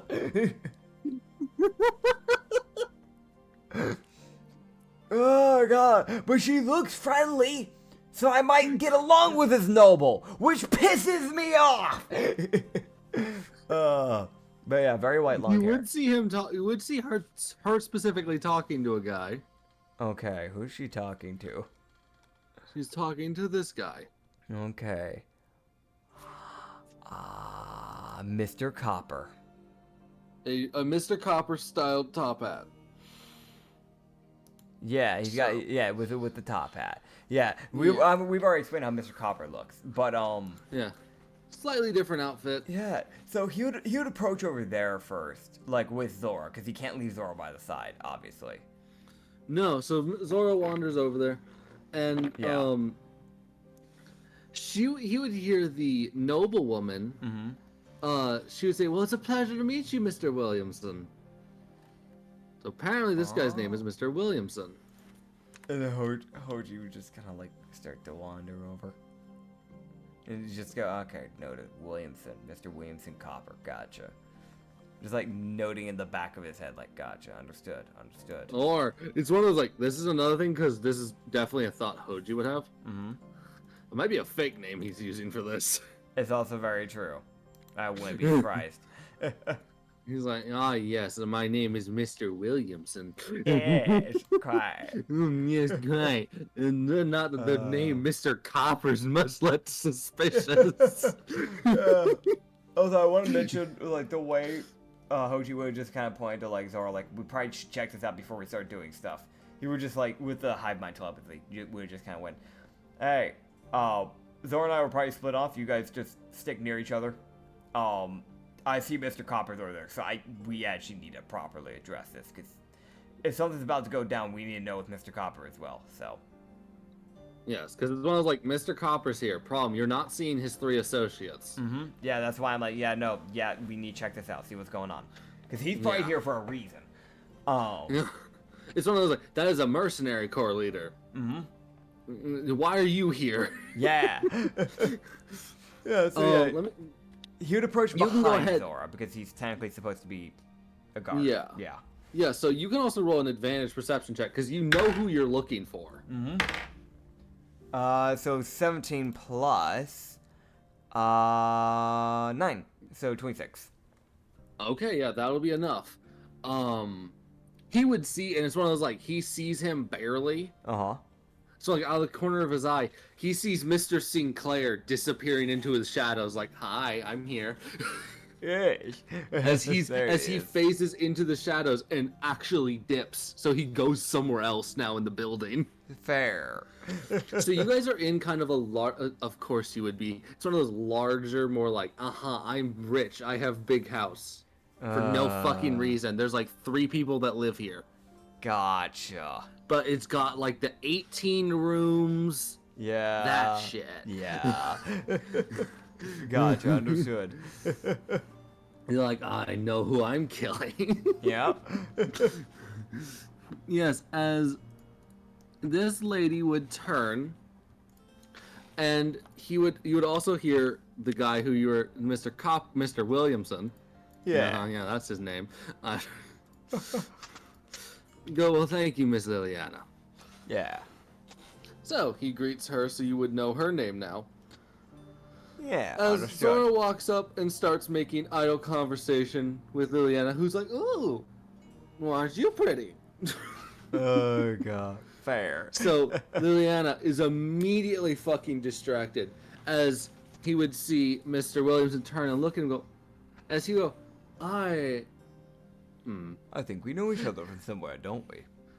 I think I sent you a letter a little while ago referring to this party. Yes, yes.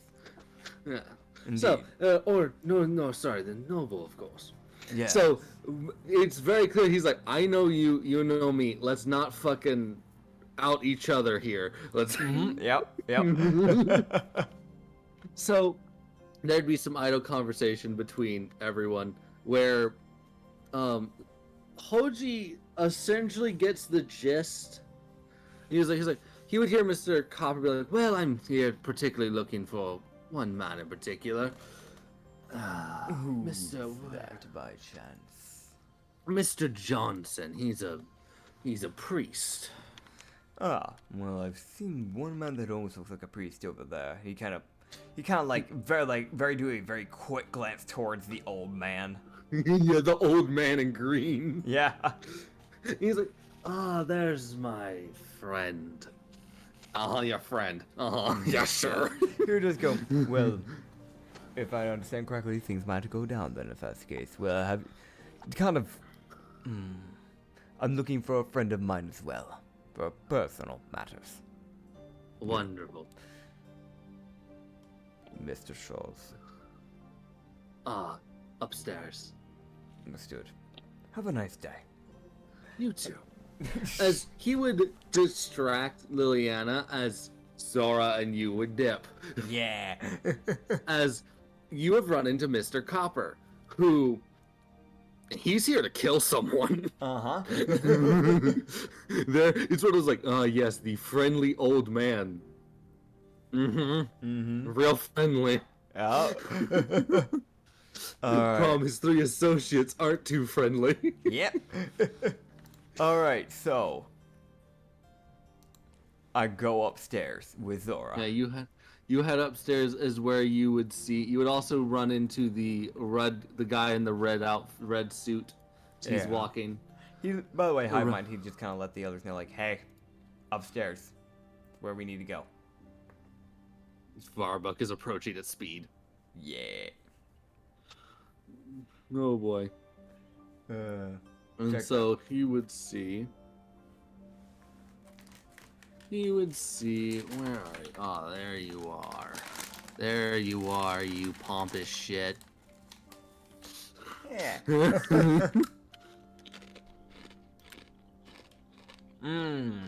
Gotcha. Old man, white gray hair, slicked back, evil handlebar mustache. Like we're talking like Hitler mustache. We're talking like evil fucking ass eyebrows that are always furrowed downwards, black eyebrows. We're talking like the fucking French ass looking white gloves that you take off and slap someone with to start a duel.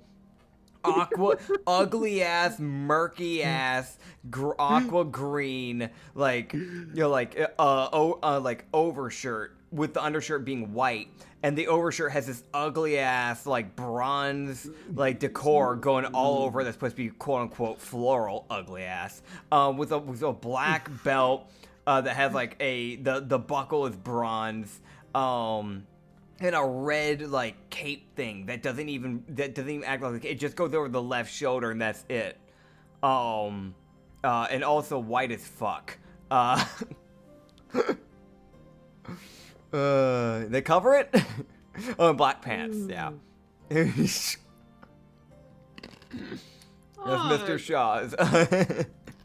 No shit.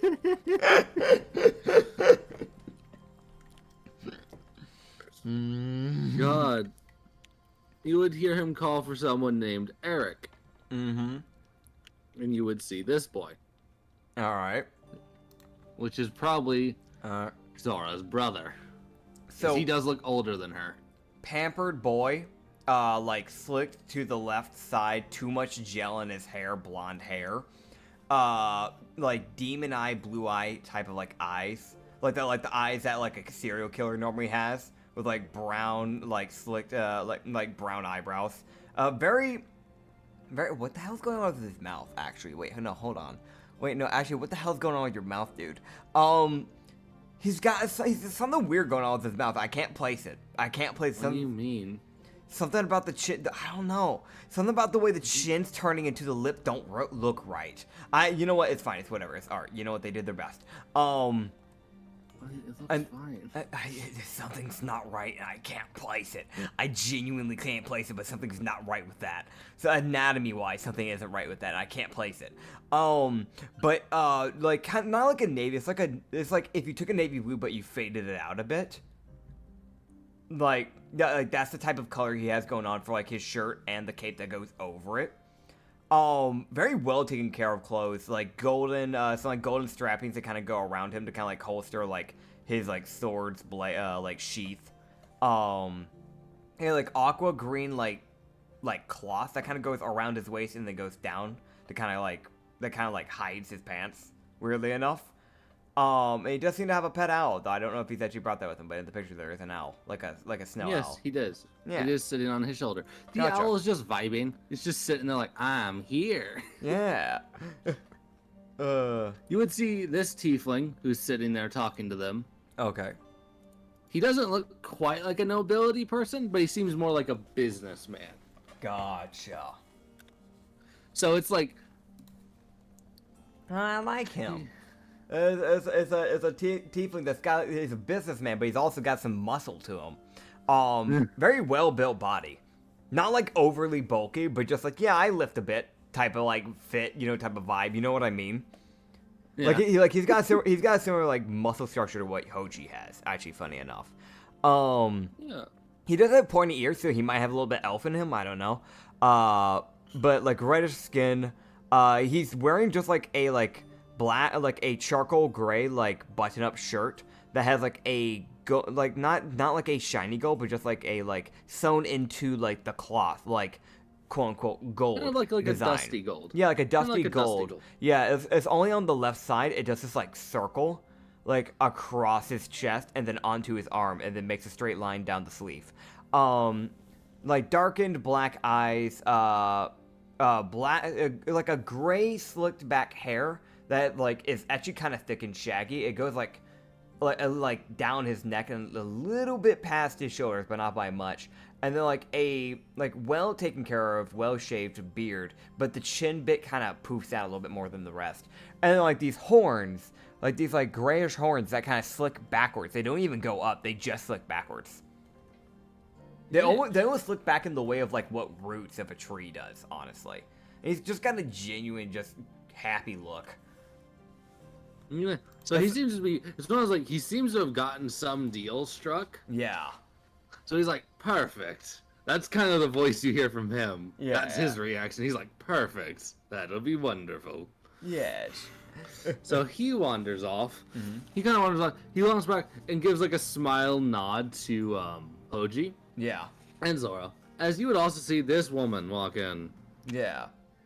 Which the body language of Zora alone lets him know, I know who you are. Gotcha. Also, he would have done like a bow back to the guy. Oh, Miss Shaw, snotty ass white woman, brown hair, tailed back, like bare like that. Like she put in a ponytail and it barely goes down to the cleavage. Fucking golden cape, popped collar. Disheveled looking face, like hair. Yeah, weak ass hair, thin, like she's definitely losing her hair as she speaks, but she's trying to keep her complexion, but she's failing miserably. She has a failure of a choker that's like basically just made out of iron, but it looks horrible and horrendous. It's like iron, but then it has like this weird like aqua green thing around the choker, and then it's like gold. It's like, ew, why that color palette? You suck. A golden necklace that goes like around. this hate is very targeted. I don't know what you're talking about. Very golden necklace, over pompous necklace, very bulky actually. Why the hell is it that bulky on the symbol bit of the necklace? It's got like this weird like fucking Cthulhu ass like symbol on the necklace. And then yeah. And besides that, it's like a blue white shirt. It's that weird thing of like like how like there's like V-neck shirts. So like there's like a V-shaped bit that's just white on the shirt, even though it's just a normal collared shirt, it's not a V-neck. But the bit that like, yeah, it just makes a V straight down the middle. That bit's white and the rest is blue. I don't like her. And I guess the rest of her. Yeah. And there's the Shah's guard, another human, of course, because humans are horrible. Brown hair, shaggy, a little bit long, kind of goes, like, it's similar to what the merchant had, kind of, like, barely goes past, like, the shoulder type of deal. Well taken care of beard, because the guy gets paid well. Can't really be mad at the bodyguard, he's just doing his job. He doesn't seem to be the most happy person. Oh yeah, so that's fair, man.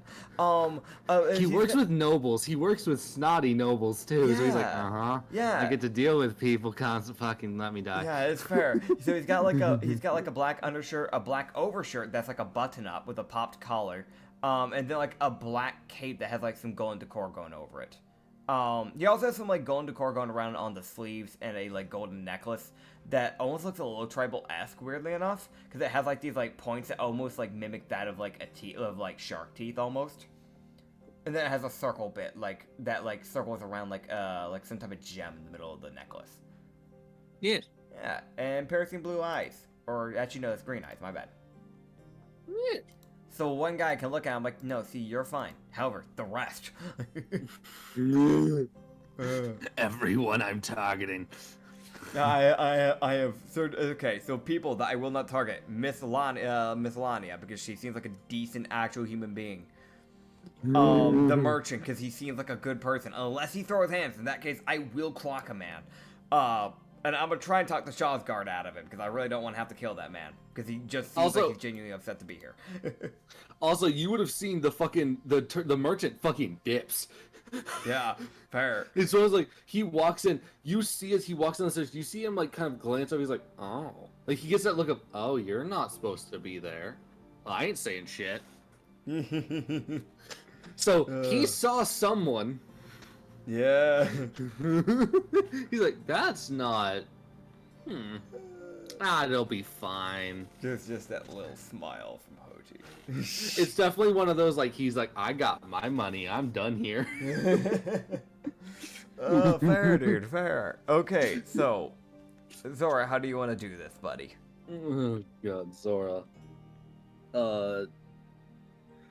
mentality check. She has to succeed 3 separate times because all 3 people are here. God, okay. Yeah, that's fair. I'm just trying to cheer on, like, hey, buddy, you got this. You got it. Okay. So she's not gonna throw hands immediately. Okay. Gotcha. Yeah. Yeah, so she's going... Also, you would start to hear the sound of a cane Okay. starting to come towards you guys from downstairs. Gotcha. So the other guy's already dead. Gotcha. Yeah, so he would just look to her and go, I don't know if you want to talk to one person, I'll talk to your father. Or I can talk to your mother if you want me to deal with that. This is in hive mind. Yeah, he's like, I'm gonna talk to the old god. I've known him a while. I used to know him. Understood. I'll talk to your father. Good. Yeah, he would. So is the father like sitting down? Is he standing up? Where is he? Yeah, what's the he's type of- very yeah. pompously sitting. Fair. So Hojiro would just kind of walk up and go, mind if I take a seat? Go right ahead. He'd just kind of pull up the chair and sit down and just go, so, I'm guessing you're Mr. Shaw's. Yes, I am. Well, it's a pleasure to meet you. The name's Calzus. Calzus Udel. Pleasure to meet you. Might I wonder who you're with? Ah, yes, of course. Well, I'm only the guard, of course, one of the two. But, I'm traveling currently as protection for Miss Fatalin Rudenath and Zodas Rudenath. Ah, Some undersea fair enough. nobles. Oh, very rare I get some of those to visit. Indeed. But good to hear about it. Well, we had heard about the banquet being set up, and we feared that it'd only be fair to see what a banquet would be like up in the, surface. It's done rather differently, from what I can tell. Yes, it's a bit different than the undersea, and people can't float around as freely as from what I've heard. Undersea banquets are a bit different. Indeed, including with our noble, because our noble is an Anglerian, so it's rather Even different. rarer. Even rarer. Indeed. Yeah. You would hear a man walk up, Hmm. and this man, I've only got a headshot for this dude, Yeah. but holy shit is he vibing. Okay. You see this fucking man walk on up, and he's fucking vibing. Happiest tiefling, got a cigar in his mouth, popped black collar, probably like an overcoat, white undershirt, like pretty like devilish like red skin type of deal. Like, think of like the default devil, that type of like red skin. Like horns slicked back, like it curls around his head almost like it's a damn crown, with like black hair that is also slicked back. Like it looks like a tiefling made into Dracula. Pompous smile, like he even has the fangs going on, dude.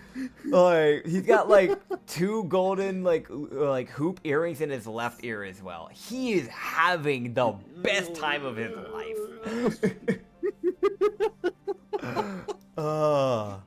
Man is fucking vibing. Oh yeah. He just wanders upstairs and then heads into a different room. Fair. He's just minding his own business. Fair. But this is the fucking happiest dude you've love it. seen in a bit. That's funny.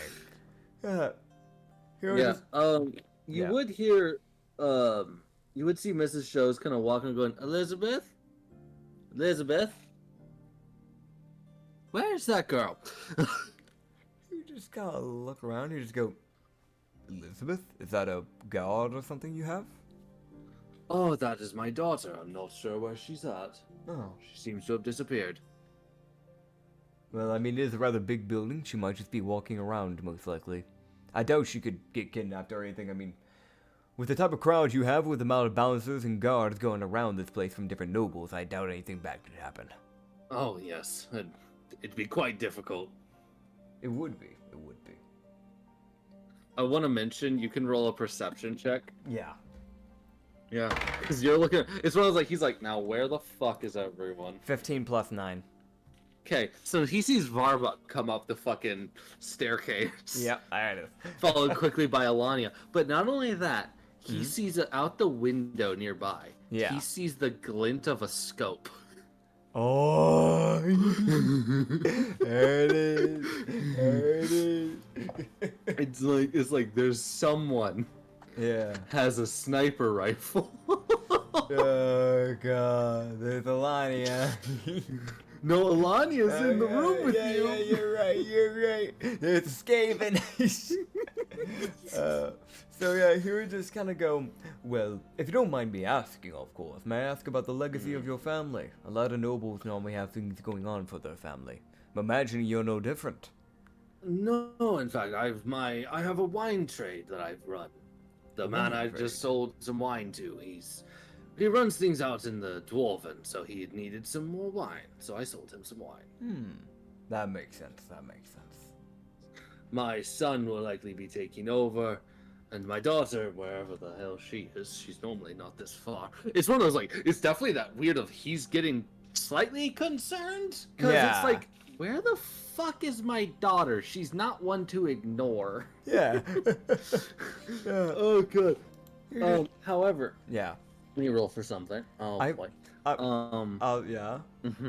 What are you gonna do, man? I was gonna say it for him, but like he was just gonna kind of go, well, I mean, if you seem a little bit worried, if you want to, I'd be happy to help you search. Might be good. 4 eyes are better than 2. Indeed. Well, that couldn't hurt. So the plan is to lure him away. Ah, yeah, I figured. Oh boy, you see this man walking.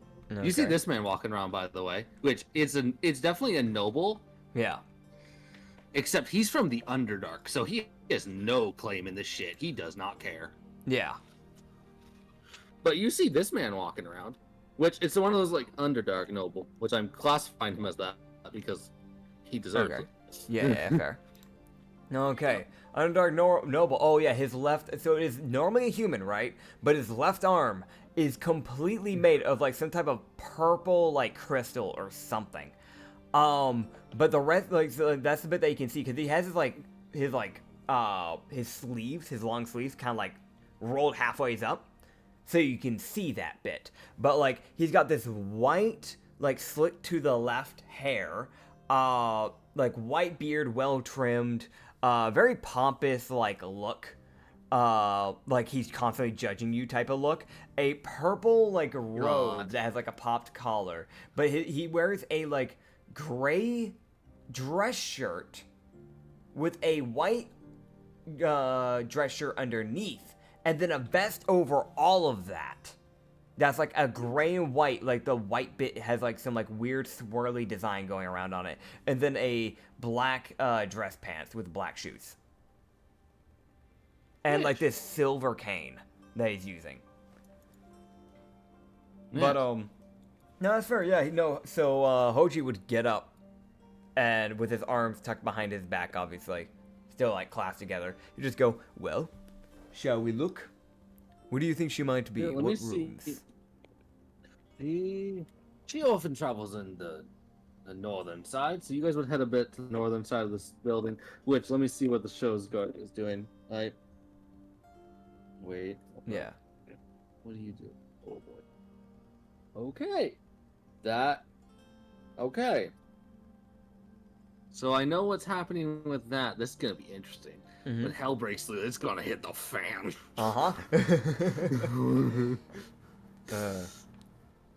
boy. So you would hear, as you guys would start to walk up, you would start to hear the heavy thud of a cane coming up the stairs. Yeah. So you guys would start to leave the room. Yeah. You kind of would glance over here and see, quote unquote, Mr. Williamson walk up the stairs. Yes. Yes, there's my boy. So he can just gives see a smile. Yeah. A smile to Hoji. There is a light nod back. Yep. As Hoji would notice as they'd start looking, he'd see out the window, he'd see the Fey imp wave and then disappear. All right, the girl's safe. That's what I needed before things start hitting the fan. Okay. Yeah, so here's the thing. From what he can guess, the imp probably got her out like 30 minutes ago. Yeah. And was just like, I need to find him in this crowd of fucks. Fair. Oh, great.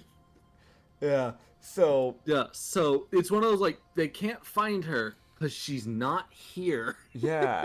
So he would just when they get to the next room, how many people are there? Is there anybody there? I'm hoping nobody's there at all. Okay, well let me see. Okay, that's for him. Okay, you're not there. You're not there. You're not there. Oh, okay. Why are you here? What? You see a dude who probably won't give a shit? Okay. You see this fucking psychopath Oh god, what am I about to look at? sitting there, slowly scritching his owl. Oh, that's not a normal noble. This guy's probably from the Fae. Might be a human. He's looking at the camera the way the owl's looking at the camera.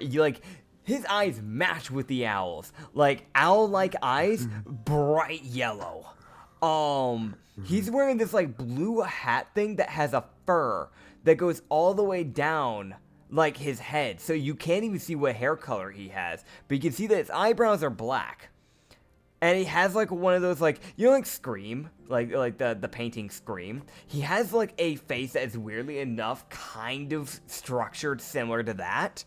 And, like, a blue, like, a blue robe that has, like, golden outlinings on the rim bits. That, like, goes around, that has, like, a weird turtleneck thing, so you can't see his neck. And it goes all the way down to, like, his hips.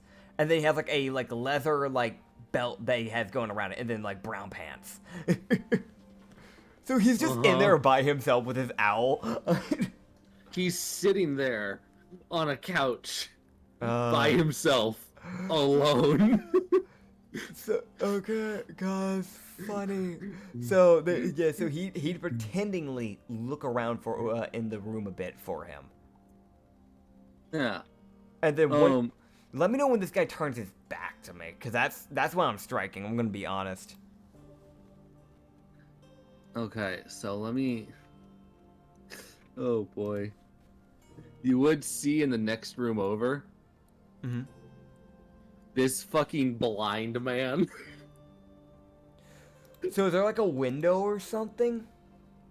No, you're like looking through the doorway. Like the noble you're waiting for him to move is like he'll get out of the way of the door, but you're passing by it, and you see this blind noble walking around. So he's got like the sunglasses, like kind of signifying he can't see. Like a grayish like trench coat with like pure brown, everything else he's wearing is definitely leather. Because like the shirt that he's wearing underneath the jacket is brown, the pants he's wearing is brown, the belt he's wearing is brown. But he's got like that Dr. Eggman from like Sonic type of mustache, and he's bald. You're not wrong. Yeah, with the black boots and a brown satchel. It's funny. I like him. He might be like, it's oddly enough, he might be like a blacksmith noble, like someone who like earned his money. Yeah, so. it's fair. Yeah. So he's like, I'm blind, go fuck yourself. Like, he's walking around. It's definitely one of those things. Like before they get into that room, they definitely have to look at him and just go, "Pardon me, you're blocking a door. Mind if I get on by? I do apologize." Oh, quite all right. Walks towards you unknowingly. He just looked to him and go, the other way. You're about to run into me. Oh, Here you go. Oh, sorry. He kind of like help him a little bit, like direct him a little bit. Walks by. It's one of those like, you see his guard come back. It was definitely the dude went to the restroom. Oh, yeah. It was the guard had to go to the restroom. Comes back, the noble's fucking gone. He's like, where the fuck? Where'd the blind man go? It's just, yeah, because it's like you don't expect the blind man to move. The blind man who's now 4 rooms over and up the stairs. I love him. Why? Why? But yeah, From what you gauge, the second you get within like 5 feet of him, he's like, "Oh, Yeah. you're there." Like, Yeah. so I think he's got like 5 feet of tremor sense, but that's it. Nothing else. God. He has no clue where anything is. God, it's funny. But yeah, he'd open the door and kind of like gesture for him to go in first. It's just, that polite thing of like open the door and kind of like bow and kind of like motion for it, like after you. Yeah, so most of your shows would wander in. Yeah. Oh boy. And as I Oh, go in, boy. by the way, when I close the door, Uh-huh. I want to do a sleight of hand to lock it. Okay. Go ahead. You know what? What? You just get it. Okay. Koji would be smooth about that. Yeah, it's that thing of like before he even like lets go. It's like as he's letting go, he like turns it, like type of thing. Uh-huh. Like, Meanwhile, the noble, Uh-huh. the Fey noble in this room with you, Yeah. watching like, interesting. The owl staring at the locker door like, don't try shit with me specifically. Yeah. Yeah. He just like so like the noble's looking away from Hoji, right?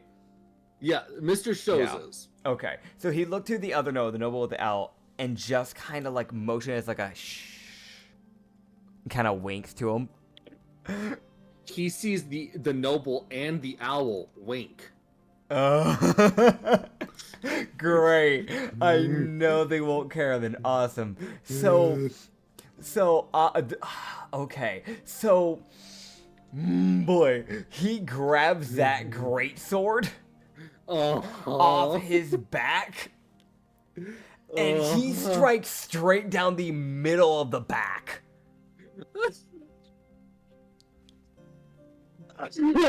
Like he brings it over his head, and with all the damn force and weight he can, he brings it straight down the middle of the spine. Okay, man, ooh boy, yeah. So you get to roll some damage. Okay, what am I rolling here? So you get to roll your 2d6 of your greatsword. So 13. Oh, wonderful. And then you get to roll 14d8. Yay! Oh boy, here we go.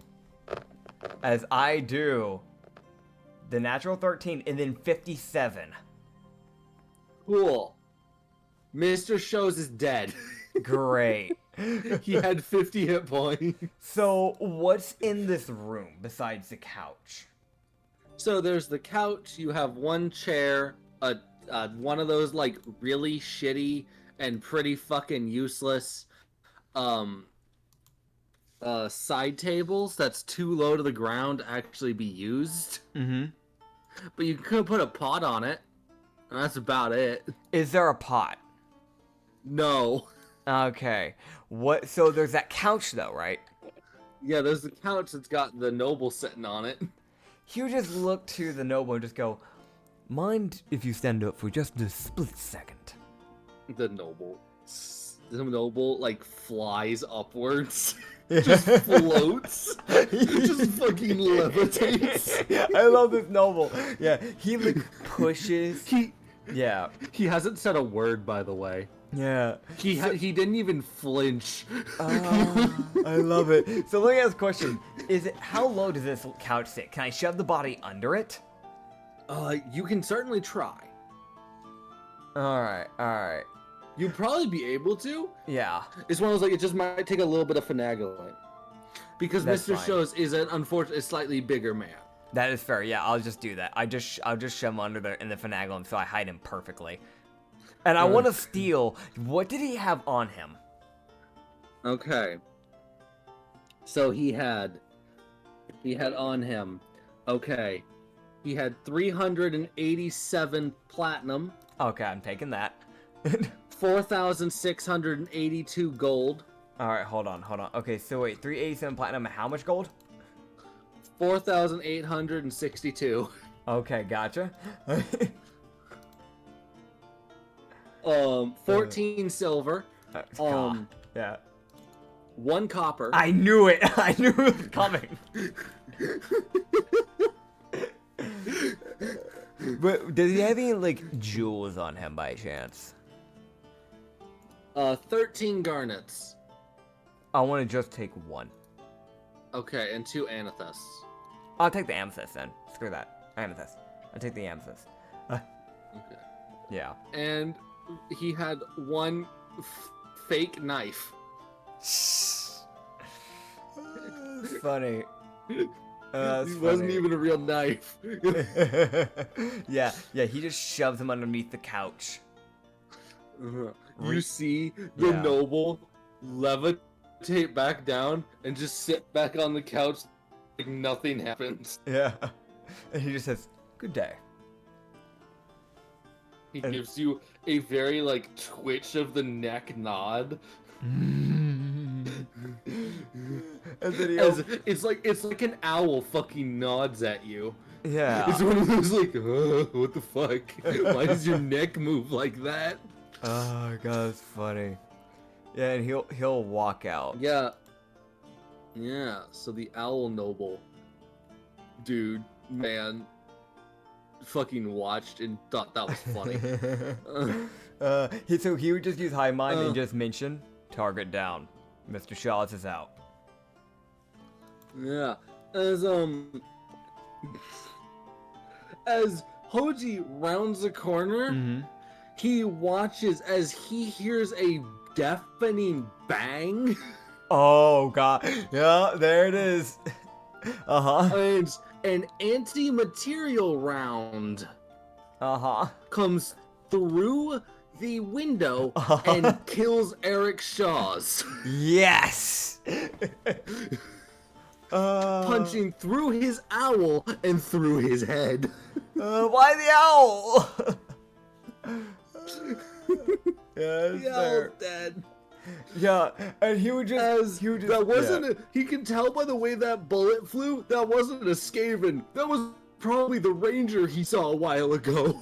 It's awesome. He just yelled to Zora, aka Fetlin, Uh-huh. kill! You see her turn, and you see Zora turn, and she darts for her mother Yes! with a fucking murderous gaze. Blood for the blood god! As you would also see the show's guard draw his sword, turn it, and throw it as it turns into a dancing longsword and it flies at Mrs. Shows. As he goes, "I quit." Oh god. As his dancing longsword attacks Mrs. Shows as well. Oh, And I want to God. mention, he did the most pompous, like, double arm bow as he said, "I quit." Oh god, that's funny. Yeah. Yeah, there we go. Yeah. As Mrs. Shows gets fucking strangled and stabbed to death. Yeah. As she gets bell clapped multiple times. Oh, that's funny. Also, As Zora yeah. uses Dancer. dancers? Huh? What? Would she use? You cut out. Dancers what? She uses Dancer's Echo Oh, 3 God. separate times on Mrs. Shows' head. Oh god! So for those who don't know, Dancer's Echo, because this is a monk subclass that I made for any dancers in his world. Basically, they throw their hips into the enemy, and it does thunder damage because think about it. You jump up and down. If you have a big enough of an ass, it's gonna make a sound. Yeah, basically that. So you're just colliding. So that happens. Gotcha. Understood. Just a deafening just. 3 separate times. Oh god. Yeah, you can now see Zora's damage. Yeah, let me see Zora's damage. I need to go back to D&D Beyond because I turned on battle music. Oh god, yeah. So Zora did 7, 9, 11, 14, 12, 14. Yeah, as I'll go ahead and roll this. As this is technically the guard that Zora persuaded into joining would have been a boss fight. Yeah. However, you see the dancing longsword strike once, dealing 44 slashing damage. Yeah. Oh god. It had one attack, which was just corkscrew stab. Yeah. But yeah, he would just like he would just look to her and just go, "We need to go." I want to mention also, he would hear Skaven shout, Yeah. now, Oh boy. as the entire lower floor is riddled with bullets. Oh god. He would just look to this. Yeah. As Hoji looks outside, seeing probably what amounts to 3 or 4 Skaven on each side of the building, Oh god. opening fire. Where's Liana? Liana, you would see her flying outside, Okay, good. just watching. She's like, huh, that's not supposed to happen. He would just look to the guard and go, "Come on, you need to go. You need to go. I know. Where's the blind man? Where's the blind man? Blind man." You blind noble. Who's making all that racket? Things are going down. You need to get out of here. Where's your guard at? The guard picks him up. Let's go. All right, good. He'd barge into the door. Hey, noble floating. You might want to go. Things are going down south real quick. You see him turn, snap his fingers, and blast a hole in the wall and just fly out. He looks to Alani and the others and goes, "We have a way out." I want to mention also, you would see Mr. Copper approaching at speed. Yeah. He just looks at Mr. Copper and go, "You ready, sir?" Let's go. With pleasure. As How much of a you drop would is this? see- Yeah. You would see Mr. Copper essentially get up out to the edge, and he looks and goes, this should work, as he attaches something, and you see a line get fired out of Yeah. like a little sesame house. He goes, slide on this, as he slides down it using his cane. Yeah, no, he 100%. He just goes right down it. He just looks at the others and goes, "Come on, fall."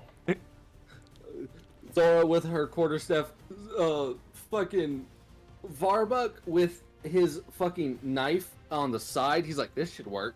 Yeah, I just want to let you know. God, I mean, if we're doing that, my man's just using the bone spear. Just the marrow drinker. Meanwhile, Alania with her gun. The Skaven screaming because like, "No, this whole gun is supposed to be you." She uses her revolver as to not to install the Skaven. Fair. The Skaven, yes, that's a good use of that. Yeah. As guards approach at speed and the Skaven dip at speed. Fair. The Skaven's whole plan, cause a distraction and then bail. Fair. Before they can be known to be here. I love that. Yeah. And imagine with momentum, we'd have to like tuck and roll to probably like not, take damage. But yeah. Yeah. Yeah. You guys would duck and roll. As I would also mention, a lot. Leanna is just like wandering off. She's like, "Oh, that was fun while it lasted. On to the next one." Also, by the way, you see the owl noble. Just like he hasn't left his sitting position. I might add. Yeah. He's just flying. Oh, I love him. Either out of spite or the will of a god. You don't know. Fair. Oh god. I simply ascend. Oh man, I love that. But yeah. Oh god. I'll send a letter later to the noble of Liana. I'll send her something later. It's fine. Fair enough. God, that's funny. That is great. Yeah, so you guys would bail Yeah. Uh, as good old Liliana, the Owl Noble, Mr. Copper gets out. yeah. As also you would have seen the Royal Guard looking esque noble Mm-hmm. and the blind man. They all got out. Good. They were. It was one of those like they were more of the nicer nobles, and you also Yeah. had no sight on the fucking tiefling.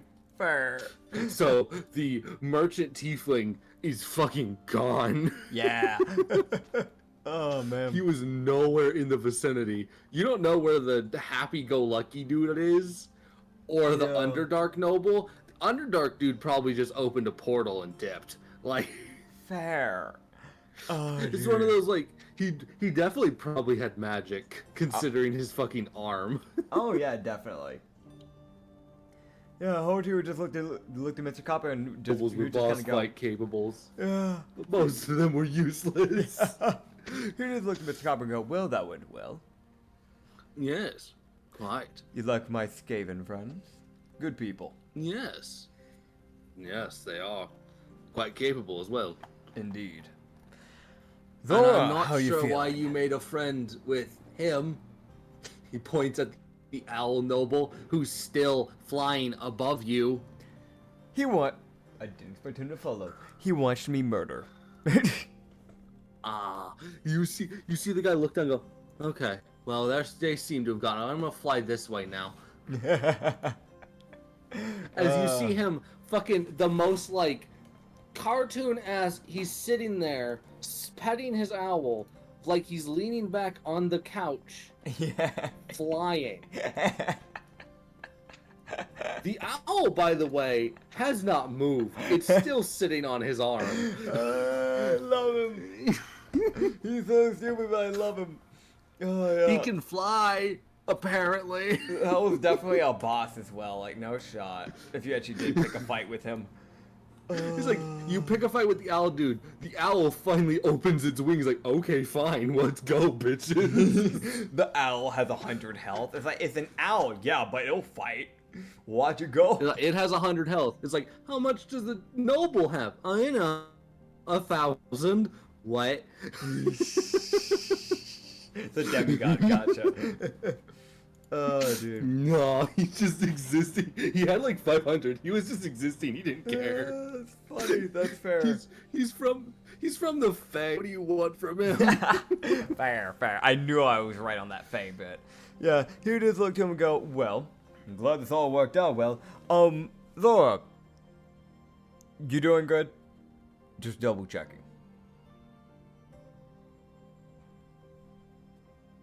I'm doing wonderful. Good. Oh, I needed that. I can imagine so. And on the bright side, you got to use the very thing that your parents used against you and said was wrong and incorrect for a noble to do. You used it to kill them.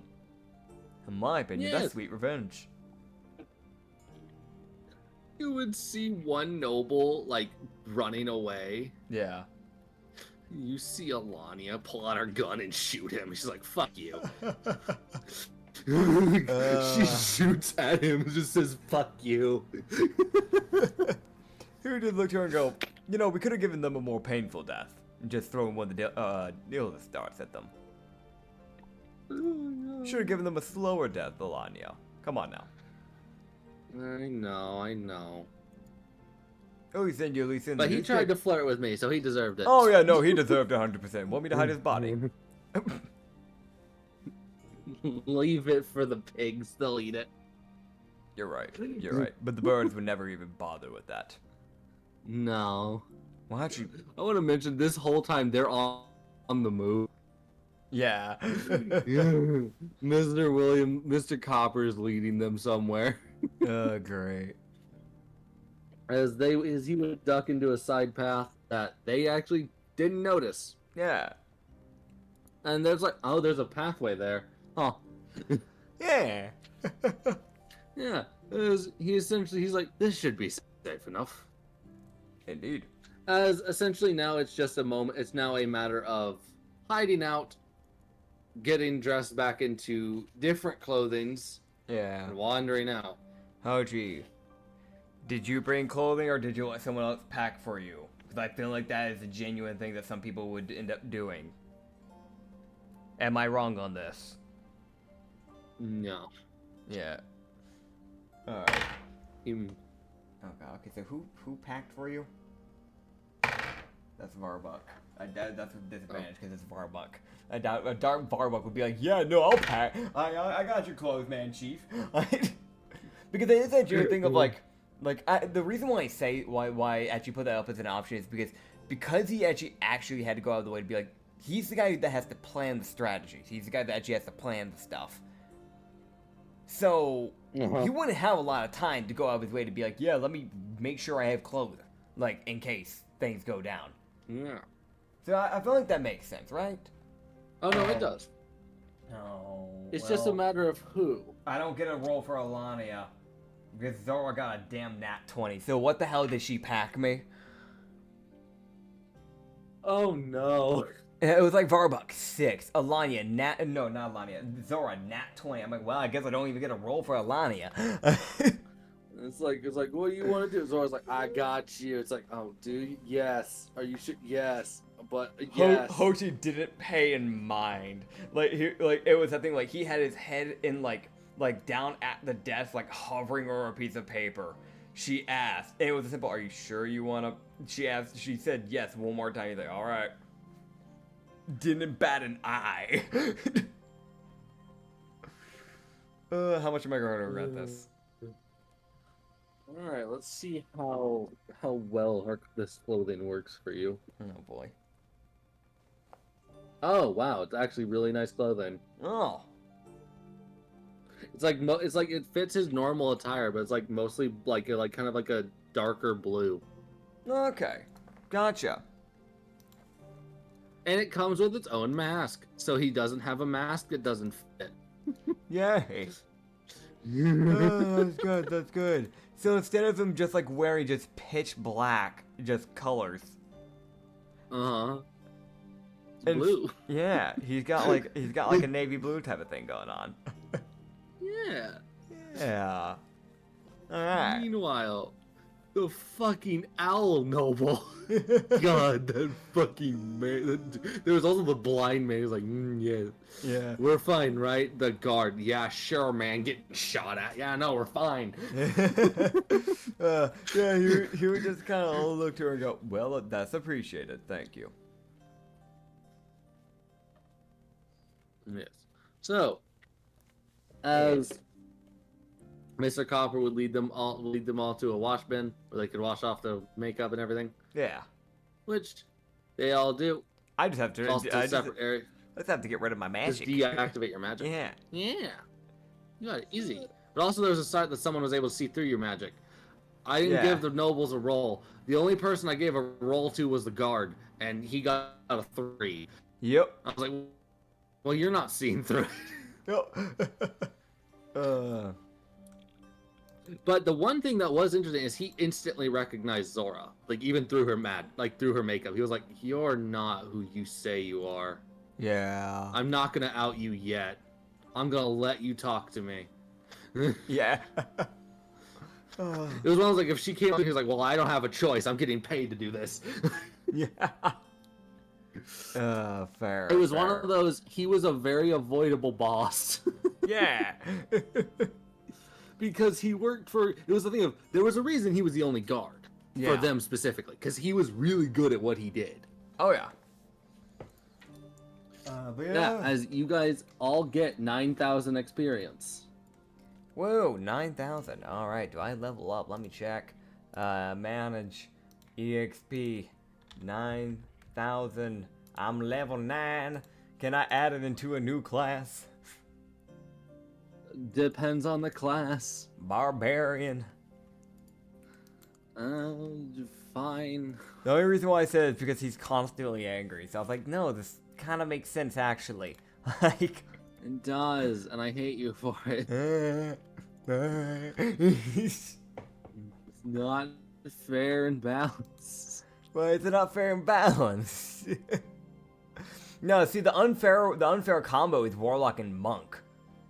If I remember correctly, isn't that like the broken like multi-class for Warlocks, like Warlock Monk? I think it is. I know think... Warlock Sorcerer is. Oh yeah, well yeah, that's why I'm not. That's why I was like, I'm going for a martial if I multi-class. Yeah, no, because I know that one is, and I know the Monk one is, because you can just abuse Addain's Furious Fist with Flurry of Blows. Addain's Furious Fist is a homebrew spell, I'm pretty sure. No. It's a later on one, I think. I don't think it's. It's a level 1 spell. Addain's Furious Fist. I'll look it up. I'll check. Addain's Furious Fist. It is not. No, it is not. It is in the original. It is not what? It's not. It's not homebrew. According to every website that I'm seeing here. But I think it was added later on, so I don't think it's from the original D&D. I think it got added on from like Critical Role or something like that, like one of the later on like things. So it's not like a set of it's not like from the original spell sets, but it's still D&D official. Yeah. But I do remember Warlock and Monk being called like extremely broken apparently. But I've never seen anyone call Warlock Barbarian broken, so.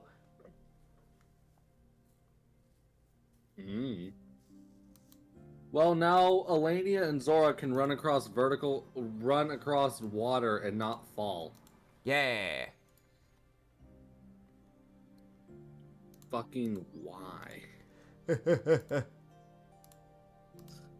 Oh god.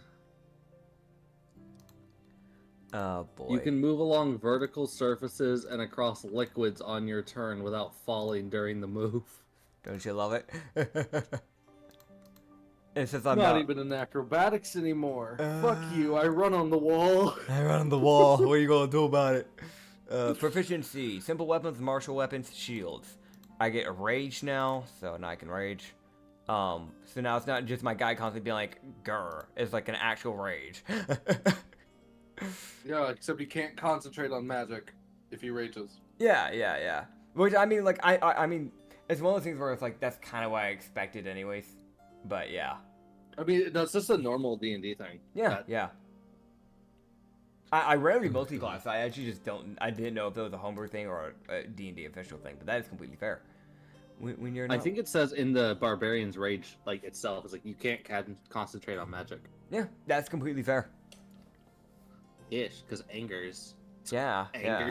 Yeah, it's angers. That's right. But yeah. And my AC went up by 1 because unarmored bonus from barbarians. Yay. God, no. Yeah. No. I needed that, honestly. No, you I had it. Get over yourself. I had an AC of 16. Normally, I'm like I know it's like in normal D&D, it's like, oh, that's not that bad. With the way things go in this D&D, that's bad. You get hit with just about everything. 23, you're safe, maybe. Yeah. So I'm like, I can maybe not get hit by every attack now. Yeah.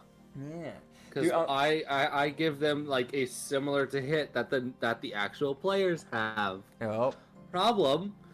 It's like I have an AC of 16. Well, they have a plus 11. It's like, oh. Yeah.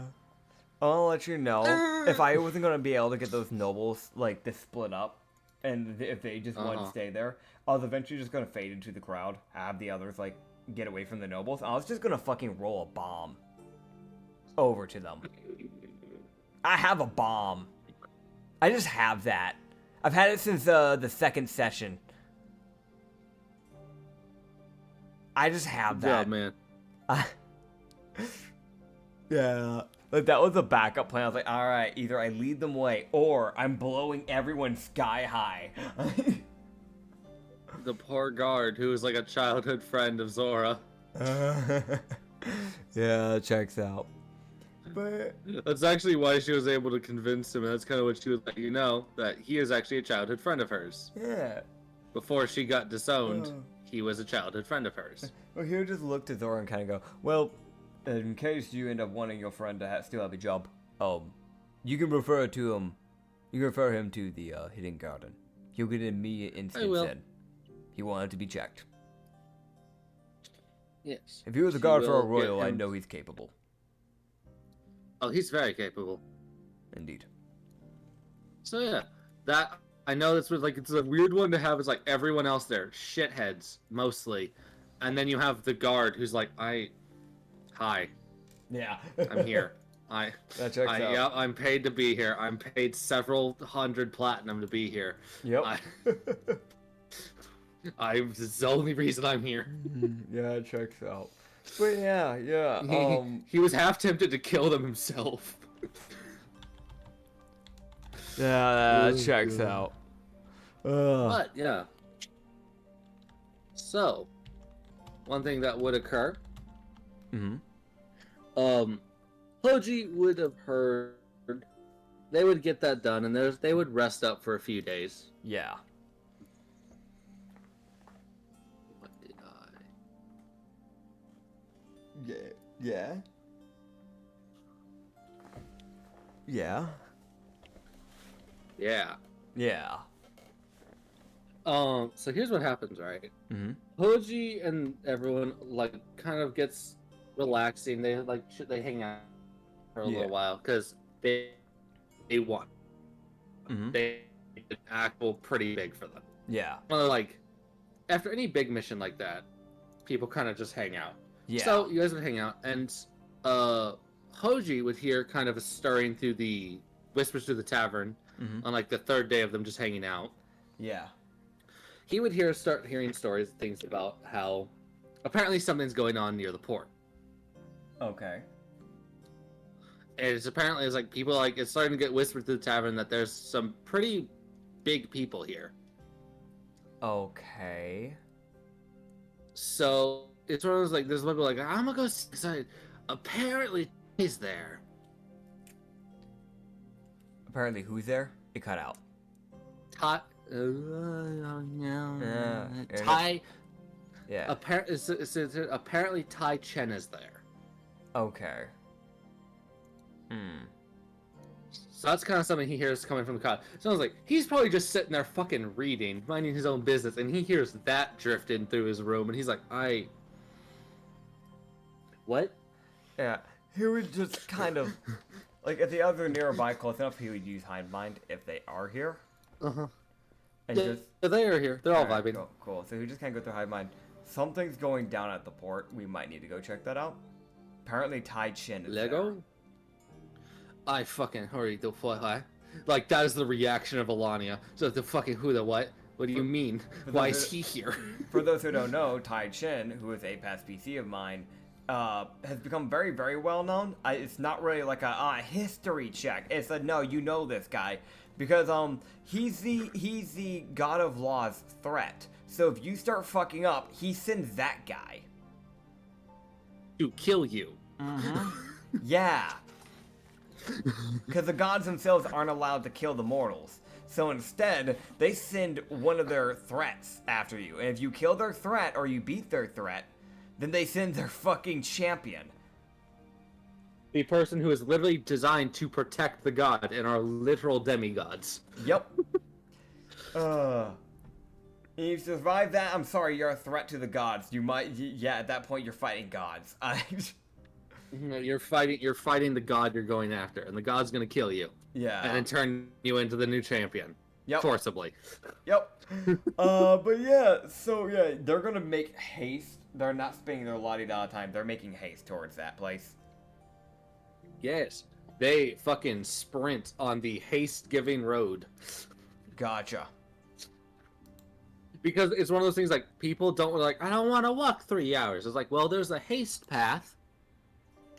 Yeah. There's a path part that doubles your movement. So. Great. Yeah. Just doubles your movement, and y'all are sprinting. So I mean, I'm only a half Duragard, so I'm not a naturally fast person. So I only move at 30 feet base. So I'm moving at 60 feet running.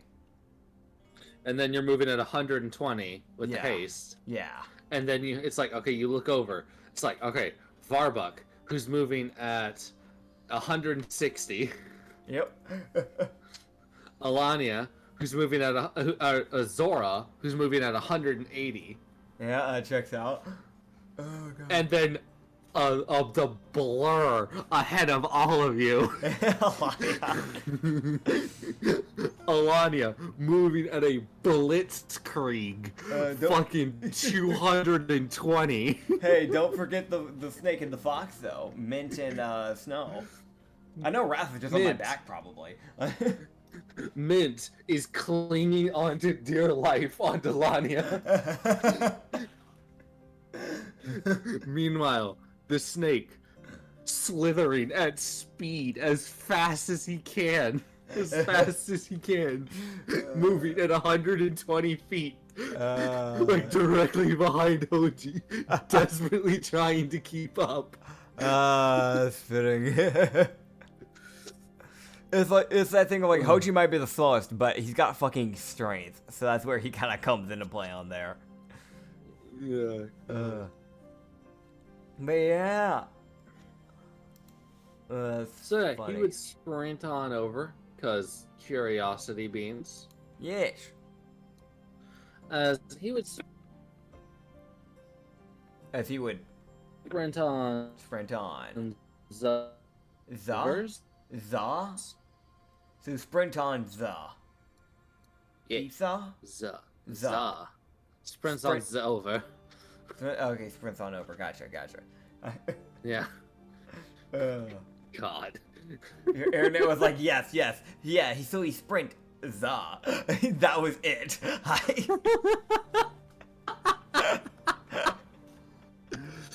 I said za the over, and it just said no. I said, nah, just that. Oh, man. But Just yeah. za. Yeah, Just za. just that. Huzzah. Slid over there, Yes. Yes. and it would Uh-oh. arrive. Yeah, we arrive. Okay, what the fuck? Yeah, what's going on with your internet, Yeah. man? What's going on Yeah, with your internet? I don't know, man. What's going on with yours? Mine's fine. You don't know that. I do. Everything's running fine. No, I do. you don't. Sure, man. Sure. Let's go with that. Yeah. Yeah. Yeah, man, it's Yeah. your fault. What the Your hell? fault. No, it's your fault. All right. Yeah. But anyways, you guys would get to the port, and Hoji would be able to see that there's like this one dude This one do. exists because you could. This one do exists. Yeah. So there's a guy existing by himself. All right. 1 second, man. Listen, man, I don't know. Yeah, I don't know what's going on with you, man. I don't know either, You need- man. You need like a lunch break or like What do you want about?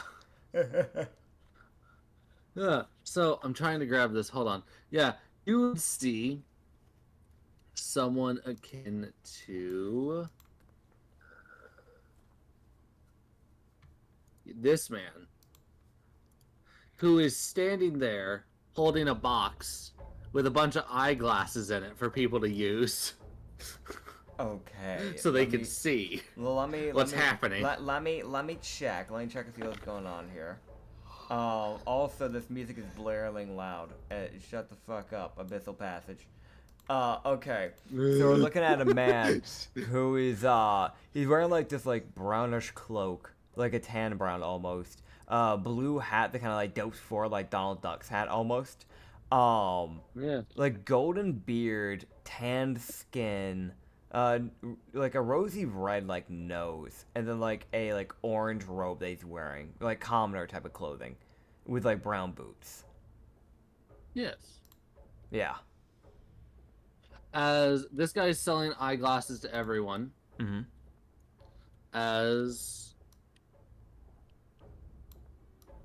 there we go. Yeah. As Yeah. I will jump to this. As you guys would get there, and see, you would see several people off on an island that's about like, it's a good like 1,000 feet off of shore. Yeah. Which it was one of those like, if there wasn't a boat hovering over it, you wouldn't notice the fucking island type. Yeah. It's just kind of there. No one goes there. No one looks over there. Yeah. However, he looks through the eyeglass and he sees several people, including, and all of these people are people he can just recognize just because it's like, oh my, there's a few of them he can't. Yeah. But most of these people, he's like, I know who you are. Why are you here? Okay. As he would see Xavier of the Demon Corps, Adar of the Demon Corps, Al, the threat of Moltres. The god of destruction. Yeah. 3 wyverns, 4 treants, Mm-hmm. Tai Chen, Yeah. Galen, the leader of the Demon Corps, Uh-huh. Cephea, the threat of Grain, Yeah. a Hellhound, a guy who looks like an ice warlock, Mm-hmm. Kashka, the lizard folk threat of Grain, and Sarai, the leader of the Corps of the Unknown, and her skitterling Hollow, a Okay. necrotic skitterling. Yeah. As all of these people are staring down one dude. Okay. As they are staring down a samurai who is holding a katana, and it's kind of like, it's like half dragging on the weapon on the ground as he's just kind of like leaning forward, staring at them. Okay. As what this is, what they are, who they are staring down is a man known as Hashiniki. Gotcha. He is a samurai who has been alive not by his own choice. He was cursed with immortality to the point where he keeps coming back to life after he's killed. Gotcha.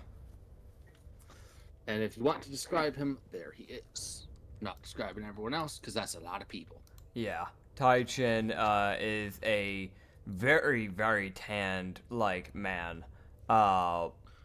He has this, like, okay, he has the, like, natural samurai armor, like, just like the normal, like, golden plated, like, a little bit of straw mixed into it, like the old samurai type of armor, with, like, iron gauntlets, and then, like, he has, like, almost like an open shirt that probably used to be in way better condition, because it is tattered to the brims, but it is white, and torn open, like, so you can still see his chest, where there are, like, many scars on it, and then, like these like woven sandals, and like if this shows the idea of how damn old these sandals are, it has like rope holding it to his feet rather than normal sandals. And instead of having the samurai hat, he has like a little like hood over it instead that's attached to the shirt. I should say that. Yeah. Yeah. As Hashiniki, you would watch as Galen, Tai, and everyone will go to toe with Hashiniki. Yeah. As it was kind of rumored that Sarai and her team were looking into a way to finally kind of put him out of his misery. Yeah. Because it was that sad fact of he'd literally gone insane. Yeah. Because of it was that sad fact of he lived long enough to become the villain. Yep. As several of them during the fight, the poor skitterling was the first to die. Yeah. As he was cut down, he's a beast, he's not going to be able to get out of the way. For those who don't know, skitterling are pretty bulky creatures. Their strength is not their dexterity when they get to that full-size age. They hit like trucks, but they're not moving. Yeah. They're not getting out of the way of attacks. Yeah.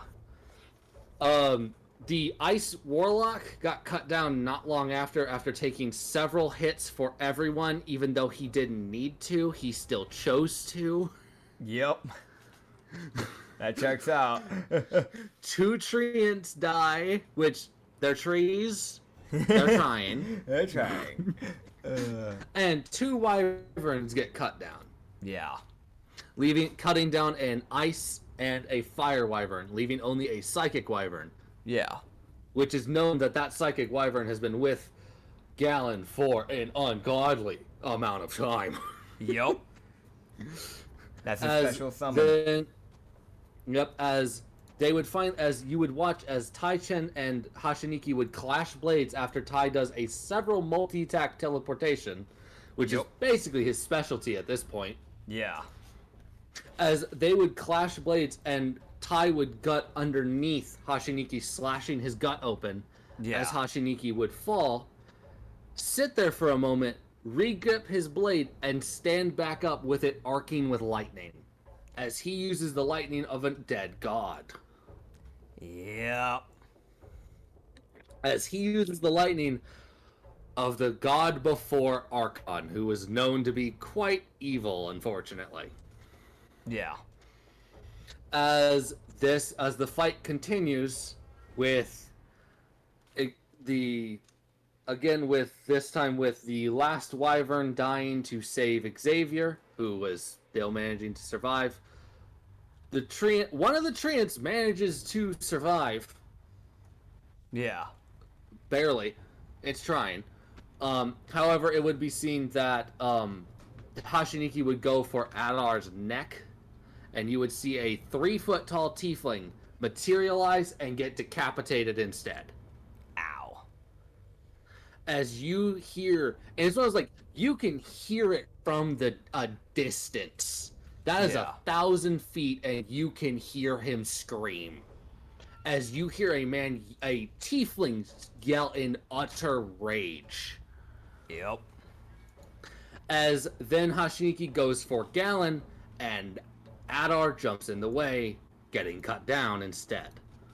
Yeah. As the Hellhound is also cut down, and Sarai, the leader of the Unknown, is also cut down. Yeah. Before he would fall, as the Wyvern is the one that actually ends this phase by basically punching a hole into Hashiniki's back. Ow. With its fucking tail. Where they you fucking bitch.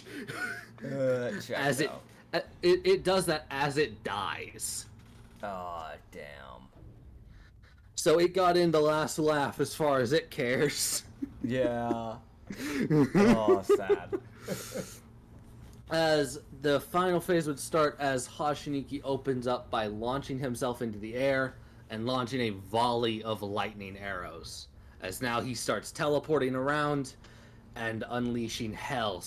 Similar teleportation to that of Tai, but it's more of a blinking cut than a series of strikes. Yeah. As they would watch as Safeya, as they would watch as Kashka gets into the same kind of bind as Tai got into with Hashiniki. Yeah. As this lizard folk who most lizard folk are pretty agile. He's not. This man is a walking tank for some ungodly reason. Yeah. Most people think he's an Argonian, but he claims he's a lizard folk. He's just a very bulky and muscle type of lizard folk, which is uncommon in this world because normally they are way more slender and dexterous. Yes. Meanwhile, this guy. Yep. As Kashka gets into the bind with the bite, essentially, with these two blades with Hashiniki. However, this time, the one Tai is not there to be able to cut underneath, as he, being a samurai, knows how to get past that.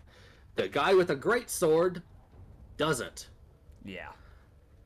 As unfortunately, you would watch as Hashiniki would get past Kashka and put his blade through Kashka's back, and also would, it looks like, break something that was hanging around his neck. Yeah. As, again, there is another scream that can be heard at 1,000 feet away, as you watch as the threat of Grain turns herself into a toxic rhino and runs Hashiniki over. Damn. Plotting the rhino's horn into his gut and dragging him on the ground. Yeah. As the rhino is unfortunately stabbed in the neck and taken down as well. Yeah. As Xavier and the Treant go in for another set of attacks, as the Treant is cut down and Xavier is also cut down. However, unlike everyone else, as he starts to fall, everyone would see a blue light as his body would vanish. All as he right. is taken from this world. Yeah. And you would see as Tai gets into the bind again with Hashiniki, except this time you watch as a tsunami of water comes directly down on Hashiniki's neck Gah. as his head is broken by the sheer amount of water that is brought down on him. Granted, it also knocks Tai and Gallon down, but fuck you, you're dead. Yeah. Jeez. As there would be a long, it's one of those like everyone's watches, like they would see these two people get up and there would be a pause as they just kind of stand there, Mm-hmm. and then people would see a golden flash as both of them would disappear. Fair But enough. it wasn't like they teleported themselves. That wasn't. Ty was known to have a kind of more bluish teleportation, and Gallon would blink. Yeah. So both of them are consumed in a golden light as they vanish. All right. A minute would pass as everyone's just kind of like, well, what's going on? Where'd they go? What? Everyone's dead. Why'd they just leave? Hoji would get a sinking feeling about that. I'm gonna be honest. Yeah. It's almost like, why? That's not normal for either of them to use that form of teleportation. Yeah. As a minute would pass, and then the world would start to shake. He would look to the others and just kind of go, "We need to go." Fast. As Yeah. they would start to run, as people start to kind of panic, which it goes from, light panic to panic because the world is not ceasing its shaking. Yeah. As Hoji would hear a voice that he was not expecting to hear, but he's happy to hear it. What is it? He would hear Vuk shout, "Surface friend, over here, gunshots!" This way. Yeah, he'd grab whoever's like right behind him, like by the arm, or like whoever's in front of him, right by the arm, and just Zora. yell, "This way!" Yeah, okay, yeah. So he'd yell at Zora and yell at the others, and then grab her by the arm and run. Yeah, as Elenia and Varbuk dart after them. Yeah. As you would see Buck standing there, sitting there as he jumps into a sewer grate area. Again, another Yeah. sewer, but fuck you, something's happening. Yeah. As they would run down and they would see a fair amount of Skaven waiting as the crack in the wall would start to form. Okay. As they would watch as Allseer Ashen would snap his fingers and create a rift, like a cracking rift, Yeah. directing everyone through. All right. As everyone would flee into this rift that kind of enters a sort of demi-plane. Yeah. As you would see through the rift, you would see the tunnel starting to collapse as fissures erupt out of the ground, as Ashen essentially slams that rift shut once he gets through, because he's like, I don't want whatever the fuck's happening to get into here. Fair. There would be... Ashen would wait about a minute, about 2 minutes, Yeah. and then you would see him slowly open a kind of visual rift Yeah. to see what happened. Yeah. Yeah. You see the look of confidence that Ashen has always expressed kind of fade Yeah. as he just says to all the other Skaven, he goes, "We're going to find a new home, and you lot are coming with us, because you don't have a choice." Yeah. He just kind of nodded his head. He'd look over to the others because others. As Hoji, Yeah. yeah, Just look to the others. He just kind of looked at him and go, what's up? "Well, we have a whole new base to start then." Yep. As unfortunately, the world has ended. Yeah. Ashton would have explained that all he saw was rubble. Yeah. However, he would notice a few people. He would know. He was thinking of like during that last minute, there was several people that popped into this demiplane. Yeah. He sees Rudin. Okay. That's good. Rudin's here. Rudin seems confused on how he got here. That's fair. That's fair. Yeah, he just looked at her and go, well, it's good to see you're still alive. Also, Mint and Snow are both here. They're both confused as shit. Yeah, I know Wrath is here. He's on my back. Yeah, Wrath, who's surviving. Maybe. Yeah, you would also see Zohar walking over. You just look at Zohar. I'd be surprised if you didn't make it out. Good to see you, old friend. Me too. Did you get any of your pals into safety, Jade or Talon, by chance? I did not manage to grab either of them. The world went pretty bad. I understand. Jade seemed content. I wasn't going to rip him from where he wanted to die. Talon. I didn't know where Talon was. He'd wandered off. That's his own fault. I couldn't find him. Fair. That is fair. You would see Polly, Ava, and Senri also appear. Yay. Thanks to fucking Polly and her ungodly nature of magic. Yeah. Oh god. That's fair. As Vilgus and Liraz appear Yes. as well. Yeah. There was no keeping Liraz in there. Yeah. Yes. Who just looked at Lyris and go, well, I'm guessing you saw this one coming, huh? There was nothing we could do. I understand. On the bright side, dear friend, in the new world, wherever it may be able to do something a little bit different. Maybe. You would also see, and it's definitely one of those, she does not look happy Yeah. to be here. Yeah. You would see Yuli, the goddess of radiancy, got shoved into this demiplane. Checks out. And then you see Archon get shoved in. Oh, God. That's funny. And then everyone would watch as a red portal would open, a crimson red portal, as you see this very overbuilt succubus step out. Overbuilt in what way? The Hongaloo and ass. Yeah, I had a feeling. Okay. Yeah. As he goes, hi everyone, the world's dead. Come with me, or I leave you here forever. Hoshi would just kind of look at Ashen and just go, I think we need to go with the succubus. Once I agree.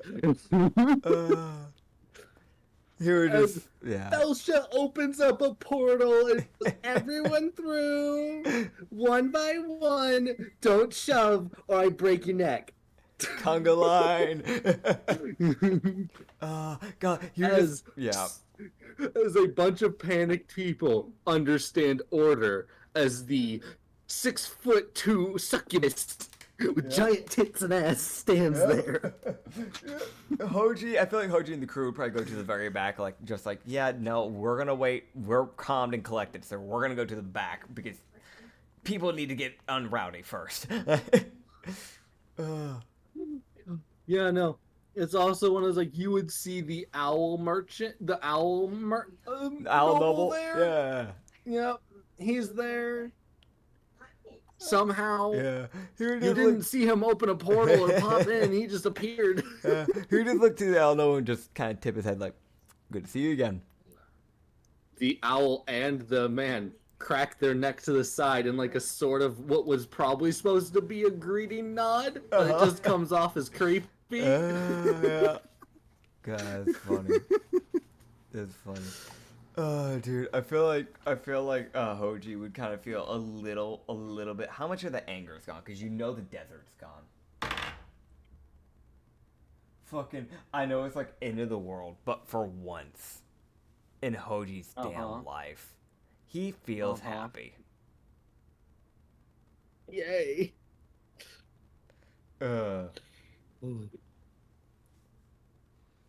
Yes. Yeah, he would just kind of look to Felicia, then look over at Zora, then look back to Felicia, and look back over to Zora. You know her? Zora goes, yeah, she's quite nice. I figured you know her. Felicia looks at us. Oh, Zora, good to see you. I knew it. How'd you two meet?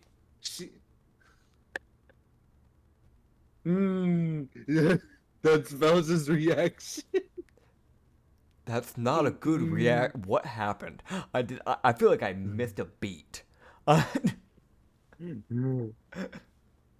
So Felicia would explain that Yavina had reached out to Zora at one point. Yeah. And Yavina had helped her with a bit of the eye problem as well. Yeah. Just making it so the scar wasn't as bad. Yeah. Zora doesn't follow Yavina. Yeah. But she might now because the god she followed is dead. Fair. That is fair. Yeah, he was she will actually, now that I think about it, because Yavina has been nothing but nice to her. Yeah, he was just kind of look at Felch and go, well, either way, I appreciate you and Yavina helping her. That is appreciated. Yes. Well, it's totally fine. Oh, hi, Muriel. Hi. You know, he looks at Muriel and then looks back at her and just goes, you know what? No, I'm not even going to question. I have no doubt in mind you know each other. You would also see a fucking conga line of Durlas and a bunch of other people with Muriel. He would just look back at Muriel and just go, how many people did you manage to get out? We had help. I'd imagine. I'm guessing it's from. What's your name? He looks at the succubus. My name's Felicia. Felicia. I'm guessing it was because you had help from Felicia, I'm imagining? Your succubus friend? Oh, not just me. We had help from another deity from another world. Oh. She popped in and helped. The more you know. If you'd like to go to her world, we can send you there. Or you can go to the world that Yavina's kind of found. No, I already know some of the people here, and plus I'd like to try and keep escaping from getting in trouble again, so I think it's best if I go in this world. Fair enough. I'd like to keep escaping from immediately being fought by the surface. I shall. Fair enough. Have fun! Thank you. And same to you. All of them get sent, excluding the gods. Yeah. Into a blood sludge and put into a stasis. He's like, what is... And knocked out. It's like everybody else immediately knocks out. Him stands up for a bit. Fuck. This is the only way Yavina can keep people from aging. Oh, God. Essentially lock them in time for a bit. And you hear, as the portal which fell to go, I'll come get you when we're ready eventually. Portal shut. Oh, God. So whenever Felicia remembers where she put that's when you get out. Great. Felicia, the succubus known for her memory. Uh-huh. That was an old PC of mine. She had a +1 to history. Her memory was atrocious. It was like her charisma, her dex, and her strength. Amazing. Wisdom and intel? Well, about that. But it was more ironic. Blind and dumb as hell. Yeah. It was more ironic. She was a succubus. But what type of class? She was a paladin of throwing it back. Uh-huh. This is stupid. But now we actually have a proper subclass for her. She gets the dancer class, aka monk, way of throwing it back. Gosh damn it. Yeah. Yeah. Yeah. So that is where we're gonna end off this session. As we have been basically put into a blood And coma that- as Hoji. Yeah. That may be the end of the Hoji campaign, or it might not. We don't know yet. It may or may not. I don't know. If there's not another episode that comes out, then yeah, that's basically the end. Huzzah. We'll We see. did it, everyone. We We made did it it. to the end. Yeah. The arc is complete. The arc is complete. Yeah, alright. Thank you guys for watching. Have a good night. I'm getting fucking chicken dumplings. See ya.